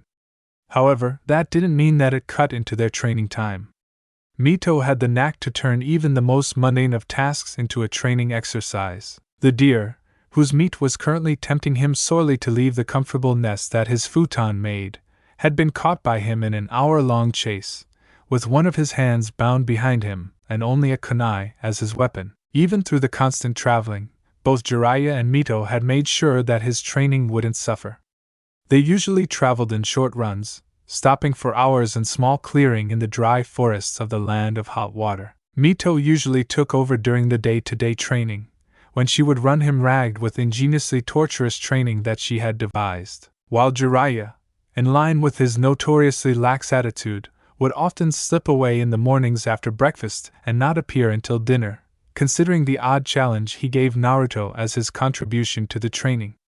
Not that Naruto minded. Being the only apprentice of Uzumaki Mito was a full-time occupation, and he needed the downtime that Jiraiya gave him. That woman would probably kill him one of these days, with one of her crazy training methods that she forced on him, and if he knew her, she was not likely to excuse the morning's training on account of the splitting headache he was suffering from. Which meant Naruto-kun. Naruto tensed, his body reacting reflexively to the glee in that sing-song voice. He barely got his head out of the way of a translucent kunai aimed at his head. As he scrambled away, Mito materialized where he had been a second ago, her hands snapping out to retrieve the kunai. She sniffed slightly before zoning onto his position, a sweet smile on her face. "Too slow," she said sweetly, sprinting towards him with a strangely boneless grace. He pulled back again, just managing to escape another kunai that nearly nicked his ear as it flew past. "Come on, Ghost Lady," he whined, ducking as another kunai almost took his head off. "At least give me time to get ready." The smile widened, and this time 2 kunai flew at him, prompting him to leap back with a startled yelp. His heart thudded in his chest. That was too close. His headache was getting worse. "The enemy isn't going to wait for you, Naruto-kun. I know that." He wanted to shout, but he instead decided to save his breath, shaking his head once again as he tried to clear it. A second later, he was paying for his momentary inattention when a line of pain seared across his chest, specks of blood splattering his front as he contorted to allow that kunai to pass without digging into his body. And damn, it hurt. Mito had the nasty, underhanded habit of putting various innocuous poisons on her kunai. And judging by the pain flaring through the cut, this was not the numbing kind. Thanking his lucky stars that he had some weaponry at hand, Naruto reached inside the arms of his t-shirt to grab a pair of his own kunai, holding them in a reverse grip as he fell into a stance. From what he saw of Mito, she was determined to spar now, and when she was determined, she usually got it. Naruto knew that much from living with her for almost 4 months, and this scenario was more common than he preferred it to be. Mito landed in front of him, her eyes blazing with enthusiasm that she rarely showed as she swung her own kunai by the loop in its hilt. "Woke up, Naruto-kun?" she asked, the slightly teasing lilt in her voice not detracting in the slightest from her deadly appearance. "Did I have any choice?" Naruto retorted, lowering his own stance in anticipation. Kunai crossed in front of his face. He must have made quite a comic figure, he reckoned, barefoot, in a tattered t-shirt and shorts, and barefoot. His bleeding shirt stuck to his chest uncomfortably, and the stinging in his chest only served to make his headache worse. Mito's right arm tensed, and Naruto leaned back when a twig snapped under his foot, and Mito sailed towards him. The first swing of the kunai managed to come within inches of his right ear before he managed to deflect it, but Mito used that momentary lapse to slip within his guard. Furiously backpedaling, Naruto deflected each and every stab of the kunai, using his strength to push Mito away as tried to gain some space. Damn! But she was fast when she wanted to be, a graceful dancing whirlwind of pointy steel and blood that would have been captivating had it not been your blood that arced around her blades. "Naruto-kun, you are not attacking yet," Mito noted mildly, sneaking in yet another underhanded swipe that Naruto barely fended off, only to have a foot plant itself firmly in his gut. All the air was knocked out of him as he sailed backwards, cleaving a line of destruction in the shrubbery surrounding them before he crashed into a tree, getting his breath knocked out of him for a second time. "Do I have to force you again?" He gritted his teeth as he struggled to his feet, ignoring all the splinters that were digging into his back, leaving slight trails of blood trailing down his shredded clothes. His eyes narrowed as Mito strolled forward, twirling her kunai and looking totally at ease. "All right," he growled out, glaring at Mito, who cocked her eyebrow in response. "It's a fight you want. It's a fight you'll get." chakra chains. He breathed out as a veritable net of chains materialized around him, enclosing both Mito and him in a vast golden dome. Even as Mito's own illusionary dragons flitted around her in reply, he grinned through bloody teeth. He had been waiting for this for a long time, to test out his complete repertoire against a powerful opponent who was suited to face him. Mito, as an illusionary/assassination specialist, was the best possible challenge for him. The calm was stifling, in a welcoming way. If that made any sense to him, he didn't know, but he felt all of the pains in his body, and he was feeling quite a variety, numb. In the preparation for a battle, offering his body as a platform to a higher reward, pain in the body was trivial as his focus narrowed down to Mito, the slight movements in her wrists. The air was charged, the silence loud as he crouched, the chains surrounding the area pulsing in unison with his heartbeat. Mito took a step forward. In an instant, his chains multiplied, obeying the motion of his hands as they poured forth, a tsunami of metallic gold crashing into Mito. Mito extended her arms in response, causing a pair of shimmering dragons to materialize briefly before they roared defiantly as they were swallowed up, out of sight within the spiked chains raining down on it. For a moment, Naruto dared to hope that that had been it. That only made him feel stupider as his chains began to disintegrate, before a cool voice spoke from behind him. Was that it, Naruto-kun? Turning, he found himself face to face with Mito, who stared back at him coolly, a hint of a sneer on her face. Absently detaching the seemingly infected chain links so that it did not spread to the dome, he stared at her in shock. Wow, but how can you use chakra like that? He finally managed to stutter out. I should have felt the chakra drain. Mito smirked back at him. Did you really think I'll be content to mooch off you after the Sasuke fiasco? She retorted, her dragons flickering into view as they coiled around her hypnotically. What do you think I was doing in the archives when I was in Uzushio? Snapping out of his momentary shock, Naruto flexed his chains as he fell back into his stance. Even then, what did you do to my chains? Mito's chains whirled faster, totally obscuring her 1 second and completely disappearing from sight the next, making Mito, already translucent, appear to flicker in and out of view. Did you really think that illusions were the only power of my expression, Naruto-kun? She asked in return, shooting a cocky smile his way. Think about what I said, Naruto-kun. Each expression has 2 abilities, one passive and one active. Naruto stared at her, flabbergasted.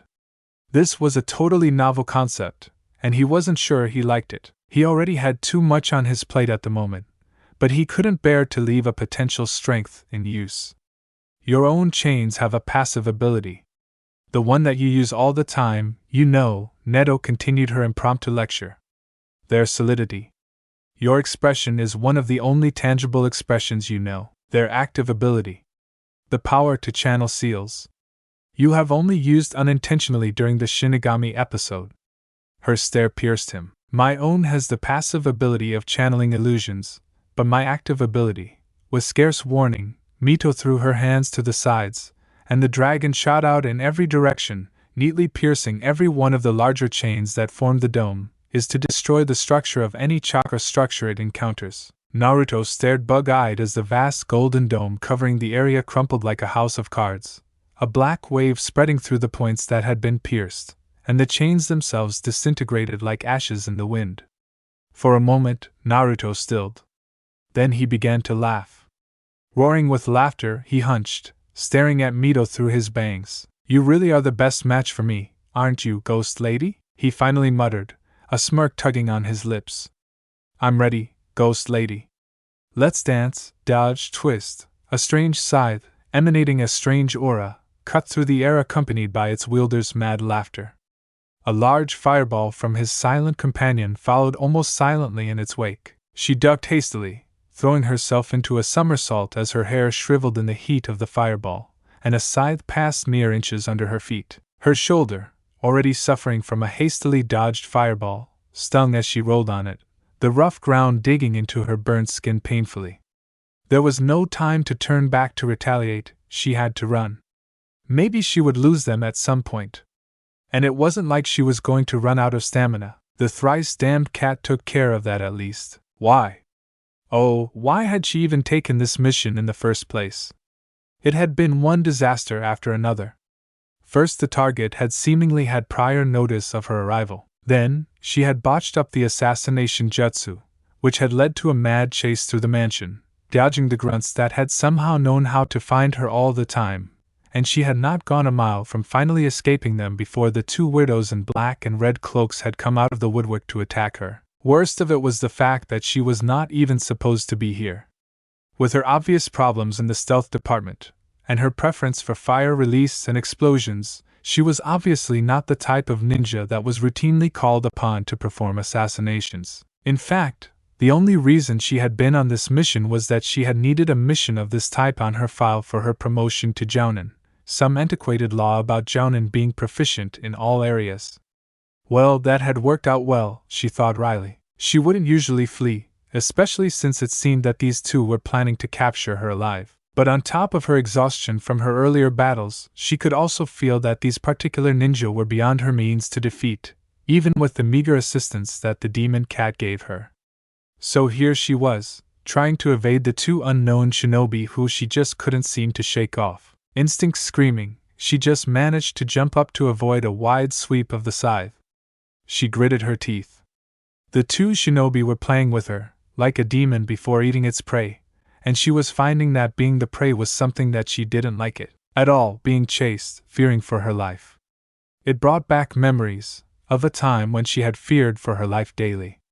She shuddered as she nimbly somersaulted over a wide beam of crackling lightning. Her life under the third Raikage's iron hand was something she would rather not remember. A mad cackle came from the man carrying the scythe. "Afraid, are we, girlie?" He leered, a disturbing smirk on his face. "Run. Let me enjoy the chase, little kitty cat." For a moment she faltered, the words bringing back memories she had long tried to suppress. "So how are you today, my little kitty cat?" She shivered involuntarily, before she shook her head, trying to regain her equilibrium. She couldn't falter here, not now with so much at stake. If she could just get to Kumo now, she would be declared a jounin. Perhaps then she would get the same acceptance and respect that killer bee, the Hachibi Jinchuriki got in Kumo. The words themselves, however, were shocking, hinting at their knowledge that she was a Jinchuriki. It was a secret meant to stay strictly within the upper echelons of Kumo's hierarchy. According to Killer Bee, the current Raikage's adopted brother, even the Lightning Daimyo only knew that it was a Kunoichi who had the Nibi, not any particulars. These men were security risks, not to mention that they were apparently very strong. According to her fledgling chakra sensing, the covered man had more chakra than even the Raikage. On top of all the other things that had gone wrong, she couldn't bring these people back to Kumo. They were clearly too strong to fight without bystander casualties, even if she could outrun them that far, which was on the unrealistic side of doubtful. Maybe she could force the first tail to manifest, but then she still didn't have the element of surprise, seeing as her pursuers apparently knew who she was.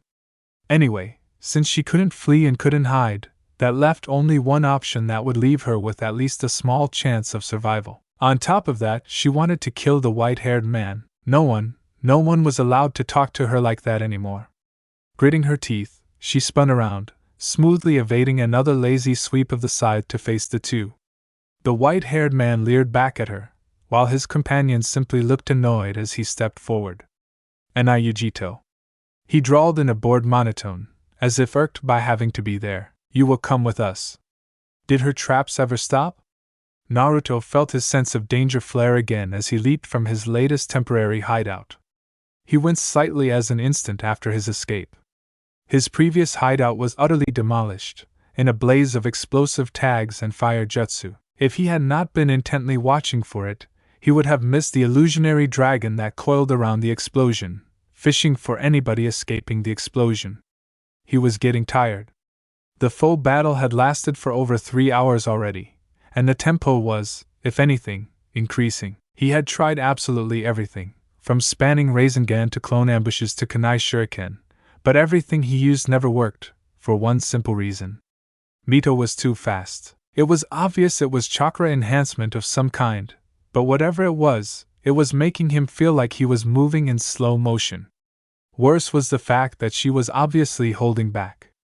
She did not go for any obvious kill spots, instead simply pressuring him constantly. His body was littered with the marks of near misses, countless kunai scratches that were steadily delivering their poisonous payload into his bloodstream. At this point, his frustration was beginning to mount. He was in an attrition battle at the moment, and to his utter disgust, he was losing. Something that had never happened before to him, chakra powerhouse that he was. What infuriated him even more was that it was not because of Mito's reserves which, even unnaturally created as it was immensely dwarfed by his own reserves as a Jinchuriki, but it was a hollow advantage, as he never seemed to find a way to utilize his greater reserves against his ever-elusive foe.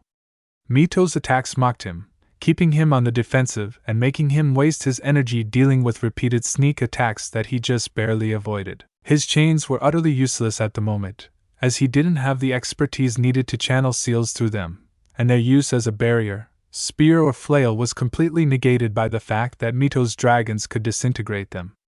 And that was another thing, the dragons. Naruto had never, ever been more fed up of a single technique than he was of that shimmering, disgustingly graceful chakra expression. It was virtually invisible, meaning that they would sneak up on him when he least expected it, making him wary of any lull in the battle and contributing to his mental fatigue. A slight blur caught his eye at the edge of his vision, and Naruto lucked, shooting out a chakra chain to anchor him in the air as a dragon swept below him. Grimacing slightly, he pulled himself onto one of the rare trees in the area. True, it made him all the more visible, but unless she wanted to bombard him with long-distance attacks forever, she would also be unveiled in the attempt. He was seriously getting tired of her disappearing act. He would have probably lost already if it hadn't been for his sense of smell. It was the only way for him to detect her that she had not blocked yet. "Nah, ghost lady," he yelled, exasperated. "Don't you think that's enough hide and seek for one day?" Silence answered him. And he was almost ready to leap back down to flush her out himself, when a voice spoke in his ear. "I could have killed you right now, you know." Lashing out behind him with a chain instinctively as he turned, he found Mito, looking faintly amused as she disintegrated his chain with a well-aimed dragon. "Oh, shut up!" Naruto groused, scowling back at her before staring down, resigned, at his body. "Damn," he muttered, poking at his tattered shirt, which was hanging on by a few scant threads. "I'm going to run out of clothing at this rate, ghost lady." Mito smiled slightly. "We can go shopping later, Naruto-kun." She smiled sweetly as he sighed in relief. "If you have the money, you know." Naruto twitched before he turned to glare at her. "Why do I have to pay for it, Databeo?" He growled incensed. "You were the one who cut it up, me?" Mito questioned, looking back at him innocently, eyes twinkling in mirth. "Why, Naruto-kun? All you had to do was dodge. Why do you blame me?" Naruto stared back at her flatly. "I hate you." He would have elaborated it further had it not been for his headache spiking at that exact moment, driving him to his knees as he clutched his head. Ouch. His head felt like it was going to split, and finally he knew what was causing the headache. For even if he wanted to, he could not ignore the uncomfortably hot chakra scorching through his chakra coils. He tried to yell out a warning to Mito, but the pressure in his head was mounting. His vision faded to black. Mito jerked back as the QB chakra, which had in the course of the journey become completely suppressed due to the chakra chains finally integrating with the seal, flared out in a pulse of crimson red. Then Naruto raised his head, and Mito blinked as he stared back at her with blood-red orbs decorated with vertical slit pupils. Mito started. It was the QB. The QB directed a deranged grin at her. "Why, if it isn't Sanji Mito?" A raspy voice growled, tasting the words as if measuring her as food. "What an honor to meet you again." Not snorting as Mito tensed, her illusionary dragons peeking out of her voluminous sleeves, he continued with a snort. "Put those paltry lizards away. If I wanted to kill you, believe me, those won't protect you." Gritting her teeth, she glared back at the QB. "I don't care how you usurped control, you miserable beast," she hissed. "But go back to where you came from and bother him no more." A high cold laugh answered her. "Now why would I do that?" Dikibi asked rhetorically before he stiffened for a moment. Frowning, he stared down at himself before he turned back to Mito, looking somewhat amused. "No matter. It seems that the boy is already resisting, and with the additional strengthening those miserable chains provide, the Shinigami's seal won't let me out for long. Mito understood what the beast was implying, but it still did not make it any less worrying. Then why did you force your way out in the first place? She challenged, her dragon steadily coiling around her arms in a silent challenge. The Kyuubi cracked a malicious grin at that. Ho? He said, looking somewhat amused. Do you mean to say that the great Senji Mito didn't sense all the demonic chakra in the air? Ignoring Mito's gasp, he continued, though it stands to reason that you didn't know, seeing as you wore out the boy when something like that is on the horizon. He favored a disgruntled Mito with a devious grin. Though I suppose I must thank you. Even though I was trying to reach the boy all morning, I never could emerge hadn't it been for you driving the boy to chakra exhaustion. Now that the Kyuubi had mentioned it, she did feel the demonic taint coming from somewhere quite close. It was a cloying, unpleasant and dense chakra as all demonic chakra was wont to be, but it was much less dense than the thick hate-clouded waves of chakra coming from the demon-possessed body before her. A sudden epiphany struck her. You know what the demonic chakra belongs to, Mito declared, intently searching the Kyuubi's expressions for clues. For his part, the Kyuubi didn't seem to care in the slightest for the scrutiny as he nodded, his deranged grin again on his face. Mata. The Kyuubi swallowed the word he was about to speak, before starting again. Nibi was always the favorite among my siblings, Mito fidgeted impatiently, a deep frown on her face. She is curious as to what Kyuubi had been about to call the Nibi, but now was not the time. She needed to find a way out, and she needed it fast. Say what you need and leave, Kyuubi. I don't prefer your company any more than you do mine, Chakra Shade. Kyuubi snarled at her, shark teeth glinting with promise. But keep a civil tongue on that head when you're speaking to your betters. Grunting in annoyance, Kyuubi continued, from the way the chakra has been flaring all day, Nibi seems to be in trouble, and she seems to be heading this way. This is just a warning, Senju. Both the brat and Nibi better be alright when this is all over. Mito stared at the beast, shocked into silence. She had to admit, it was mixed with some disbelief that it had presumed to order her about. However, she was more concerned about the fact that the Nibi was coming their way. Even though it was the second weakest of the bijou, any bijou was not good odds to face alone, even for her late husband, and she was hardly at full power. She could fight just as well as she used to, but her chakra capacity was hardly anything to boast about in this form. On top of that, Kyuubi seemed to think that the Nibi needed to be protected, something both baffling and alarming if true. For if the beast was facing something that could possibly defeat it, what chance did they have? Especially seeing that the pervert had disappeared once again. Off to see one of his contacts, Tsunade had told her that all the tailed beasts were sealed though. Maybe it was a Jinchuriki? That would make it both easier and harder to save them. Easier since all they would need to do would be to spirit her away. And harder because if it was a Jinchuriki from a hostile country, they could probably attack her. It was not her favorite scenario to protect someone as they tried to kill you, but if some group was methodically collecting all the Jinchuriki, she didn't really like the prospects of even one beast falling into their hands. She nodded at Kyuubi. Kyuubi grunted in acknowledgement, before his body seemed to shudder. Looking down again, the Kyuubi clicked his tongue in annoyance. Shay, looks like my time is up, he said as his piercing feral gaze caught hers for a final time. Remember Senju. Don't disappoint me. A moment later, Naruto's form slumped, almost falling over if it hadn't been for Mito hastily catching him. Blurry eyes looked up at her with some surprise. Ghost lady, Naruto whispered hoarsely. What happened? Mito's eyes softened a fraction, but she still didn't speak. What could she say? Sorry, Naruto-kun, the Kyuubi broke free to have a conversation with me. He sounds quite civilized too, really. Oh, and by the way, we've got a tailed beast that's probably getting attacked right now, who the Kyuubi ordered us to protect. Somehow, she had a feeling that would not be a suitable reply, so instead, she helped Naruto to his feet, palming one of her trusted kunai, while reaching inside her kimono for reassurance. Hopefully she wouldn't have to use it this time. She preferred to use it as a last resort. She seemed to be pulling too many of her aces out as it was. A blaze of chakra erupted in the distance, midnight blue flames spreading in an ever-widening circle, heading towards them. Through the explosion of killing intent and smoke, the first thing they noticed was a female figure, wrapped in a turquoise chakra cloak that crouched facing away from them, hissing in challenge at an unseen enemy. Naruto, who had just got to his feet, gaped in shock. "Ghost lady," he began hesitantly. "Is that what I think it is?" Mito smiled mirthlessly as she observed what was going on carefully, searching for any sign that they had been detected. "If you're thinking a Jinchuriki suddenly burst out of the woodwork, you're probably right," she stated drily, looking at Naruto out of the corner of her eyes. "Can you fight?" Looking at his clothes speculatively, Naruto grunted in assent. "Did you heal me, ghost lady?"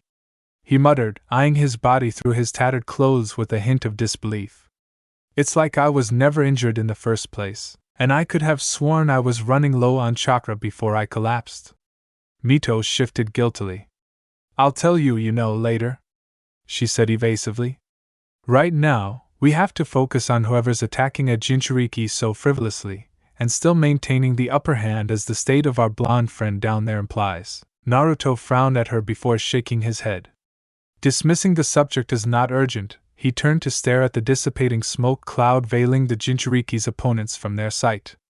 But as no more attacks seemed immediately forthcoming, so he turned his attention instead to the feral figure below them. It was a tall girl who looked to be in her early 20s and was dressed in a dark gray two-tone uniform that somewhat resembled Konoha's ANBU armor. Her hair, though blonde as Mito had said, was much milder than his had been, reaching an almost green shade in the harsh sunlight, knotted and tied into a simple wrapped braid that fell down her back. Her profile, what little he could see from his view, hinted at feline eyes and an oval face. She also seemed to be grimacing in pain, the cause of which was apparent as the smoking ruin that was her combat vest's right shoulder. Naruto winced in sympathy.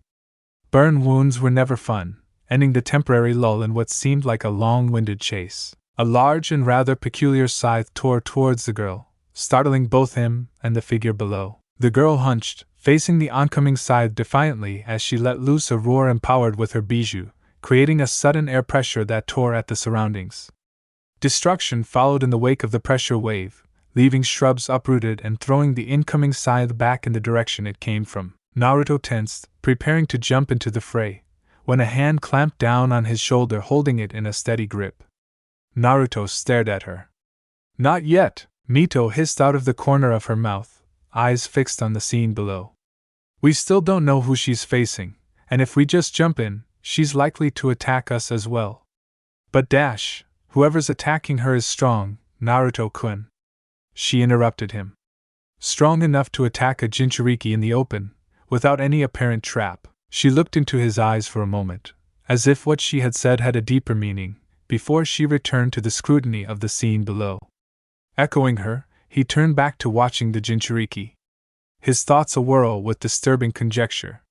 Truly, who did he know of that would willingly attack Jinchuriki knowingly? There were the people who considered almost being killed a challenge, of course, the nuts like Guy-sensei, but it was generally considered suicide to go against a Jinchuriki using their bijou. After all, Gaara did not have such a fearsome reputation for nothing that these people were willing to do so and drag it out, told him a lot about the type of opponents his fellow Jinchuriki was facing. "Well, this looks like a fair pickle, doesn't it?" a deep voice rumbled from beside him. Heart pounding in his chest, he twisted around to face this newest threat. Damn it, was everybody going to get the drop on him today? Instead of the mysterious assailant that was attacking the Jinchuriki girl below him, what he got instead was a yawning toad sage slumped against a nearby bough with his hands behind his head, looking utterly relaxed. "Arrow sent in," he fumed, glaring at the unrepentant man as Mito nodded in acknowledgement of his presence. The man in question waved back at him cheerily. "Hello, brat. Didn't expect to meet up with Akatsuki so soon." Reaching out with an armor-plated hand, Jiraiya proceeded to tousle his hair with a grin on his face. "Though with your track record, brat, maybe I should have expected this." Naruto shrugged off his hand irritably, turning away from the toad sage with a huff. Below them, the Jinchuriki girl was now on the defensive, using what looked like extended claws emerging from her fingernails to tear apart the fireballs spewed by a strange masked creature. Whatever it was definitely not a shinobi.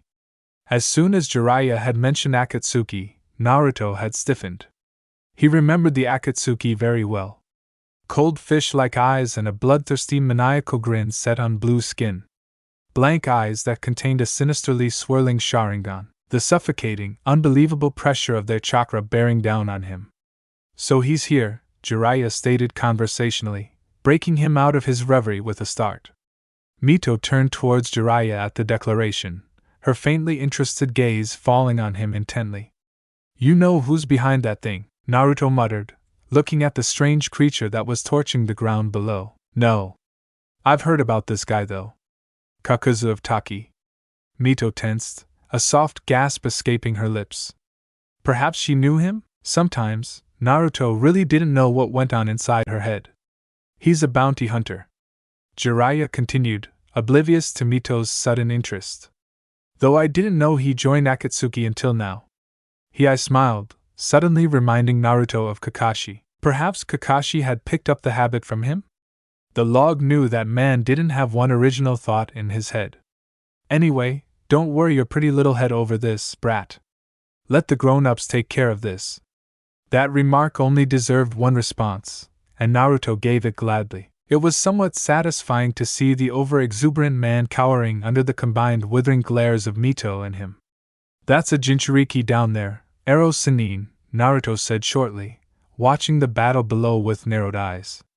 And we take care of our own, Databao. Below them, the girl dodged yet another blast from another mask, this time water coming from another mask. But Mito was right, at least for now. It was not yet time. They would intrude only if it was necessary. And even then, the best that he would be able to do would be to rescue her. The last thing they needed was to let the Akatsuki know who and where they were. Just then, one of the girl's opponents came into view, a tall thin man who was bleeding profusely from what looked like claw marks across his chest. He had slicked back bleached hair and an insane grin on his face. But what really stood out was the Akatsuki cloak and his scythe. Somehow it didn't seem like the type of person to control puppets. Somewhat doubtfully, he turned to Jiraiya. That's Kakuzu? He asked, pointing at the man, who was laughing insanely as he swung his scythe at the girl, who blocked it with her claws. To his surprise, Jiraiya was looking grim as he studied the newcomer. No, he said at length. This must be his partner. Never thought I'll see him with my eyes. Under his breath, he added, and I wish I never did. His list of crimes, Jiraiya looked at Mito and him, an unnaturally serious look on his face. If Jiraiya paused, looking at Naruto's face. When we go down to rescue her, whatever you do don't let him get your blood. If he does you're dead. Naruto looked at Jiraiya, puzzled. Why? That's Haiden the Jashinist, Jiraiya answered. Mito interrupted him abruptly, a disgusted look on her face. Don't tell me Jashinism still exists. I thought Hashirama already killed them all off, you know. Jiraiya shrugged his shoulders. I don't know about a religion, but the man can supposedly kill people from a distance if he ingests their blood. Mito's features twisted into an expression of disgust. That's them all right, she muttered under her breath before looking at them intently. If it comes to a fight, you know I fight him, she declared. Seeing both Jiraiya and Naruto looking ready to argue, she continued. Think about it. I'm the only one in the group who won't be affected by his jutsu. For a moment, Naruto stared at her nonplussed. Then a slow grin spread across his face. Because you have no blood. That's brilliant, Databao, Mito smirked. Well, everybody can't be you, Naruto-kun. Naruto nodded absent-mindedly before pausing, absently noting Jiraiya's futile struggles to contain his snickering. Hey! What the hell do you mean, Databao? Yujito panted as she twisted around, performing horizontal flips in midair to avoid the scythe that was coming at her again. Her chakra cloud was flaring as she kept the scythe at bay. She desperately slashed at a fireball that was coming at her. They were playing with her, she knew. She could see from the maniacal glee and those horrifically insane eyes, reminding her of another pair of eyes that had watched her with the same unhinged intensity. She snarled in anger, lashing out as another of those black tentacles attempted to sneak past her guard. Pirouetting, she struck out with her foot, her toenails extending into claws as it cut right through the tentacle. What the hell's your problem? she yelled, backpedaling as unobtrusively as possible while fending off the unending barrage. Her only hope was to draw out the battle, turning it into a running battle while somehow attracting any Kumo shinobi around here. Given some room, she had much more of a chance to take them on and actually survive than she did now. She didn't really expect a response, however, so she was somewhat shocked when the white-haired one, who had been called Heightened by the other, gave her an insanely creepy leer. Hell yeah, give me more pain. It hurts so beautifully, doesn't it? She choked up in laughter even as the scythe missed the tip of her nose by inches, causing her to jump back hastily. Laughter really wasn't advisable at this point, but she couldn't help snickering hysterically. It was the only thing that kept her from breaking down and giving up. All the time spent, all the years wasted, all the blood spilt, both hers and of others, and it had come to this. She was dancing to the tune of two overwhelmingly powerful ninja, waiting for them to kill her. What are you Logan at? Hayden roared, sounding genuinely angry. You think my religion's a joke, do you? I'm going to sacrifice you to Jashin. Lightning release false darkness. The gravelly voice belonging to Hayden's teammate came from behind him, and suddenly a spear of lightning shot through Hayden's chest, heading straight for her. Without any time to dodge, she crossed her arms in front of her and flared Nibi's chakra, hoping to soften the inevitable blow. It didn't. With the force of a boulder, the lightning jutsu crashed into her, and suddenly she was airborne. A moment later, her already burnt shoulder hit the ground roughly, and she went rolling along the ground, crashing through trees as a guttural scream escaped her. She could taste blood in her mouth, and her hands, which had fortunately been the only part of her body to be directly exposed to the lightning jutsu, were so numb that she couldn't feel anything, even though she could see a jagged piece of bone protruding from her forearm. For a moment she was paralyzed, muscles tensing involuntarily at the charge as she stared at the oncoming scythe. When the scythe was mere inches from her face, she pulled up her legs, kicking the blade away as she somersaulted backwards one-handed. Even then, her right arm was clearly out of commission, wrenched and burnt at the shoulder and broken at the forearm. She was obviously not going to be able to use it anytime soon, thus she was not ready for it when the pain hit, causing her to yell out, her legs giving out as white-hot lances of pain raced up her body. For a moment, she had dared to hope that the tentacle man, as she called him in his head, had killed his partner in order to get a surprise shot in, though it had faded when that scythe had almost taken her head off again. Now, looking at them, she found Hayden yelling at his partner, seeming totally unconcerned with the gaping hole through his chest which exposed his innards to the air. So, you're still alive? Both of them turned towards her when she spoke. Hayden's smirk grew wider. Same to you? Hayden shouted back with an insane grin. Ready to play some more, little kitty cat? Kitty cat. No. It wasn't him. It wasn't. But the pain and the disorientation and the shock settling in took their toll, and suddenly, she wasn't seeing the white-haired Jashinist anymore. A dark face with dirty yellow hair peering over her as deep-set eyes watched her intently. Hello, my little kitty cat. Ready for your training? Her vision swam as she groaned, pitching forward into a barely controlled crouch. How is my little pet today? Blue chakra erupted around her in an uncontrolled inferno, and her world faded to black. Now, both Mito and Jiraiya uttered the word at the same time. In a flicker of Shunshin, Jiraiya was down next to the Jinchuriki, while Mito had gone completely invisible, only the slight light disturbance in her wake showing that she was speeding towards the Akatsuki members. It was just not fair, he thought while idly sitting on the tree branch, that they were keeping him out of the action. True, he wasn't at their level yet. Today's spar with Mito had proved it amply. Still, it felt wrong to sit in the sidelines, and he could fight. Down below him, Jiraiya had slapped a seal on the convulsing form of the Jinchuriki girl. The erratically pulsing chakra shroud subsided as she collapsed, and Jiraiya hefted her onto his shoulder in a fireman's carry before leaving the clearing and jumping back into the treetop from which Naruto was watching. Unceremoniously dropping the limp form of the girl onto his lap, Jiraiya grinned, slapping him on the back. See you later, brat. Just watch over her and stay right here, will you? Waving cheerfully, Jiraiya skipped down the tree, seemingly oblivious to his scathing glare. He was supposed to babysit her while they fought. Grumbling under his breath, he started turning over the woman who had been dumped on him, only to freeze completely, before withdrawing his hand as if he had been scalded. He could feel his face heating up as he stared at the girl.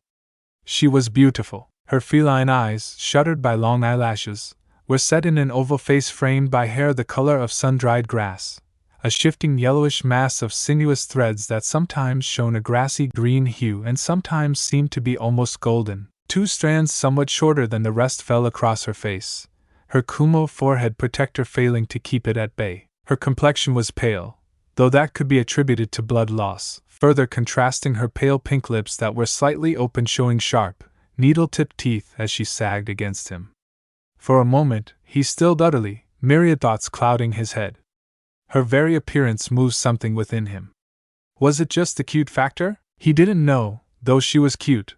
That much he could say with certainty. Maybe it was how completely vulnerable and small she appeared, nestled in his arms while unconscious? However much he tried to think of her as a jinchuriki, a fellow sufferer of an unfair burden, he couldn't reconcile that image with that of the woman in his arms. She looked too gentle, too frail to have survived the dangers of a jinchuriki's life. He was interrupted from his self-analysis when the girl in his arms groaned fitfully, shifting uncomfortably. It took him a moment to realize that the frayed edges of his tattered clothes were sticking into the raw wounds on her body. Reaching a decision, he looped his arm under her knees, lifting her and laying her down comfortably as he could on a nearby bough before leaning over her and removing the metal armor plating that covered her chest. Curse that old pervert. But he knew exactly what to do to keep him out of the fight. There was no way he was going to leave an injured girl alone and unprotected in hostile territory, and there was no way he could assign that to even a shadow clone. They were too flimsy for him to trust in such a delicate situation. Looking at her now that he had gotten over her initial appearance, he cringed. The wound on her shoulder looked rather nasty, burnt cloth and wood splinters sticking to burnt skin. That wound would need cleaning, and soon, he sighed, carefully cutting away the cloth surrounding the wound. Medicine had never been his favorite subject, or one he was proficient in. He only wished Jiraiya was feeling as annoyed as he was. Below him, the shrubbery burned, casting its ominous light on the body of the unconscious girl. Mito's dragons had flown true, and 2 of them were buried into the backs of the Akatsuki members' heads while the others circled them. It seemed like everything was going to plan as Jiraiya leapt away with the jinchuriki. When Senju Mito, I thought you were dead, the monotone voice cut through the clearing, startling Mito into a stumble. At that instant, black tendrils had pierced each and every dragon surrounding the Akatsuki members in the head. For a moment, everything froze. Then, both the tendrils and dragons seemed to rot and disintegrate. As they disintegrated, they revealed Haiden and Kakuzu standing in place, looking intently at Mito. Well, Kakuzu was looking interested. Haiden merely seemed to become even crazier than before. Recovering from her surprise, Mito gracefully landed in front of them, her kimono flowing around her as she smiled gently at them. "Hello, Kakuzu-chan," she said conversationally. "You've changed, and not in a good way, I have to say," she added, tilting her head in inquiry. "I hope you aren't planning to, settle down. I really don't think any woman would willingly go with you when you look like that." Kakuzu stared back at her. Next to him, Haiden roared with laughter. "And really," Mito continued in a disapproving tone, "I understand teenage rebellion and all, but aren't you a little old for all that?" Haiden stepped between them, his crazed eyes firmly fixed on Mito. "Not Kakuzu, can we not kill her?" he asked, leering at her. "I don't think Jashin-sama will mind." Mito's lips twitched as she retrieved 2 kunai. "He's not the brightest, is he?" she asked Kakuzu, nodding her head towards Haiden. "Could I interest you 2 in a deal?" Mito continued. "You leave without the jinchuriki, and we go our way, and no one gets hurt. I've come a long way from when I fought your husband, woman," Kakuzu responded in a monotone. "I don't know how you are still alive, but you are no longer in my league." "What kind of pansy arse deal is that?" Haiden, looking insulted, spoke up. "Hey, Kakuzu. Who the hell is this?" "That's Senji Mito, wife of Senji Hashirama," Kakuzu answered after a short pause, his unnaturally colored eyes firmly fixed on Mito. "What?" His hand gripping one of his extendable spears so hard it cracked, he directed a bloodthirsty look at Kakuzu. "I've changed my mind," he declared, taking a threatening step towards Mito. "I'm going to kill her, and I'm going to sacrifice the heathen to Jashin as payment for all the Jashinists her heathen of a husband killed." "Do what you want," Kakuzu grunted, looking away from Mito and staring at their surroundings. "I came for the bounty of the Nayujito, and I won't go back without it." "Well," Mito interrupted. "I'm sorry, but I can't let you do that." She smiled sweetly, shrugging apologetically. "You know, being a past Jinchuriki and all, it's just not good manners to let you take her, you know?" She materialized her dragons, otherwise looking utterly relaxed. "So no hard feelings?" Suddenly she leaned forward gracefully, just avoiding Hayden's scythe as it suddenly flew towards him from behind her. When she straightened back up, it was to come face to face with the tsunami of Kakuzu's tendrils aimed at her face while Hayden followed in their wake, a deranged grin on his face and his scythe swinging towards her torso. The tentacles blocked off her escape route, and even though she knew the Jashinists couldn't use his rituals on her, it still didn't mean she wanted that cursed scythe anywhere near her. Her kunai gaining a slight yellow glow due to chakra channeling, she turned on her heel while cutting through the first wave of tentacles before she brought her kunai up in a cross block, locking Hayden's blade between them. Hayden's face leered over hers before she abruptly jerked the block, pulling him off his feet and into Kakuzu's attack. As Hayden was skewered through by Kakuzu, she jumped back, gaining some distance. As Kakuzu retrieved his tentacles, the masks in his back broke free, revealing themselves to be the monsters that had harassed Yujito earlier. Hayden roared in pain, blood spurting from his puncture wounds as he fell onto his knees.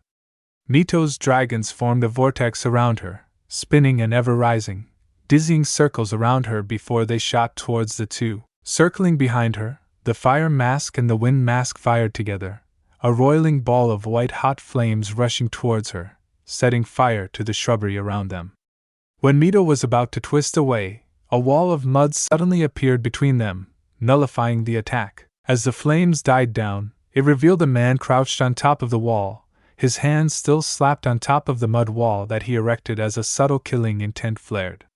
The mud wall crumbled into debris as Jiraiya landed softly behind Mito, a slight frown on his face. "Hey, it's not good form to gang up on a lady." Flashing a glance at Mito, he nodded towards Kakuzu. "I thought the plan was to not be seen." Mito shrugged. "I was itching for a fight, you know. It gets boring beating up brats and perverts." "I'm not a pervert. I'm the super pervert," Jiraiya countered. "I wasn't thinking of you when I said pervert brat," Beto noted, a small smile on her face. "But if it fits, you know?" "Oh, shut up," Jiraiya groused. "You aren't very bright. If your idea of fighting someone who isn't a pervert is that," he gestured towards Kakuzu. "He looks like he could star in Ica Ica Aliens as the alien." Mito nodded thoughtfully. "Yes. Maybe he's a bit of a pervert." She perked up, smiling cheerily at a nonplussed Jiraiya. "Still, he seems to be forgetting some lessons my husband taught him. So I thought I could, you know, give him a little private lesson?" Jiraiya choked back his laughter. "That was just wrong," he said, shaking his head in mock despair. "Sometimes you are incorrigible, you know? It doesn't matter what you wish to do." Kakuzu interrupted them, sounding almost bored. "You're going to die anyway." Kakuzu's fire mask and wind mask loomed in front of them, opening their cavernous mouths. The creatures seemed to bubble before they bulged. A second later, simultaneously, they exploded with a deafening explosion that showered their surroundings in a spray of brackish blood. Kakuzu clutched at his chest, snarling in rage as Mito smirked. "I thought you were going to leave him to me?" Jiraiya complained. "That's just not fair." Mito's lips twitched in a hint of a grin, even as Hayden rushed to re-engage her. "I don't know what you're talking about," she declared. "I didn't touch him." "Humph." Jiraiya snorted, rushing forward towards Kakuzu's main body, running through a series of seals. "For all the complaining about brattiness and others, sometimes you're brattier than the brat." Pausing at the snake's seal, he inhaled. Doton, rose thorn protrusion. As he exhaled, several small globs of mud flew out of his mouth, landing in a circle around Kakuzu. As soon as they hit the ground, they seemed to sprout, huge curved spikes of earth building itself up, branching out of itself as they attempted to trap Kakuzu. However, each time an earth spike came anywhere near him, it was sliced with one of the black tentacles that protruded from Kakuzu's body. Retaliating, Kakuzu directed his water mask towards him, issuing a torrent of highly pressurized water barreling towards him even as a stitched hand extended, attempting to pin him by the throat. Jiraiya ducked out of the way of the hand, slamming his hand down on the ground to raise an earth wall to protect him from the water. When Kakuzu's following large-scale lightning attack pierced the hastily constructed earth wall, Jiraiya had already retreated out of reach, a slight grin on his lips. For an S-rank missing nin, you surely aren't proving much of a challenge, Jiraiya noted, raising an eyebrow in question. Surely you can do better than that? Kakuzu caught his eye silently before cracking his neck as he took off his coat, completely revealing his patchwork-decorated torso. Very well, he growled, his skin separating at the stitches to allow a profusion of black tendrils to poke out. Just remember, Jiraiya of the Sannin, that you asked for it when I take your beating heart out of your chest and use it to replace the heart your partner took. Before Kakuzu could charge, however, an explosion occurred from the place where the other battle was taking place. As one, both tensed as a large scythe flew through the air, crashing into the ground between them. For a moment, Jiraiya considered picking it up. In a battle with an opponent who had an unbelievable advantage in points of attack as Kakuzu had, the extra 3 feet of reach the scythe would give him would be a welcome reprieve. A scream that came from the other side thoroughly derailing that thought, and he found himself trying hard not to gape as he saw who was screaming. At the other side of the impromptu clearing they had made hide and was kneeling, with Mito in front of him a few feet away. 4 of her dragons were piercing him, their heads firmly embedded within his torso, shoulders, and head. The dragons themselves seemed iridescent, flickering motes of light running through them in a vibrant display, and at the receiving end Haiden shuddered, his muscles convulsing and his eyes rolling to the top of his head in agony. Shuddering in sympathy, he made a mental note to never truly piss the petite woman off. With her soft-spoken demeanor and generally easygoing nature, it was surprisingly easy to forget that the woman was an S-rank kunoichi in her own right. It all happened almost too fast for him to react. Even as Kakuzu flung his hand forward, Mito sprinted towards Haiden, something small and white fluttering in the palm of her hand. Mito reached Haiden a split second before Kakuzu did, her flowing hair missing the extending tendrils by inches. Haiden couldn't even flinch as Mito's open palm met his forehead with a resounding slap, lifting him off the ground and backwards.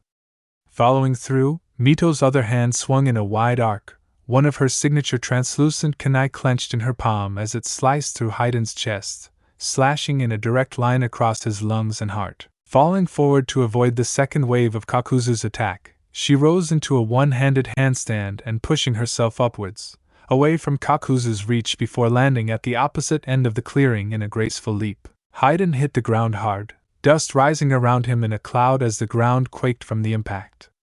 For a moment as he watched the man topple like a discarded puppet, he considered attacking Kakuzu while he was distracted. He was soon corrected of the notion that Kakuzu had been affected by his partner's plight by the veritable avalanche of black threads that headed towards him. Leaping backwards, he cleared the onslaught by inches as he landed next to an unruffled Mito. "What did you do?" he asked irritably, shaking some stray earth loose from his hair. "It wouldn't hurt to give me a warning," Mito smiled slightly. "You'll see," she said cheerfully, completely avoiding his last statement and his subsequent huff at her answer. Sometimes, he thought as he stared at her torn between amusement and frustration, the Uzumaki elder's sense of humor resembled Kushina's way too much for his comfort. Haiden taunted to a stand, one arm clapped over the sharp slice that ran diagonally across his chest, weeping blood. A souvenir from his last exchange with Mito. "What?" he rasped raggedly as he swayed drunkenly in place. "Did you do to me?" Mito's smirk broadened. "That's not the correct question, Jashinist," she replied, absently twirling her kane around her fingers. "It's what did I stop your body from doing to itself? Tell me, do you know how your immortality works?" Jiraiya turned towards her, eyes wide as something between a curse and a groan emerged from his lips. Of course, she would know how they did it and how to counter it. It was only one of the most sought-after jutsu in the elemental nations. After all, How many Kage would slaughter whole nations for a jutsu that would give them an effectively immortal army he didn't even want to think about, and admitting that she knew about it as casually as that, Haydn drew himself up to his full height with some difficulty, blood streaming down his front, and his fingers curled desperately around the collapsible spear that he was using to prop himself up. His jaw set in a grimace of pain, he sneered at Mito. "I don't know what you did, woman, but you've managed to piss me off." His hands clenched, and out of the corner of his eyes he saw Mito start. "Haydn." Kakuzu began quietly before he was interrupted by Haydn's rough growl. "Shut up, Kakuzu. Witness the greatest technique of Jashin and despair, heathen." Suddenly he noticed that Haydn's hands were in a curious position. The thumbs and index fingers of his hands were tip to form a triangle, his middle fingers straight forming a bridge between the hands, and the ring and index fingers of each hand pressed together, the tip of each ring finger touching the pads of his thumbs. Together it formed the rough simile of an inverted triangle within a triangle. Suddenly Mito burst into action, shooting past him and heading towards a savagely grinning Haydn, dodging Kakuzu's half-hearted attempts to protect his partner. "Stop him!" she yelled at him as he stared back at her, befuddled. Too late. Hainan's body started to show a white and black skeletal pattern as he crowed, holding his hands aloft in the strange sign. Curse technique, apocalypse. There was something fluttery on the edge of her senses. Her ears buzzing a steady droning as she tried to sense out her surroundings. Yujuto slowly woke up, instinctively making sure that no muscles tensed in response to it. Just what had happened to her? The last thing she could remember was the Nibiru's chakra surging, bubbling out of her as it formed a hard chakra shell, and then darkness had snuck up on her. It didn't surprise her that she had lost the fight. She had known from the beginning that there were extremely long odds against her winning the fight with the two men in black cloaks. However, it nevertheless stung that she could not even remember losing. From what she felt, she had not been stripped of her uniform or her weapons. She could feel the comforting cold metal blade of her dagger, and the small of her back as she lay in the dark. Someone was standing above her, slowly lifting her wounded hand and wrapping something around it. She urgently squashed the instinct to lash out at the person above her. It would be so easy to catch them by surprise. But no, this was not the time, not when she had absolutely no idea of the situation around her. Instead, she concentrated on continuing to lie as limply as she could, trying to find out anything amiss with her body. She found one immediately, where she had always found the reassuring warmth of her chakra, pulsing intermittently deep within her body. There was nothing. She could not even feel the deep, menacing feel of the Nibi chakra at the edge of her senses. Panicking for a moment, she had almost given herself away when she remembered something that was given a peripheral overview in her training regimen. She had chakra-suppressing seals on her. That was the only possible explanation, but not one that made her feel any better about her situation. Out of all the possible things she had worried about, chakra-suppressing seals had been the one thing she had not considered at all.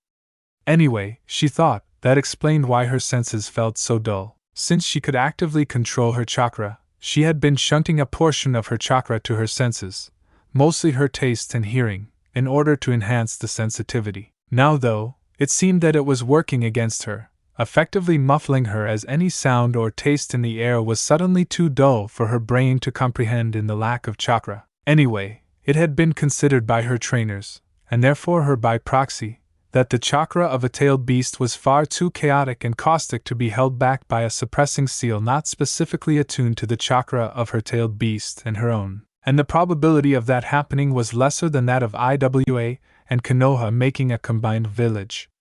Sealing was considered an archaic art for a reason, and there was no one who knew enough about sealing to create something so detailed at a moment's notice.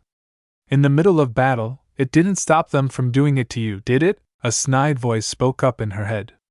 Yujuto suppressed her yelp. "Nibi," she whispered in her head, a wave of relief flowing over her before she jerked in pain as the figure above her finished tying up some sort of bandage around her burnt shoulder. "Why, flesh bag? You almost seem happy to see me." The voice spoke again, distracting her from the sudden rush of pain. "Why, did you miss me?" "Not at all," she denied stoically, starting to regain her cool mask as she found some familiar footing within the chaos of the last few hours. Arguing with the contrary beast would help relieve some of the frustration that was growing, if nothing else. Do you know what happened to us? She was answered by an angry hiss, followed by a long silence. She had almost thought the beast had retreated back to its lair when it spoke. Uzumaki, it growled angrily. They were the only ones ever skilled enough with their scribbling techniques to suppress me. It huffed, and she could just hear the annoyance in its tone as it continued petulantly. I thought they had died out. Well, they obviously haven't, if one of them attacked us, Yujito replied drily. Well, flesh bag, it seems as if our time's up. The demon spoke once again. You won't be able to speak to me again until the thrice cursed seal is removed. Its fading voice echoed in her head. Personally, I'm looking forward to not seeing you. Just don't get yourself killed, and beware the Uzumaki if you know what's good for you. And with that it was gone, leaving her alone in her head, puzzled. She really had no idea who the Uzumaki were. After all, she could not really be bothered to care enough to learn about a clan that had supposedly gone extinct. That sort of thing was extremely commonplace. And more often than not people rejoiced when it happened. However, that seemingly innocent ignorance was contributing to put her quite a bind. It worried her that there was a seal master, of a level she had not even known existed, nearby and controlling a seal on her. Even though it was becoming apparent that she was not in the custody of the two maniacs that had attacked her, it still didn't mean that her fortunes had improved any. Without her chakra, either of her chakras, she had next to no chance of overwhelming any sort of opposition she would be facing in a bid to escape. It only made it worse that she had absolutely no idea about the combat capability of whoever was currently holding her prisoner. Oh well, in the end, she had nothing to gain from pretending to be unconscious other than increasingly sore muscles. It was time to face the music and find out exactly what she had gotten caught in, this time. It couldn't be worse than anything she had gone through already anyway. The world blurred into focus around her as she hesitantly opened her eyes, her eyelashes still preventing anyone from noticing that she was awake unless they were actively looking for it. The sky was in front of her, and a few feet away from her a tall tree rose, its leaves surrounding her. She was on a branch.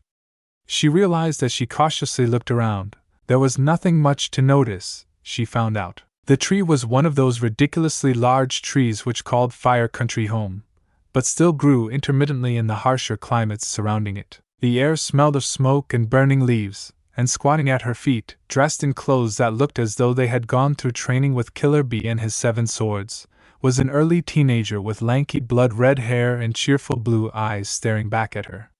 He stared at her, blue eyes narrowed in concentration. She stared back in challenge. She had to admit, the boy didn't look like much. The boy was reaching that lanky stage that almost all boys seem to reach once they hit puberty, and that combined with the traces of baby fat remaining on his oddly tattooed cheeks made his look sort of stretched out. His hair hung in curtains around his face, some of it sticking up in half-hearted protests on the top of his head. In his hands he was toying with a roll of bandages. He had been the one to patch her up, she realized, and he obviously isn't one of the widows that were attacking her. In the end, it wouldn't hurt to be polite. "Hello?" she tried, her voice raspy. "Thanks for that," she continued, clearing her dry throat. The boy in question tilted his head in silent inquiry. "For what?" he asked slightly, curious eyes settling on her battered form. The boy raised an eyebrow before silently handing her a water bottle. Yujito blushed slightly as she reached for it. Wrenching it open, she poured the cool liquid down her scratchy throat, moaning in relief as it soothed her irritated throat. "For patching me up," she replied quietly once she set down the bottle, before returning her gaze to his face. "Who are you, Uzumaki Naruto of Konohagakure?" The boy replied airily, one hand tossing the bandages while the other hand reached behind him to scratch at the nape of his neck. "And who are you, Nayujito?" she answered, analyzing the boy in front of her, puzzled slightly by his straightforward answer. He seemed way too casual about revealing that he was a foreign shinobi in a land where his arrival might well cause a diplomatic incident with Kumo, not to mention that he had called himself an Uzumaki. Surely he couldn't have been the one to seal away her chakra? The boy seemed perfectly at ease though, so he probably knew her chakra was sealed, though he didn't seem to have realized that he was next to a Kumo kunoichi. Perhaps he hadn't noticed her forehead protector yet? So what's a Kumo Kunoichi doing being chased around by a couple of Akatsuki in Frost Country? So much for that idea, she thought wryly, though what he had said interested her. So the two who chased her were a part of some established group. And this Konoha-nin, who looked like a rank-and-file chunin at best, knew of them. She frowned slightly. She would be having a few words with the Reikage after she got back. Akatsuki, though? She pondered, where had she heard that name? She knew it was on the tip of her tongue. However, the boy was watching, analyzing her, she noticed. This was not the time to be lost in thought, she told herself, bringing herself back to the present situation. I could ask the same thing, she retorted, meeting his gaze in a steady challenge. What is a Konoha shinobi doing in Frost Country anyway? Naruto grinned. Yujito was startled to note how much of a difference that simple action made. While before the boy had looked somewhat girly and awkward, now, with an almost feral grin on his face highlighting his unusual tattoos, he looked almost handsome. She shook her head. Now was not the time to get distracted. Now that would be telling, he replied cheekily, before turning to look down the tree to the ground where the sounds of battle were still intermittently heard with a frown on his face. Damn, he muttered distractedly. Those bastards are sure giving Ghost Lady a run for their money. Digging his hands into what remained of his pockets, he turned towards her, frowning. And you still didn't answer my question. What's a Jinchuriki doing so far out of her country? Yujito tensed involuntarily, cursing up a storm in her mind. Then she noticed Naruto looking at her amusedly. How did you know that?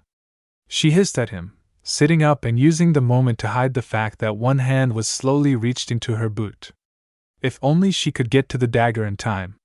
Relax, Naruto called out lazily, looking at her hand from the corner of his eyes. She froze in place. Do you really think I would have let you wake up if I was any threat to you? Slowly pulling her hand back, she got up warily. How dare that boy tell her what to do? Summoning her fiercest scowl to her face, she loomed over the relaxed form of Naruto. Remove the chakra seal. Now, Naruto chuckled. Sorry. No can do. When she took a threatening step forward in response, he sighed. You know beating me up is not going to help, right? I'm not the one who applied that seal, yeah? She challenged him, trying not to lunge at the boy. But it might make me feel better. Besides, you make a rather tempting hostage, all things considering. You really think so? Naruto inquired, one eyebrow rising in question. I think there might be a few people who might take offense if you do that. His amused gaze rested on her, and it left her feeling a little out of her depth. He looked as if he knew something she didn't, and she was beginning to understand that she did not enjoy that particular feeling. Like the Toad Sage of Konoha who is fighting off your attackers for you below us, she stilled. How could she not? While she was reasonably certain that Killer A, or even B if well rested, could take on Jiraiya with a reasonable chance of success, she would not even be a blip on his radar with her chakra seal. As if to reinforce the point, a giant guttural roar echoed around the area, followed by a giant flame dragon that flew into the air a scant few meters away from them. Just who was this boy to travel with a Sannin? A low chuckle made her turn to face her unwanted companion, only to find him leaning away from the heat, looking mildly entertained as he watched the battle with interest. Looks like Eros Sannin is having fun, he said quietly. He's fighting that tentacle guy, she directed a puzzled look his way. Then who's fighting the other one? She asked, hoping her voice did not betray the hate she felt for the man. Judging by the puzzled glance Naruto threw her way though, she had not entirely succeeded in concealing it. After a moment of just staring at her, he answered slowly. That I'm afraid to say, I don't have clearance to reveal. Well, she thought, that was way past the limit of ludicrousness that she could endure right now. Firmly turning her back to him, she started to walk along the branch, looking for a convenient place to climb down safely. Normally she would have just jumped down and augmented her landing with chakra. As it was, however, she stood the chance to break her legs if she did so. Just, she mused sourly, another example of just how crippling the loss of chakra could be. Then it all happened in a moment. At one moment she was studying the base of the branch for a convenient foothold, before she felt her senses flaring. Cursing her uncooperative body, she twisted to put up her arms in front of her face. However, she was interrupted mid-turn by a wave of something slamming into her, making her lose her balance. "Look out!" Then a pair of arms was around her, holding her as they toppled out of the tree. Behind them the tree branch exploded in a shower of splinters, showering them in rotten wood as they fell. Mito stared in mounting horror as the Jashinist finished his ritual. Even as she rushed forward to attempt to stop it, she knew instinctively that she would be too late. Cursing under her breath at her own carelessness, Mito leaped backwards, intent on widening the gap between them as the technique initiated. While she knew that the technique did not affect living things, she had no desire to find out firsthand if it extended to chakra structures, especially ones powered by nature chakra as she was. As the Jashinas yelled out his technique, a pulse of chakra, blackened and tainted and so utterly repulsive to her senses, blasted outwards, pushing her even further away and into the ground. Kakuza had anchored himself into the ground, thereby holding his ground. Jiraiya, on the other hand, wasn't so lucky, being caught up in the blast and hurled out of the scorched clearing. "Oh shit," she muttered, the unfamiliar expletives slipping out of her as she witnessed the aftermath of the technique, one she had hoped to never witness after the time her husband had faced it. In its wake, the ground, already scorched and pockmarked and deformed by the battle, began to disintegrate. In a rapidly growing circle, the earth was crumbling, forming whitish brittle sand in its place as something gelatinous and sickly purple seeped out and into Haiden, causing his wounds to steam closed. As she watched in horror, the surroundings were turning into a dusty wasteland with Haiden at the center, wreathed in the sickly purple gelatinous mass that had leached out of the ground. He was grinning insanely. The final jutsu of the Jashinist was what Hashirama had termed an abomination, a crime against nature itself. In its first stage, it leached out the life energy of the surrounding area, which restored the user to their prime health. Then, the remainder would be corrupted to form a gel-like substance coating the user that would cause almost instant necrosis in any living thing it was exposed to. It was a disgusting way to kill someone, even for a ninja. As the wave passed under her, she cringed. Trusting your existence to your work was all well and good, she found, as long as you weren't gambling on an uncertainty. However, it seemed her doubts were unfounded. It passed her with a sandy rustle, leaching everything it touched from any life, but it seemed to be totally oblivious to her presence. She barely managed to suppress a groan as a dull thud sounded in the distance, followed by an impressive round of swearing. Recognizing the voice even through the rather impressive vocabulary, she frowned. She hadn't calculated on Jiraiya's absence, and she had definitely not wanted Naruto anywhere near the battlefield. She sighed dejectedly, her hands straying to the one pocket in her pouch that was not showing the wear and tear of everyday use. She had hoped to put off using this for a while longer, but perhaps it was time she and her companion reunited. After all, finally getting back to his feet, Naruto looked around the dust bowl the surrounding had turned into, his mind rapidly analyzing the battleground before them. Mito was slowly getting back to her feet, looking noticeably less pristine than her usual, while Jiraiya was completely missing, only the trail of uprooted shrubs providing any clue as to where the toad sage had gone. Meanwhile, the two Akatsuki were an exceedingly daunting sight, with countless black threads swirling around one and a purple gel-like substance covering the other. He had to admit, this battle was not looking too good for them. In hindsight, it had been rather stupid of him to stop so close to the battle itself, but at the time he had been more concerned with being close enough to be found by either Jiraiya or Mito if necessary. He had gambled on the possibility that there were more Akatsuki in the area, on the probability that the fight between 4S ranks would reach them all the way out there. Well, he thought ruefully, it seemed to have worked in exactly the opposite way to what he had intended. Beside him, Yujito got up hastily, her whole body tensing as she stared at the two shinobi in front of her. "Crap," she cursed, her claws extending as she shared a look with him. "They were just playing with me, weren't they?" He raised an eyebrow in reply, looking at Mito intently. "It seems so, yes," he said slowly, even as he nodded, following his gaze. Her eyes came to rest on Mito with a puzzled frown. "Who is that?" "Sorry, I can't tell you," he answered, his chakra rising slowly to blanket him from the overwhelmingly vile feel of the chakra surrounding Haiden. It was making him nauseous. "You've seen more than you ought to have already." You probably shouldn't go snooping for more. In front of them, Haydn had turned to look at the pair, the manic glint in his eye giving the two Jinchuriki the creeps.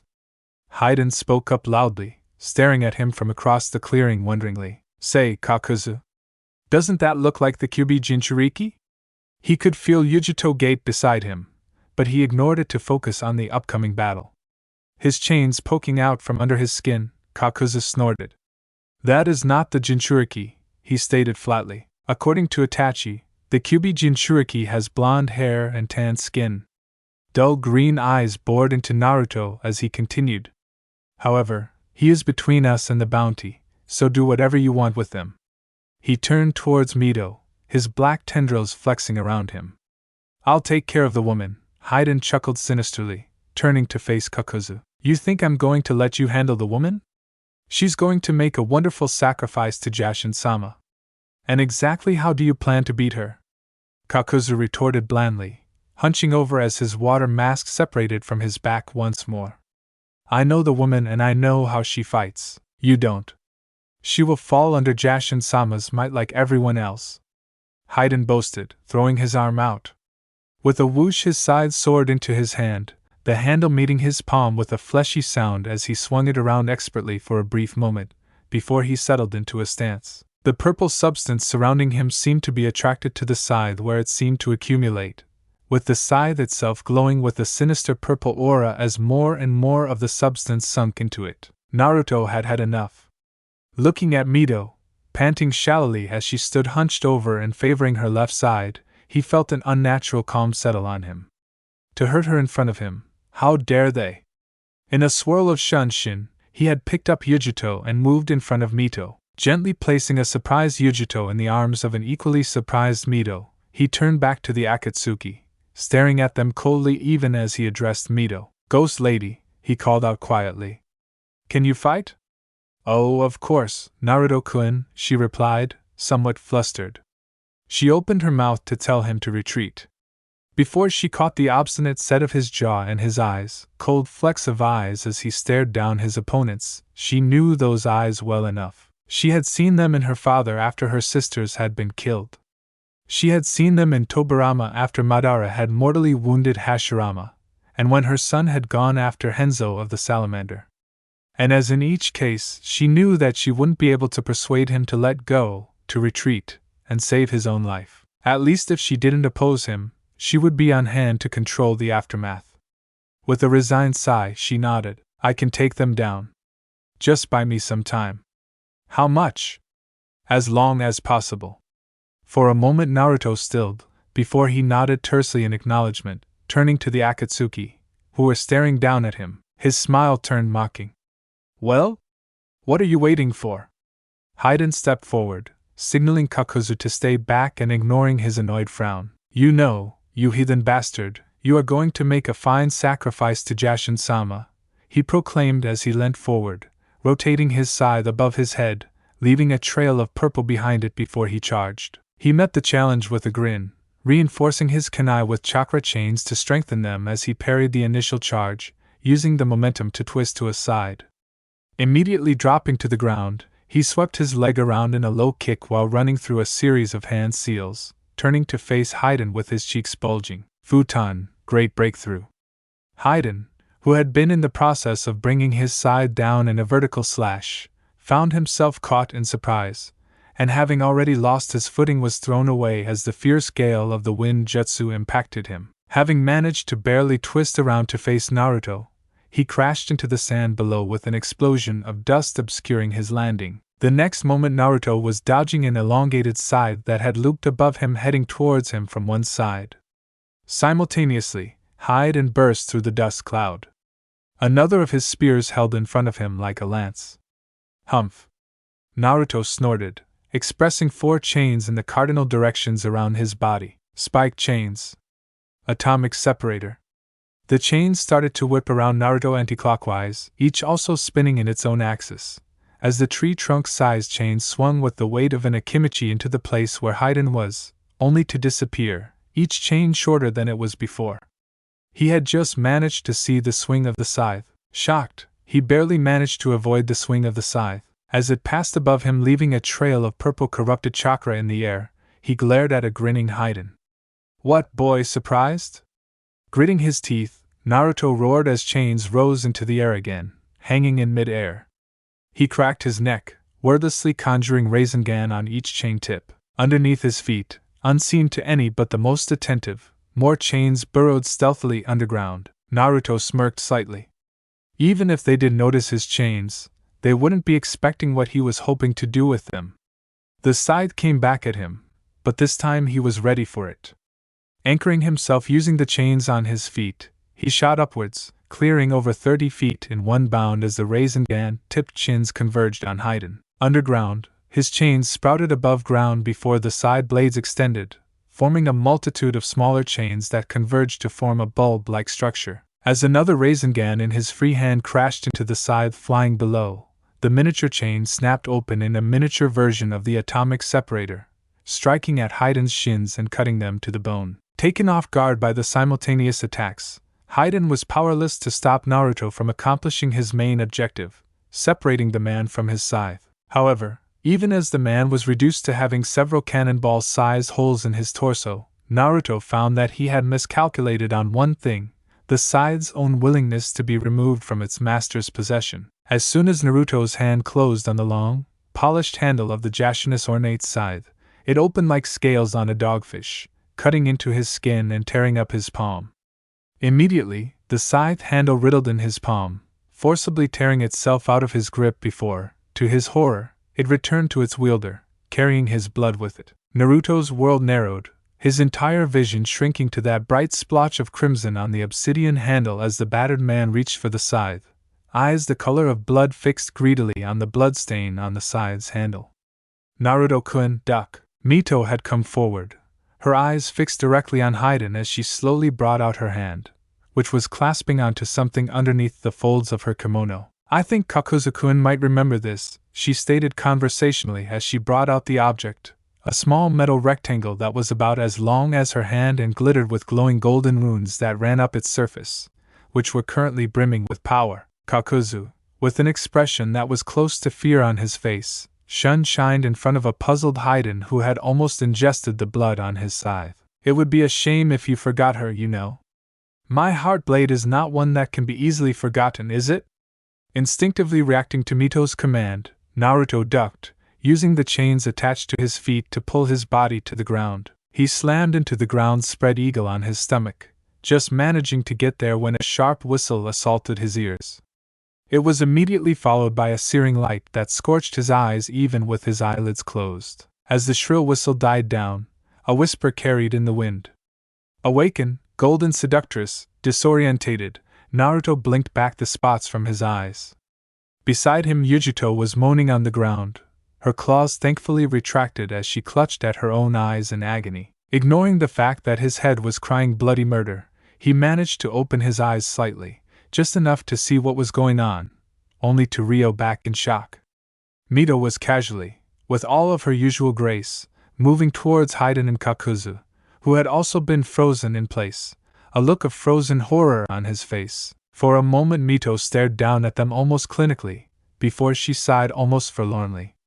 She held her blade-wielding hand outstretched, and the metal blades tipping her hard blade shimmered menacingly as she slapped another seal on Haiden's head with the other. Her gaze was almost apologetic as her fan came down in a lethal arc, and both men fell over, blood spraying from their torn throats, spilling their light blood onto the dry sand.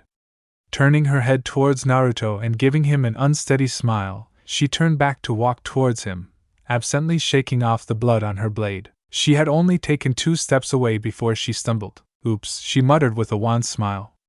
"I think I overdid it, you know." She trailed off as she toppled forward as Naruto rushed to catch her, her blood-splattered kimono draping over her crumpled figure like a shroud. The next few minutes passed in a blur for Naruto. When Jiraiya came back into the clearing just moments later, he had to gently coax Naruto away from Mito's unresponsive body. Fidgeting uncomfortably, Yujuto hovered in the background looking extremely uncomfortable. Soon enough, after Jiraiya had destroyed the bodies of the Akatsuki with a fire jutsu, the group set off to set up a camp with Naruto, who had stubbornly refused to let anyone else carry her, gently holding Mito in a bridal carry. Yujito hung around behind them, wary of interrupting Naruto yet not brave enough to turn tail and head for Kumo. The Toad Sage had not even made a gesture of acknowledgement to her presence, but nevertheless, as he led the subdued trio deeper into the forests of Land of Frost that ringed its border with the Land of Fire, Yujito often felt his gaze on her, assessing her like a predator would its prey. "Say, girl, why are you following us?" Jiraiya's voice pulled her out of her reverie to notice that they had finally stopped and that Naruto was already halfway through setting up a makeshift camp with a contingent of clones. Yujito cursed inwardly as she turned towards the legendary shinobi. She had been hoping to not be left alone with the Toad Sage. "It's Yujito ni, not girl," she shot back instinctively before her brain caught up with her mouth, making her tense in horror. "Humph. You don't need to worry, girl," Jiraiya rumbled, throwing a surreptitious look towards Naruto. "The brat seems to like you, and in the last few days I've learned to trust his judgment. Not to mention, you're a contained prisoner, and no matter what Kumo says about the Konoha shinobi, we aren't the type to torture our prisoners." Yujito stared back at the almost dismissive look on the Toad Sage's face, trying to temper her skepticism at the claim. After all that Konoha had done to Lord Gashira, one of the only men to treat her decently during her younger days, when he had gone to the ill-fated peace talks following the Third War, he still had the audacity to claim that Konoha were as honorable as they tried to portray? Still, she wasn't in the position to argue, not now. Right now all she could do was hope to get the blasted seal off her. And she would not be getting any closer to that objective by trying to debate the finer points of Konoha's hypocrisy. "I wasn't sure I was allowed to leave," she replied at last. "And it's not like I can travel to Kumo with this damn chakra seal on me." The Toad Sage nodded, before fixing her with an apologetic look. "Well, in that case, you might have to stick around for a while until he gestured towards the figure of the slight woman in Naruto's arms, "wakes up." "You mean she'll recover?" Naruto's hopeful voice came from behind her, making her jump in surprise. Damn it. She really hated not having her enhanced senses. It made keeping her cool that much more difficult, and it was torture to have an itchy trigger finger when you didn't have anything to back it up with. Muttering darkly in the privacy of her mind, she turned to face Naruto as Jiraiya grunted a greeting at Naruto. "How is she, Naruto-san?" Naruto, who she noticed was looking a little worn down, shrugged helplessly as he slumped onto a nearby half-rotted log, hands over his face. Still unresponsive, he mumbled tiredly, "Though her physical chakra shell seems to have recovered. Of course, if it's just chakra exhaustion, she'll be up before noon tomorrow," Jiraiya interjected. Naruto looked up sharply. "What do you mean? You mean you didn't feel it?" Naruto tilted his head slightly, looking at Jiraiya curiously. "Notice what?" Jiraiya's eyebrows were trying to reach his hairline. "That you can't go within 5 feet of her without her starting to drain your chakra aura to fill her own reserves," he replied. A hint of incredulous disbelief coloring his tone as he continued, "Though how the hell she managed that?" Naruto let out a shaky laugh that bordered on the hysteric. "That explains why I feel so tired, Databeo," he muttered lowly. "Man, she is going to be mad when she wakes up. She had that seal made because she didn't want to drain me." Jiraiya patted Naruto's shoulder somewhat awkwardly, while Yujito stared at them, conflicting feelings warring within her. On one hand, the boy had been so considerate patching her up, and the woman had gotten injured saving her, which made it at least partly her responsibility. On the other hand, however, they were Konoha shinobi. Could she let go of her instinctual mistrust enough to console the distraught boy? Would he even welcome her when she was the reason for his hurt in the first place?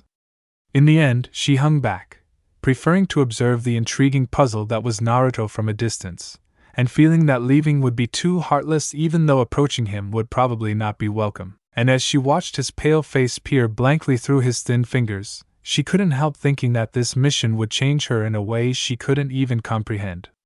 In the very center of the clearing that had recently seen a battle between S-rank shinobi was a rather strange sight. The dusty sand, scorched courtesy of Jiraiya's hasty cremation of the Akatsuki, was being disturbed as a strange creature, pitch black and featureless, burrowed into one of the burnt bodies lying on it. Once it burrowed completely into the figure, leaving only a scratched white mass, the movement stopped completely.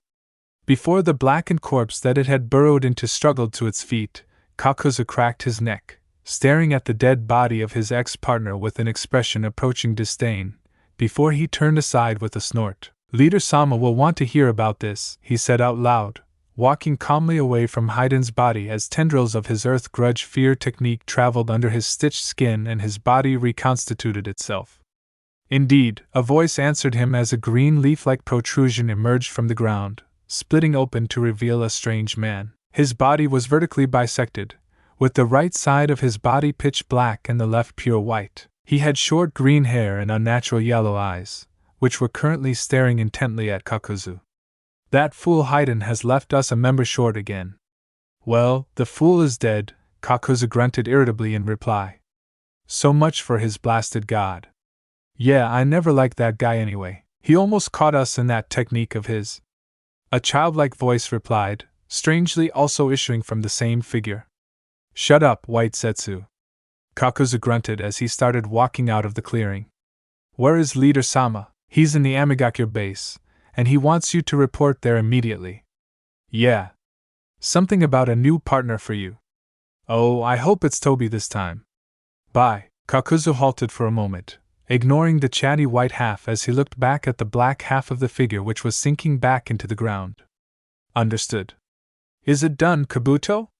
The scientist in question looked up from his perusal of an enormous book to greet his master who had slunk out of the shadows that veiled his lab. "Orochimaru-sama, I didn't see you there." Turning back to the book, he neatly marked the page before he started walking deeper into the lab, beckoning Orochimaru, who was looking on with an indulgent smile, to follow. "It is almost complete, Orochimaru-sama," he continued smartly. "Your latest serum has proved invaluable in retaining their original chakra composition, while allowing any tweaking that you find necessary. And combined with the altered Edo Tensei seal, probability of success has gone up to 58%. "Excellent work, Kabuto," Orochimaru said, observing the shelves they were passing with an unholy interest. "And when will those specimens be ready?" If Kabuto recognized the hint of a threat in his master's tone, he didn't make any mention of it. After all, slightly threatening was the best mood Orochimaru could be found in after the Sasuke fiasco. A small smirk played around his lips, torchlight glinting off his spectacles as he replied, "They are doing excellently, Orochimaru-sama. Their active curse seals were proving to be a problem, but that has been worked around thanks to your new drug. In fact, they will be ready for deployment within a year, now that the latest drug series has finally tempered their free will." Stopping before a darkened chamber, Kabuto adjusted his spectacles self-consciously as he gestured to the doorway. "Here they are, Orochimaru-sama." The snake Sannin brushed past him as he entered the darkened specimen vault, his flowing robes caressing his arms slightly as he passed. Entering behind Orochimaru, he found the man peering interestedly into the specimen capsules, a demented smirk on the serpentine lips. "Excellent," Orochimaru hissed, one pale finger lightly caressing the glass wall of a capsule. "Excellent. Let's see how you and Tsunade-chan deal with this, Naruto-kun." "Coo."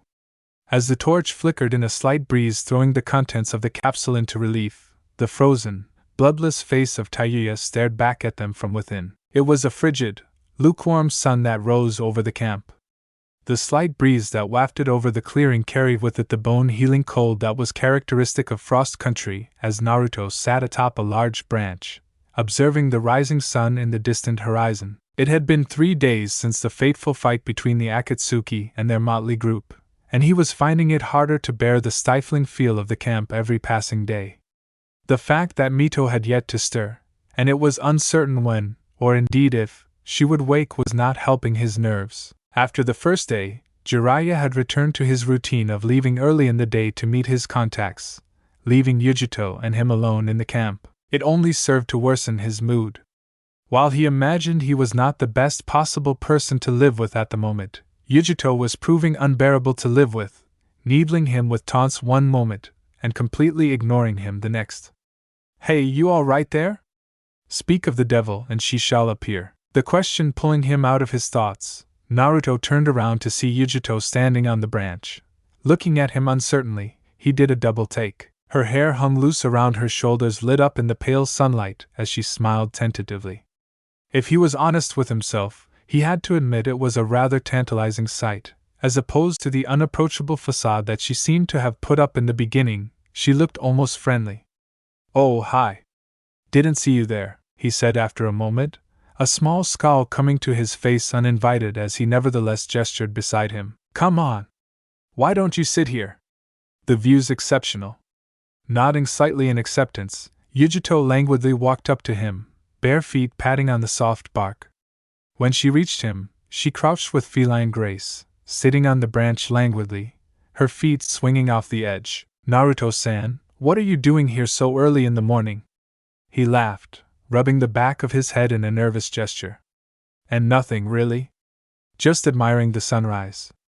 "Really?" Yujito turned to look at him. A thin, delicate eyebrow raised in inquiry. "I prefer to watch sunsets myself." "Most people do," Naruto replied, hugging his feet closer to himself to ward off the freezing wind. "Me, I don't mind them, but I've always found them a bit too cheerful at the end of the day, if you know what I mean," Yujito said noncommittally, leaning back on her elbows. "So what are you going to do today? I mean, you are on a training trip." "Right, how did you know that?" Startled, the words slipped out of him before he could regain his composure. Yujito smirked slightly. "Oh, that one was somewhat obvious, you have to admit," she drawled. "You are not on any bingo book I've seen, so you can't be some prodigy jounin or some such. And there is no other reason for two such obviously high-ranked ninja to lug around a pipsqueak like you." "Hey," Naruto grumbled. "I'll have you know I have a bigger reputation as a genin than most chunin have." Yujito nodded lazily, looking thoroughly unimpressed. Yeah, every genin thinks they're the best thing that's ever happened to the world. But you still didn't answer my question." Grumbling under his breath, Naruto turned away. "I'm already training," he said petulantly, staring at the sun to avoid looking at the smug grin that was adorning her face. Well, it was technically true. He did have 100 clones practicing calligraphy and basic sealing a small distance from the camp, and another contingent that was working to streamline his taijutsu stances, which was still troubling him. Still, he couldn't find it in himself to personally start anything. For all the advantages of the Kagebunshin, he could not help sometimes feeling as if it was not worth it. When he was younger, whenever he had felt so helpless, he had simply soldiered on, and reminded himself of something he had to do, something that had to be done to keep him from falling prey to his own thoughts. Now, however, he felt as if he was slowly going mad obsessing over Mito, and it was getting harder to not pawn off his training on a conveniently created clone and just brood. Last week, as soon as Jiraiya could manage, he had contacted Tsunade, who had sent over a Katsuya clone only to confirm what both he and Jiraiya had suspected. Whatever was responsible for Mito's collapse was not something that could be cured with conventional medical jutsu. The only thing he had thought of had been to forcibly inject her with chakra via a modified chakra vampire seal, an idea that had been immediately shot down by Jiraiya. He had explained that Mito's condition was probably caused by a mishap in her seal matrix in the first place, and adding a barely understood seal like the chakra vampire seal was a recipe for disaster. Something, in retrospect, that Naruto should have foreseen himself. It still didn't help the fact that he missed her. Sometimes it was just not worth waking up in the morning, right? Yujito's drawl brought him out of his thoughts for the second time that day. Looking at her, he found her staring back at him mockingly. A mocking smile on her lips, she stretched out on the branch like a cat at noonday, draping herself around the branch and closing her eyes. "I'll leave you to your training then, Naruto-san?" He glared at her still form, silently debating the advisability of pushing her off the branch before he turned away with a huff of annoyance. Just what was her problem? As the days continued, Mito continued to show no signs of improvement, and the atmosphere in the camp was getting correspondingly tense. Jiraiya was out more often than not tending to his intelligence network. In the meantime, Naruto and Yujito had settled into an uneasy truce. Yujito, at her insistence, had taken over the day-to-day duties of the camp from Jiraiya, using the monotonous work of hunting for food and looking after the camp to block out her frustration at her forced stay, her lack of chakra, and her complicated feelings regarding the Konoha shinobi. Naruto, meanwhile, had immersed himself in training, whereas before he had trained enthusiastically, he now trained doggedly, studying sealing techniques deep into the night and running himself to exhaustion with taijutsu and ninjutsu practice during the day, often only appearing in the camp at mealtimes. Companies of his clones scoured the forests daily, leaving trails of destruction in their wake from destructive spars which caused the land to quake. Today, as had been his custom of late, Naruto was sitting sprawled on a wide tree branch, overlooking a bunch of his clones that were trying to combine the tree walking exercise with the wind manipulation exercises. As he struggled to cobble together another sealing array, it helped his focus to have a gentle breeze blow across him as he thought, a fact he attributed to his newly discovered wind affinity. According to Mito, each sealer felt most comfortable when exposed to the element they were most attuned with. It was the reason Mito did her own sealing near rivers or ponds and Jiraiya preferred underground chambers. It was also the reason not many people with lightning affinities became seal masters. Lightning was the rarest naturally present element, and the harshest. His sealing had come a long way since he had started training. Even having an intuitive grasp of the art did not help the monotone of the theoretical lessons, but having practiced calligraphy for what amounted to more than a decade of study via clone training had straightened his script, improving it to the acceptable, in Mito's opinion, from the previous nightmarish. And his attention span had vastly improved now that he had an attentive teacher. Having studied the basic sealing methods, he was currently at the first difficult phase in his Fuinjutsu studies, seal innovation. He was supposed to present a series of basic functional seals of his own design for each of the main seal categories of barriers/ward seals, genjutsu seals, elemental seals, general type seals, which included everything from sealing scrolls to the average Jinchuriki seals, time-space seals, and body augmentation seals. Yin-yang and divine seals were, according to Mito, far too volatile for him to learn at his stage of study. And he wanted to have all the seals and questions completed by the time Mito had recovered. He was currently working on the body augmentation seal. Body augmentation seals were the oddest discipline in Fuinjutsu, as they were seals that were directly drawn on a user's body. They were also the oldest type of seal known, and correspondingly, in his not inexperienced opinion, the weirdest. However, they were also the ones that called out to him the most.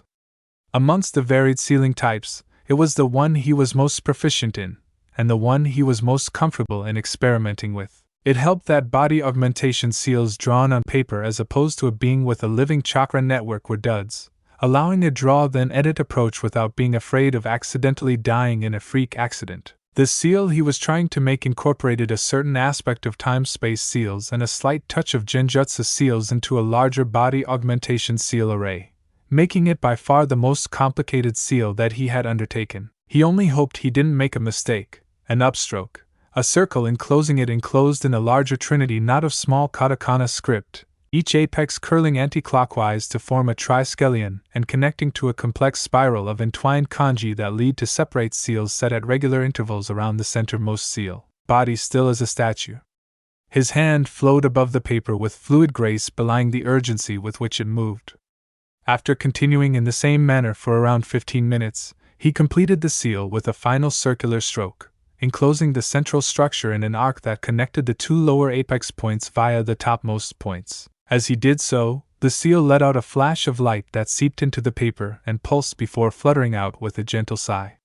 Naruto let out a relieved sigh, followed a moment later by a tired yell of triumph. Then, hands shaking in anticipation, he formed the Kagebunshin seal as a single clone soundlessly formed beside him.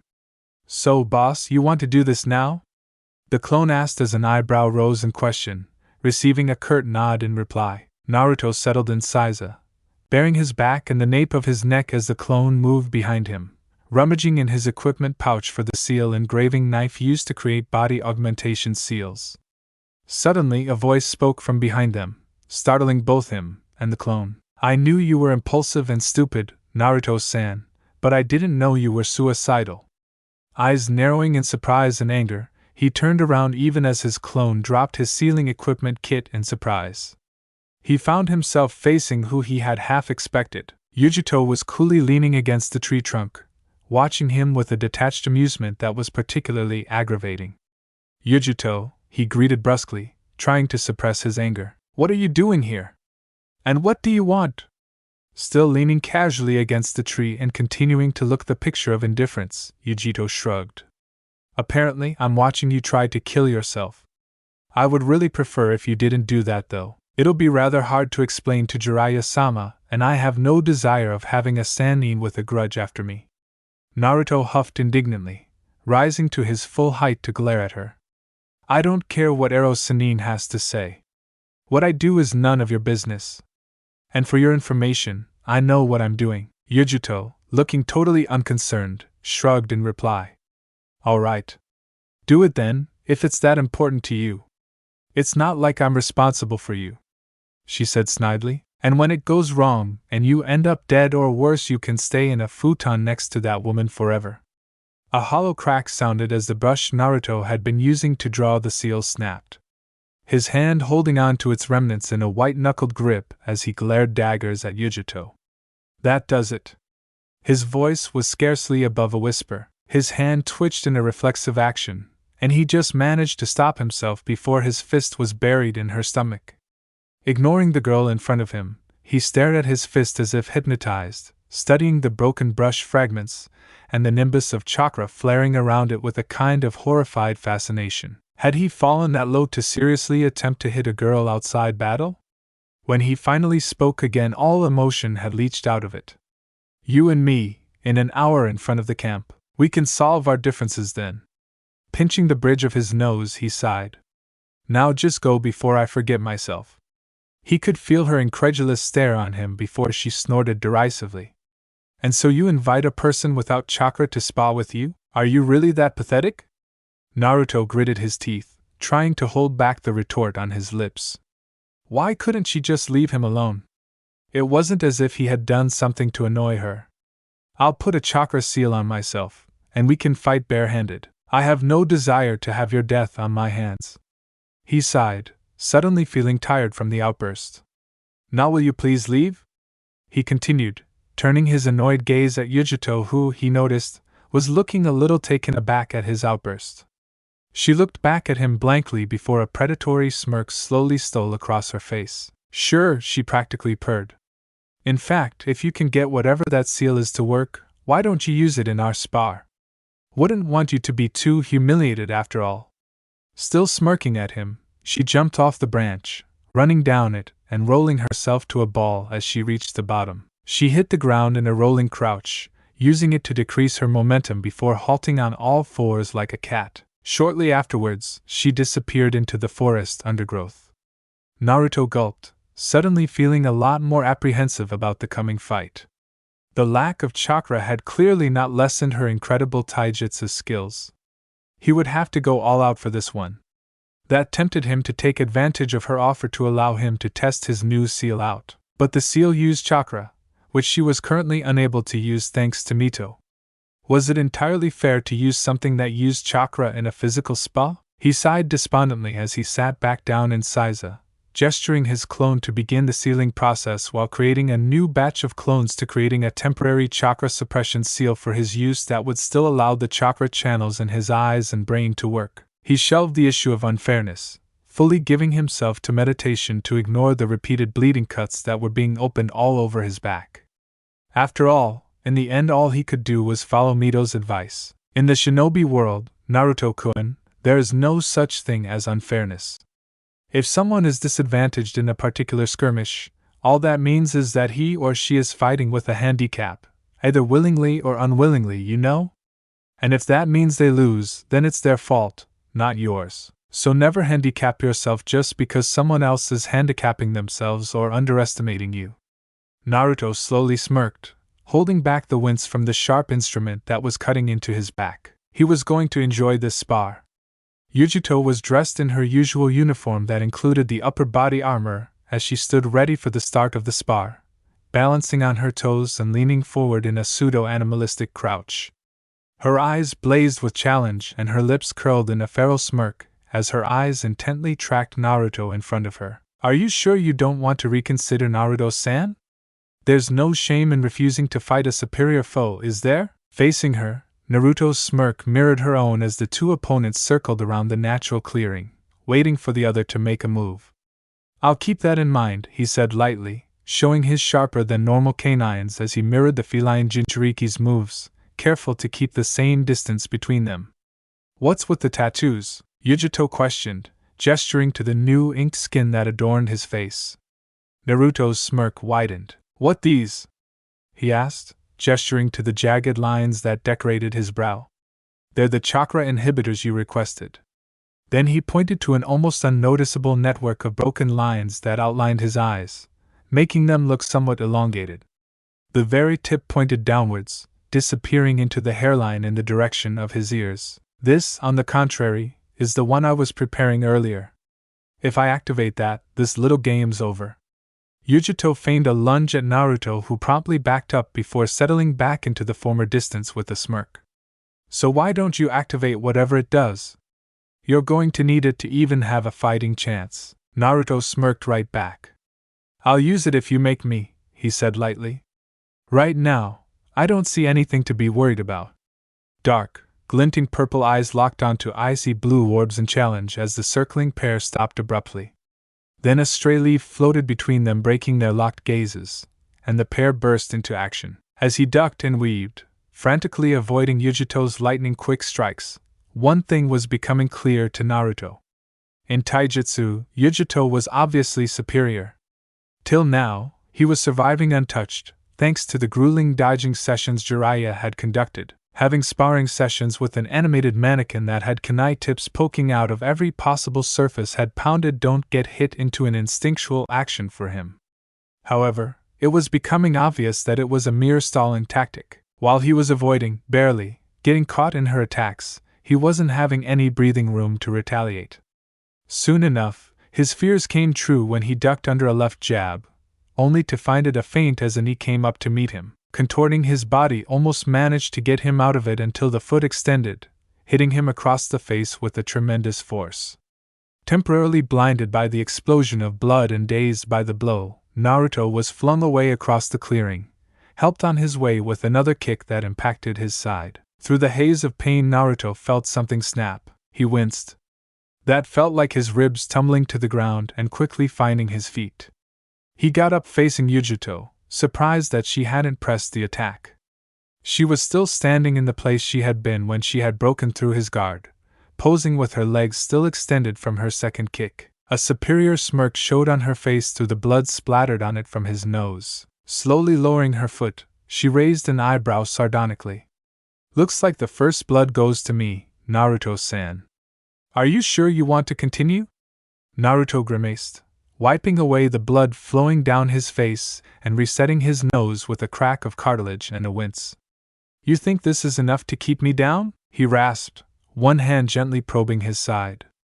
As soon as he touched it, he felt something shift inside, accompanied by a fresh lance of pain. The ribs were definitely broken, and by the feel of it, it wasn't healing. It was a rather unfortunate result of his cutting off his chakra. His own healing was currently no better than a normal civilian's. Yujito stared back at him, a superior smirk on her face. "If you had a shred of intelligence it would be," she replied airily. "Face it. I'm better at taijutsu than you." Naruto let out a raspy chuckle. "That is rather presumptuous, don't you think?"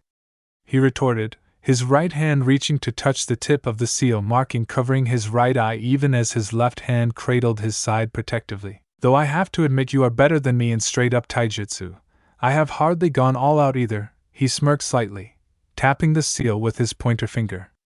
"Let's see what this does to my chances, shall we?" Yujito settled into a defensive crouch as he swiped the edge of his right eye, activating the thought and touch-based activation seal that was placed there. He felt an ice-cold tingle creep down his spine as the seal activated, his eyes itching and his gaze blurring before sharpening into crystal clarity. Glowing eyes looked up to meet Yujito's wary gaze, and Naruto charged. Yujito stared warily as Naruto reached for his eye, no doubt planning to activate the strange seal that he had been working on. For a brief moment she considered lunging at him, using a continuous attack to stop him from activating the seal and avoiding whatever it did altogether. However, she had to admit she was curious. Curiosity was something that had plagued her ever since she had found herself a resident in the camp.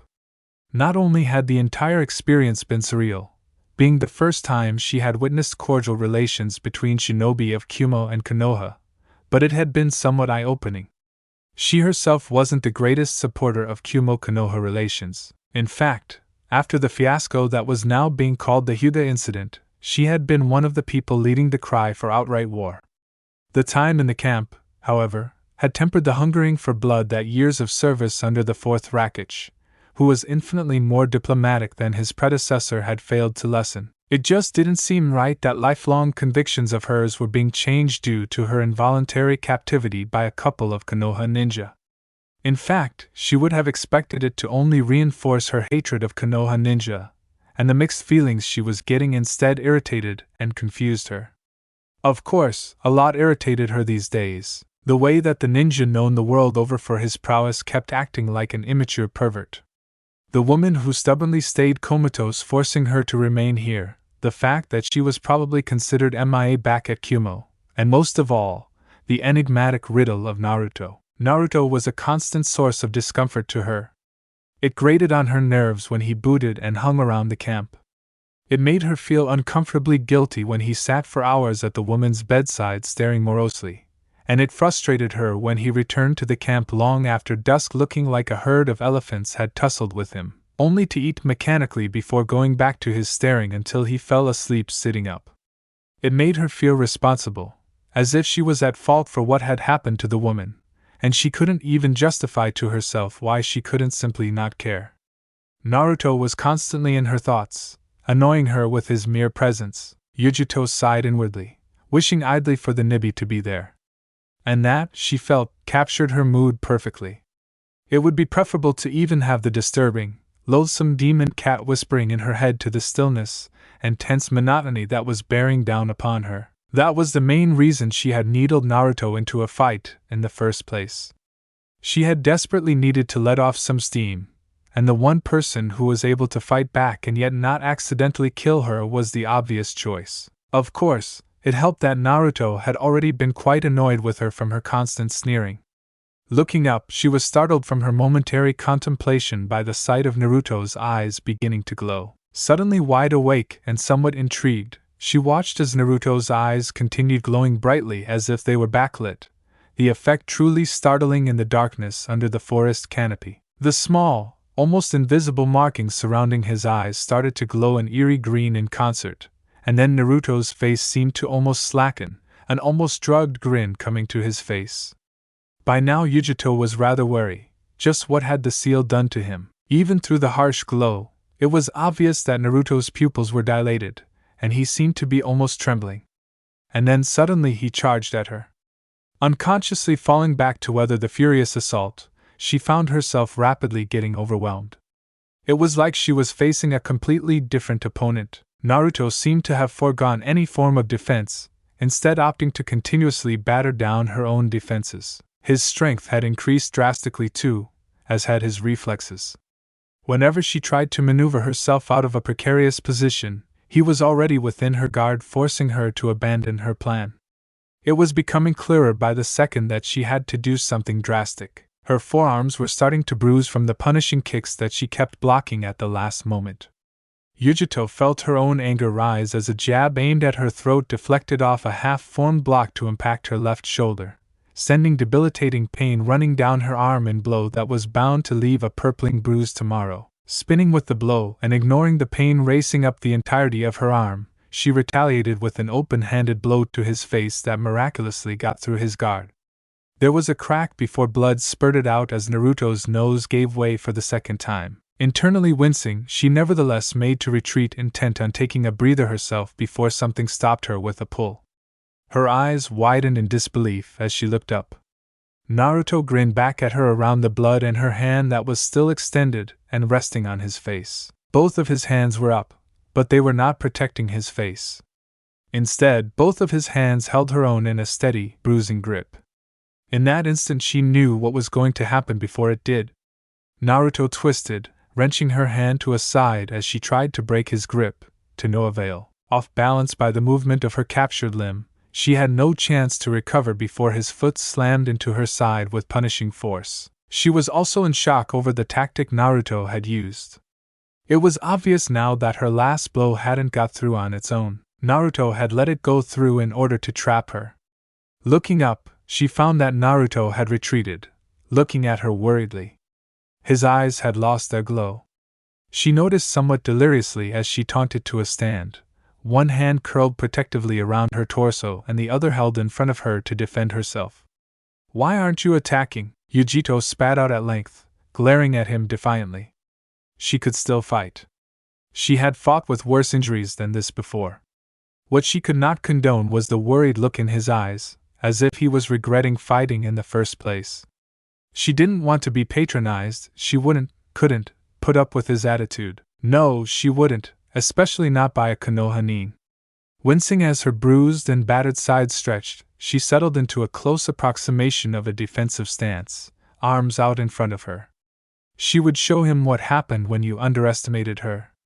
"Don't you think that's enough?" Naruto's concerned voice cut through the hazy fog of her thoughts, slightly thick due to his now twice broken nose. Blood caked the front of his shirt, but he seemed to pay it no mind. "We can stop if you want," Yujito scoffed in reply, rearing indignantly at the question before stiffening as a fresh wave of pain ran through her. "You think this is enough to put me down?" she asked scornfully, gritting her teeth stubbornly. "I once crawled through 30 miles of mountains with a ninjato through my stomach for a mission. This is nothing. The only way we stop this is if you throw in the towel." Her eyes, watching carefully for any reaction, noticed that his eyebrows had risen partway through her rant, only to dissolve into a resigned grin at the end. Pinching his nose and wincing slightly as he reset it, again, his eyes locked onto hers. "Very well," he said quietly, closing his eyes as the seals around them began to glow gently. "Prepare yourself then." Naruto's eyes snapped open. The fight continued long into the afternoon. The birds in the trees around the clearing had long been scared off by the shouts and activity in the clearing, but as the sun began to lose its intensity, the charged, silent air was being slowly pervaded by the song of crickets. The setting sun cast its ever-extending shadows on the forest floor, and under its ever-decreasing rays 2 figures faced off. Naruto, panting with his hands on his knees, looked very much the worse for wear, and he knew it. His ribs had long gone from painful to excruciating, and every single step he took aggravated it. Innumerable other wounds and bruises littered his body, so much that he would be skeptical of getting out of his futon tomorrow if not for the Kyuubi's healing. His top was soaked through with blood, both his and Yujito's, to the point that the originally white shirt was almost completely dyed a crusty brown, with his hair plastered to his face and darkened by sweat, his blood-splattered face, and his ruined clothes. He looked like he had been living in the forest of death for a month. He could only imagine what Jiraiya would say when they finally got back. The only consolation was that Yujito was in no better shape than he was. For the last hour, it had been a battle of attrition. Due to his time constraints, Naruto had powered his brand new seal with a temporary external chakra storage seal, a process infinitely easier than designing one to seal away his chakra while allowing one specific seal in his body to function. Still, chakra storage seals could only hold so much chakra at a time, and that limit had been long exceeded by now. If this had been at the start, this would have skewed things decisively in Yujito's favor. However, in the process of depleting the chakra store of the seal, Naruto and Yujito had managed to injure each other to the point that such an advantage was all but non-existent. Naruto's more resilient body allowing him to shrug off his own injuries much better than Yujito could, as her injuries nullified her main advantages in taijutsu, her superior speed and her flexibility. "Ready?"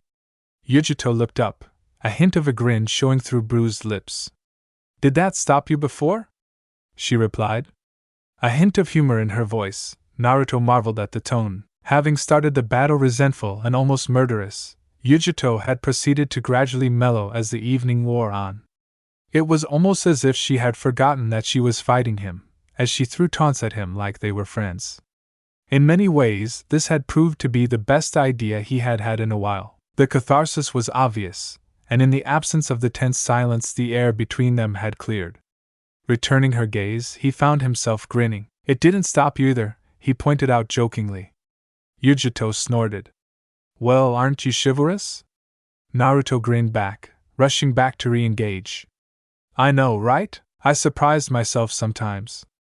As opposed to the furious assaults that the beginning of the spar had seen, now it more closely resembled a dance. Naruto and Yujito moved in concert, a fast-paced duet, twisting and pirouetting around each other with limbs occasionally darting impossibly fast only to be denied their objective by an equally fast limb, fleeting glancing touches of skin on skin as their eyes locked.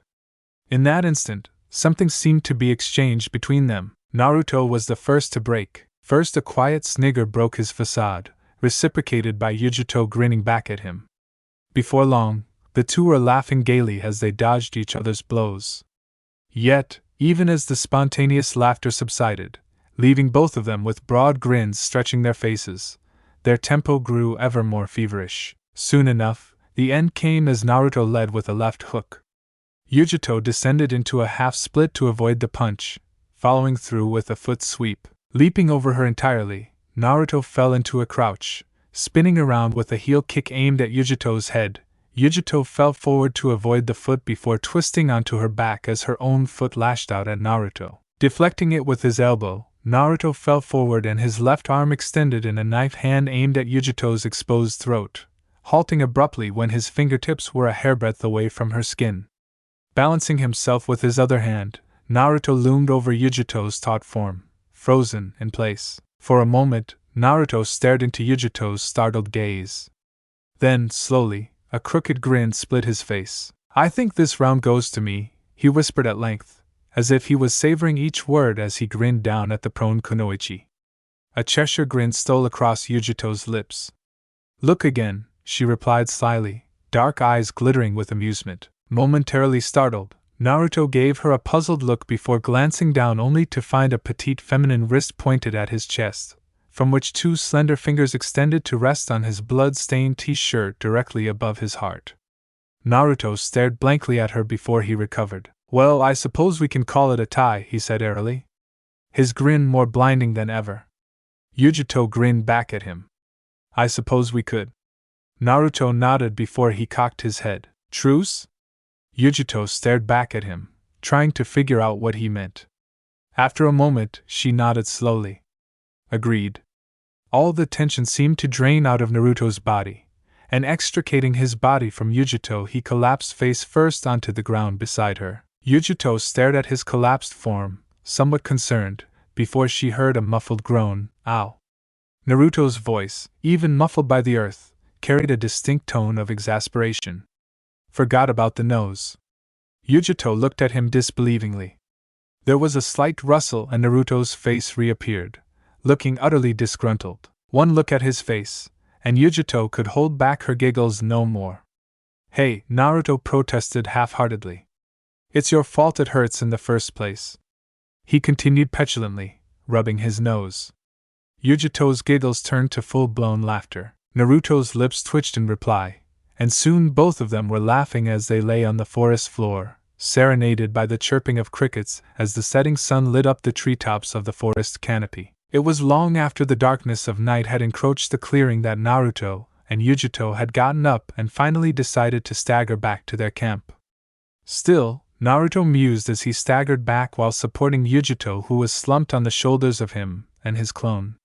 That time had been truly well spent. Once the initial antagonism had been resolved, Yujito had turned out to be an extremely easy person to talk to. Her sarcastic replies aside, she was an attentive listener, and she was rather open in stating her opinion in any matter that did not personally involve her.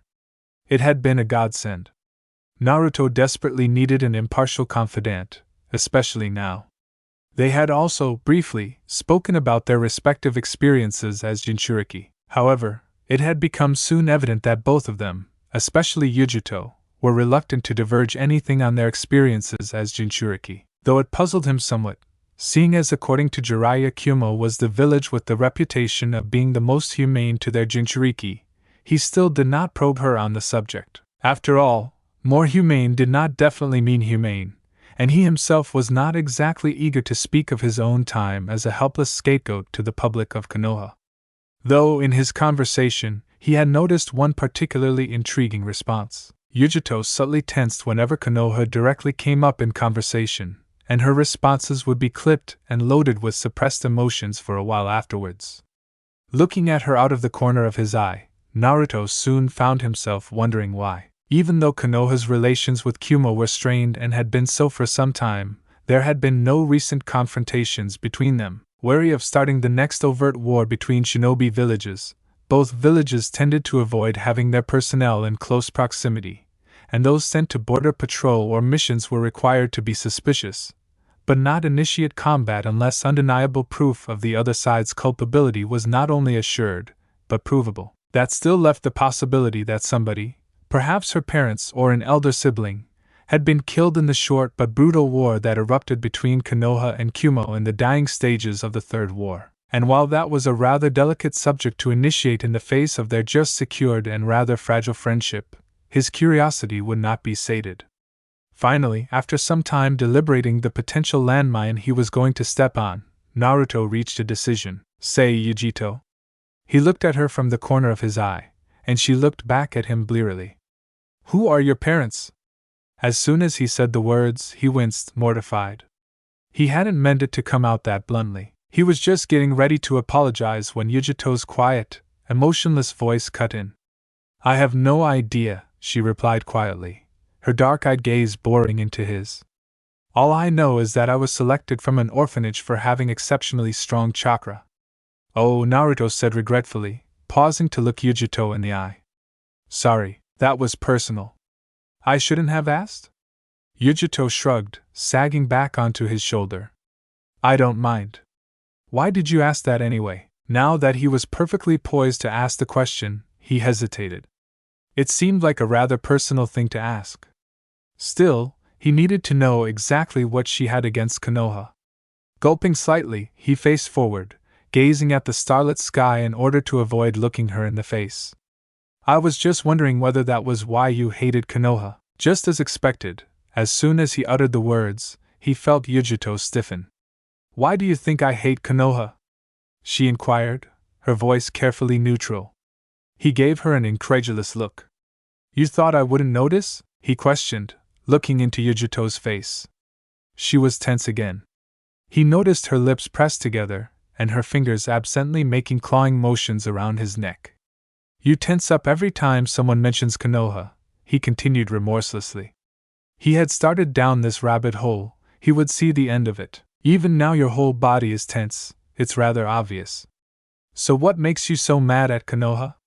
Yujito looked up, her eyes glinting coldly as they met his in challenge.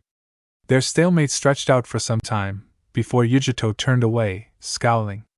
The next thing Naruto knew, his clone had dispelled in a cloud of chakra smoke. Hastily shoving away memories of fingers digging into his throat, he observed somewhat nervously as Yujito extracted her other arm from around his shoulder, ignoring him and a suitably alarmed Jiraiya completely as she limped into the camp. The flickering light of the campfire threw her profile into sharp relief, her mouth set in an obstinate scowl as her cold glare bore into him. At length Yujito spoke, her voice carefully devoid of any and all emotion. I tolerate you more than I have any other Konoha nin, Naruto-san.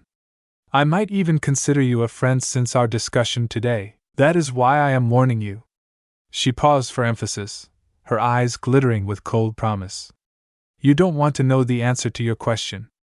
Don't get between me and my revenge unless you want to get hurt. With a swirl of fabric, she disappeared into the tent, leaving Naruto staring blankly, his thoughts a furious whirl. From her sudden turnaround, it was obvious that there was something going on with Yujito regarding Konoha. What he could not figure out was what it was. Thinking back over the conversation, he could not help wondering whether he had been too blunt in his questioning. Their relationship had only just become cordial after all. Hey brat, what's with the long face? Jurija's overly casual query brought him out of his thoughts. Rubbing the bridge of his nose to ward off the coming headache, Naruto approached the comfortable heat of the fire, sprawling inelegantly in front of it and staring into its fiery depths. Nothing, he said at length. I know it's high time you started having girl troubles, brat, Jiraiya said teasingly, making him look at the sage irritably. But damn if you aren't the bravest I've seen in a while. An enemy Jinchuriki, and older to boot. Jiraiya pretended to wipe tears from his eyes. You do your sensei proud. Naruto met the Toad Sage's gaze disbelievingly. Sawed off, Ero Sanin. He deadpanned. It's nothing like that. And even if it was, do you think I'll try anything with her?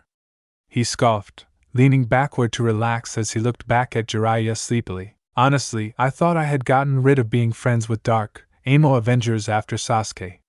Jiraiya didn't seem to be convinced. So she is your friend, is she? How did that happen anyway? We sparred, he replied shortly. I can see that, Jiraiya replied, looking at his clothes with a mixture of curiosity and distaste. Brat, I'm not buying you new clothes, he grinned tiredly. I'll just ask Bakken. She can't refuse when she looks at me. Though that reminded him. Say, Ero Sanin, can you contact Bakken tomorrow? That's not your only clothes, Brat? Jiraiya asked incredulously. Surely you can manage for some time. Chuckling sheepishly, the Toad Sage continued. You see, I'm kind of avoiding her at the moment. It's not for that, he exclaimed. I need her to take a look at Yujito. I don't think her advanced healing is working right now, with the seal and all. Jiraiya chuckled lightly. Already done, Brat. I saw you two going at each other like a pair of wolves in the forest a few hours ago, and I knew you were going to need her to repair what the pair of you broke. Jiraiya looked him over, eyebrows slightly raised in surprise.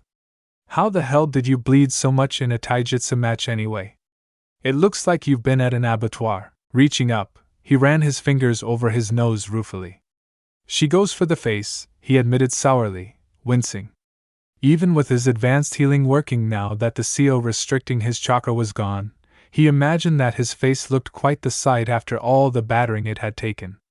Well, that is quite interesting, isn't it, Jiraiya? A woman's voice came from behind him, making him jump in surprise. Turning around, he found Katsuya. The green and white slug slithered up to the fire, somehow managing to look amused. What is this I hear about a girlfriend, Brat?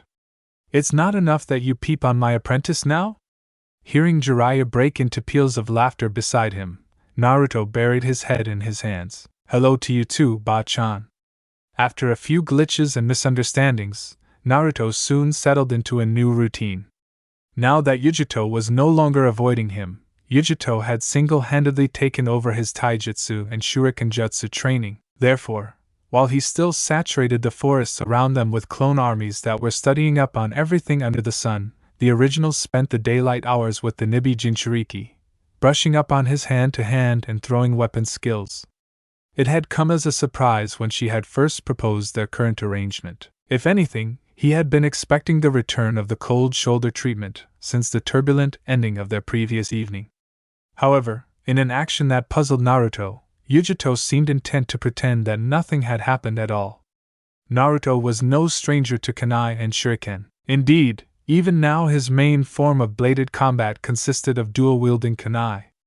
It was also the only form of bladed combat he had actual training in, as it was the preferred form of combat of mito. Therefore, initially he had felt that training further in that regard was superfluous. One session with Yujito was enough to convince him to the contrary.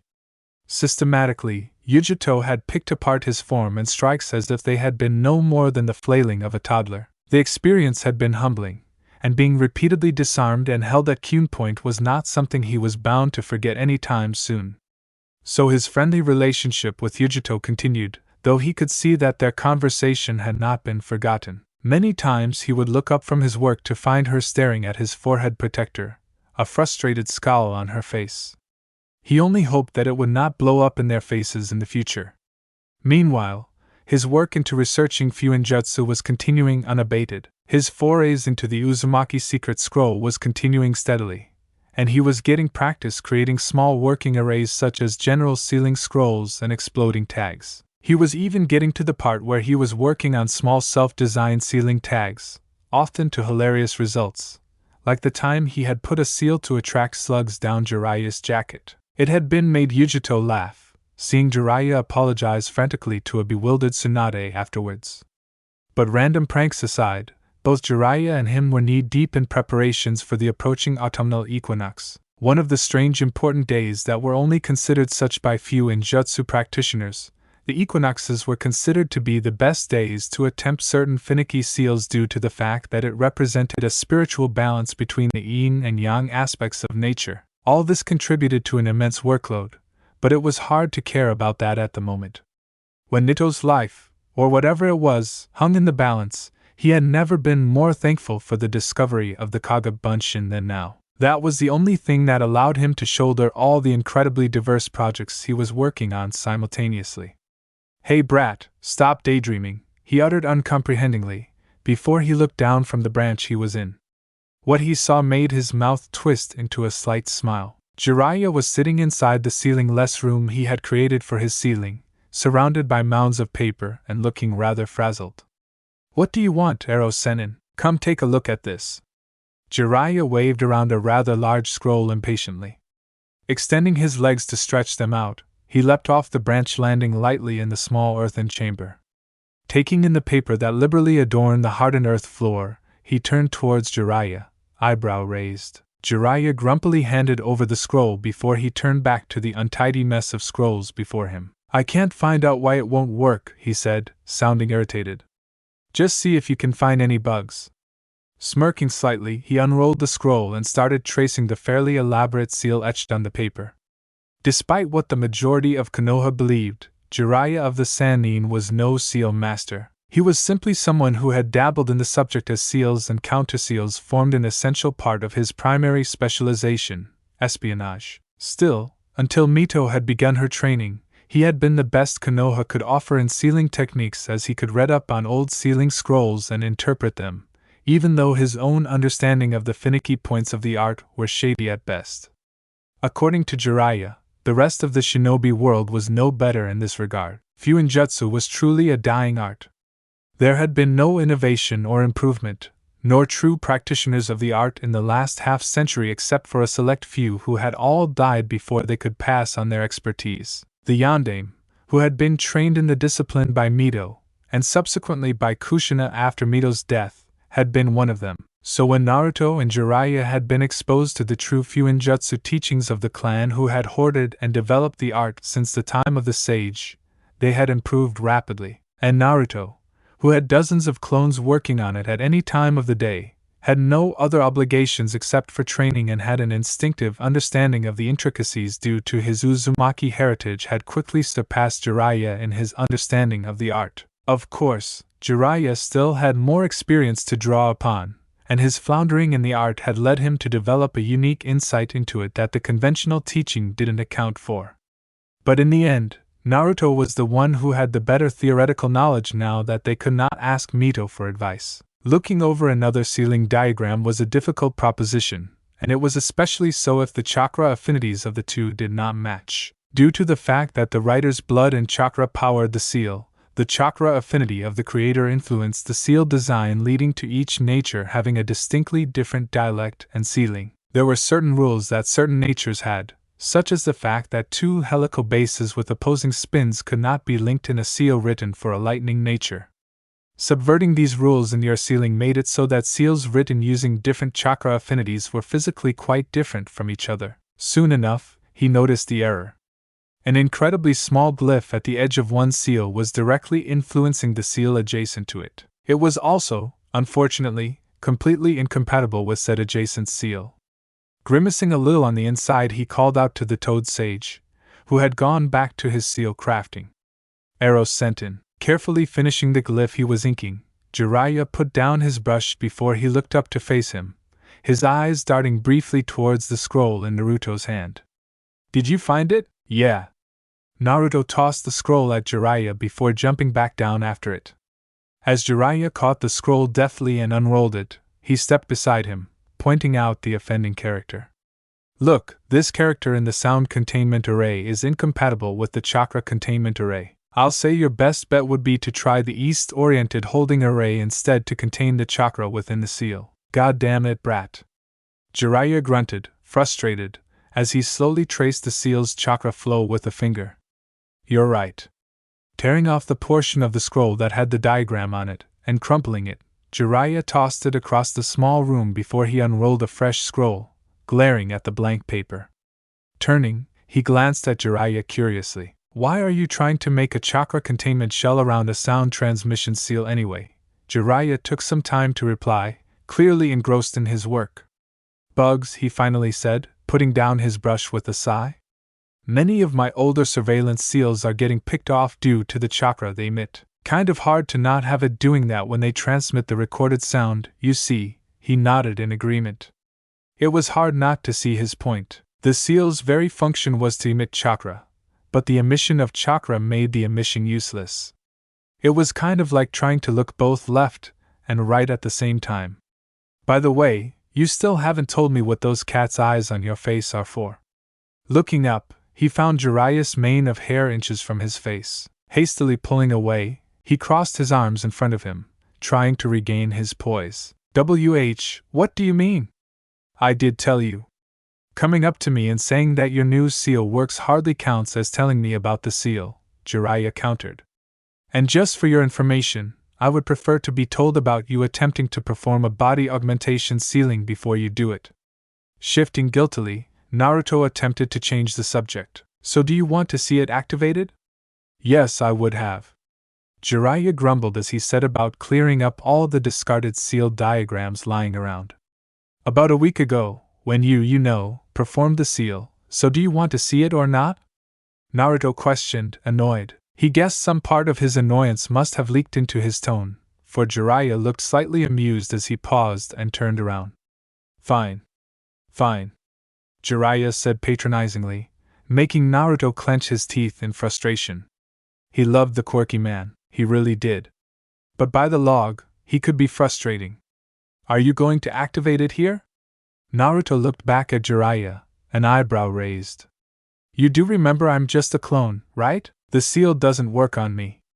I was just going to take you to the original.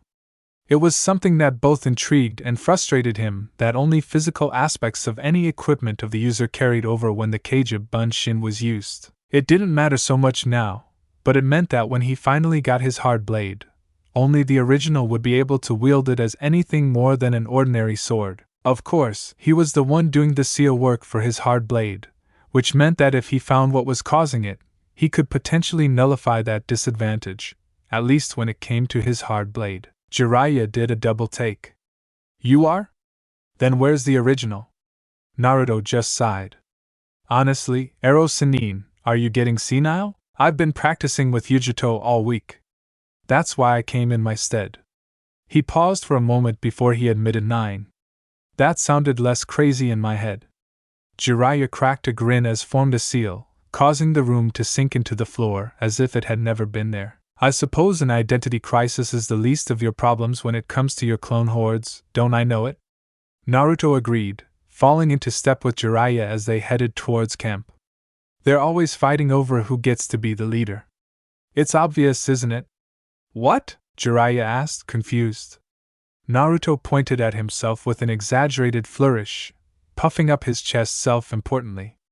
It's obviously me, Jiraiya's sweat dropped. Before he could retort, however, Naruto suddenly stopped, looking worriedly into the underbrush. There was a faint chakra signature approaching them, and he could recognize it as one of his fellow clones. It had his own unique feel but was far too faint to be the original. But what was one doing here? So far from the camp, what is it? Jiraiya asked, looking at him concernedly. Naruto didn't answer, continuing to track the incoming clone, his brows furrowed in concentration. Before long, the clone burst out from the forest cover, panting harshly as he sprinted towards them. Taking in his disheveled appearance, Jiraiya let out a low whistle. What happened? His voice was deep and measured, yet Naruto could detect a hint of curiosity in his tone. The clone finally stood up, his frantic eyes searching out Jiraiya's immediately. The boss, he wants you immediately, he said, gesturing wildly with his hands. Ghost ladies awake. This is so cool. 2C ranks back to back. We are awesome, Kurenai-sensei? Kiba's exuberant voice cut through the silence of the dirt road they were traveling through. The small white puppy lazing on his head yelped in agreement. Kurenai looked back at her easily excitable student, mild disapproval on her face. Quiet, Kiba, she admonished. Do you want everybody in the area to know that we're here? But Kurenai-sensei. Kiba pleaded undeterred before he turned to the demure girl beside his sensei. Come on, Hinata. Back me up. It would be preferable to listen to Kurenai-sensei, Kiba-san. A quiet voice interjected from right behind Kiba, making him jump. As he hastily jumped away, Shino continued to speak, dark shades glinting and a slight buzzing coming from beneath his voluminous coat. Why? Because we have been tasked to disable the bandit blockades around the area, and it would be counterproductive to inform them of our coming. Ano Kiba-kun, Hinata added quietly. Wouldn't it be better to really listen to Kurenai-sensei? Hinata-chan. Kiba whined in protest, before he walked to the front of the group, grumbling under his breath. They're all stick and muds. We don't need them, do we, Akamaru? Akamaru yipped in reply, wagging its tail in agreement. That would be an incorrect assumption, Kiba-san, Shino noted, adjusting his shades. Why? Because in every mission so far, one of us has had to rescue you once you charged into battle unprepared. Oh, shut up, bug boy. The buzzing increased underneath Shino's coat. I have no wish to argue with you, Kiba-san. Why? Because every time you failed to refute my logic, you devolved to childish name-calling. Why you, Kiba? See that? Both of you quiet, Karina ordered, cutting off any further argument. Let's travel quietly for now. Kiba nodded somewhat reluctantly, mumbling an apology under his breath. Shino turned to Kurenai. I apologize, Kurenai-sensei. Why? Because I should not have been affected by Kiba-san's childish taunts about my partners. Kiba gritted his teeth, growling as he turned. Before he could get started, however, Hinata spoke up. Ano, Kiba-kun, Shino-kun. Please stop fighting. Grumbling under his breath, Kiba nevertheless complied with Hinata's hesitant request as he stalked off down the road. Kurenai frowned at her students, her crimson gaze catching each of them in turn. I would prefer if you stopped quarreling among yourself, she said sternly, looking troubled. There's something wrong with this whole setup. Hinata looked up at her in surprise. Why do you say that, Kurenai-sensei? I think sensei is referring to the fact that it is unusual for Kusa to request our assistance. Shino opined, looking at her through his shades. Kurenai nodded curtly. It is strange. Kusa and Konoha have been, well, they haven't been openly antagonistic, but they haven't been cordial either ever since the Chunin exams. After all, a considerable amount of Kusa's shinobi turned out to be Orochimaru's plants. Konoha hasn't quite forgiven them for the role they played, inadvertently or not, in allowing Orochimaru's forces into Konoha, and Kusa seems to feel their honor has been impinged upon. Overall, it's a rather ugly business, which makes this sudden request all the more stranger. What's the problem? Kiba retorted arrogantly, standing in the middle on the road for them to approach. It's just bandits. You won't even have to try, Akamaru, and I can take them all any Akamaru.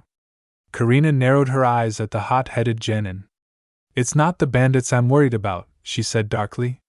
Just keep your eye out in this mission. Things were going well in Konoha, too well.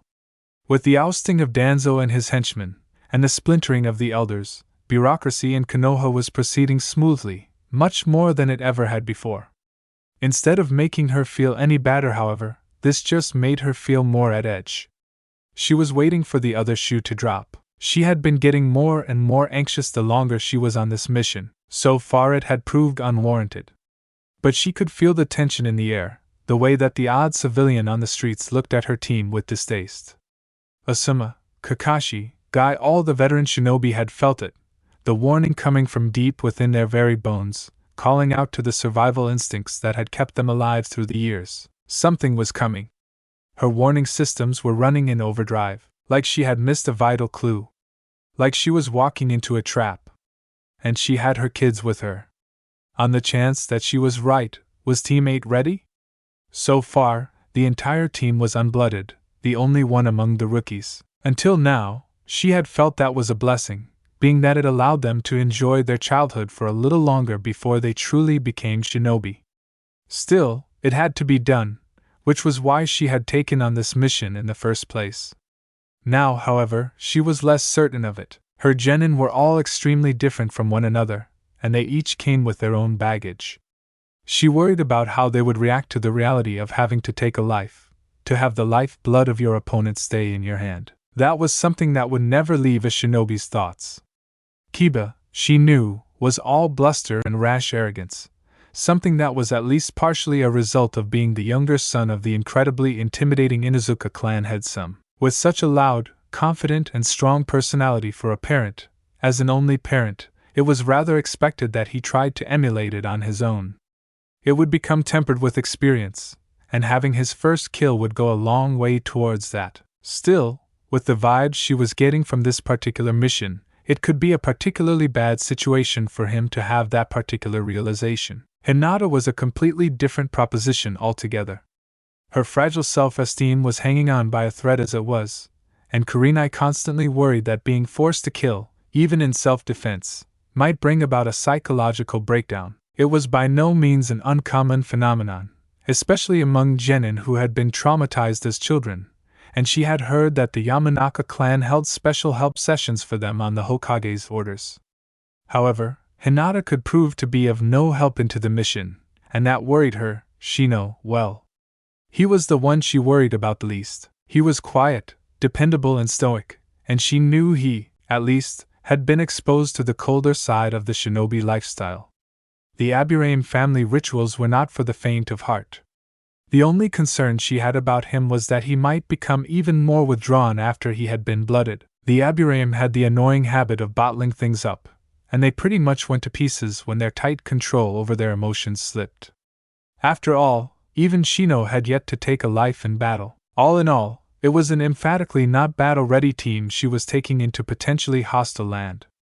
The Hokage, of course, had been aware of this, but the diplomatic quagmire of the Konoha-Kusa relations made it impossible to send a more qualified team. Sending anything above a genin team to handle a bandit threat could be considered a threat in and of itself, and Konoha was in no hurry to go to war anytime soon. And being the only genin-level tracking/combat team, her team had been automatically selected for the mission. The only saving grace she had was the transmitter seal that she had attached to her back, underneath her clothes. A custom-made seal presented to the Konoha Armory by Jiraiya. The seal allowed the Internal Security Division of Konoha ANBU to monitor her vitals and chakra use. This would at least warn Konoha if they came under attack, and hopefully bring reinforcements which Tsunade-sama had placed a few miles inland of the Kusa-Konoha border. Team 8, Arrow Formation, she barked out suddenly, catching her team by surprise. Shino merely raised an inquisitive eyebrow while Hinata squeaked and Kiba's head shot up, Akamaru nearly falling off in the process. Ignoring the puppy hanging desperately onto his head, Kiba turned his startled gaze to her. "What's up, Kurenai-sensei?" "I didn't feel anything." Kurenai pursed her lips, her crimson eyes narrowing. She smirked slightly when Kiba shrank under her gaze. Her eye color unnerved many people, something which always served to amuse her. "Don't forget that this is potentially hostile territory. Don't be too obvious about it, but don't break formation." With a slight incline of his head to signify assent, Shino glided over to her right, his hands tucked inside his voluminous coat. Still looking bewildered, Kiba shrugged, heading to her left. Hinata glanced at Kurenai nervously. "Sensei," one look into the wide-eyed gaze of the timid Hyuga heiress had her annoyance disappear in a wave of sympathy and pity. She was like a wounded bird. Kurin wondered absently as she reached out, ruffling Hinata's dark hair as she smiled down at her. The girl managed to awaken every maternal instinct within her. Hinata jerked back minutely at her touch, before leaning into the comforting gesture. "Come on, Hinata, just like we practiced," she coaxed gently, getting a shy, timid smile in return. "Go on, be a Kyujin." Her whisper was barely heard, but the results were apparent as Hinata's eyes, which already seemed huge on her face, seemed to grow wider, veins on her temples bulging out. Then she screamed, "Sensei, watch out!" A pair of overlarge curved sickle-like blades attached to a chain came hurtling out of the trees on either side of the road. Reacting reflexively, she dived forward, her hands hooking onto the necks of two surprised genin, and bringing them down with her, as the spinning blades skimmed past their necks. As they flew past, Kurenai managed to look at the blade, a plain gray metal blade with a jagged line insignia. A Kusa make. Sometimes she hated it when she was right. Thanks for listening to my video. Don't forget to like, share, subscribe and comment below your favorite part. Sayonara, see you in the next video.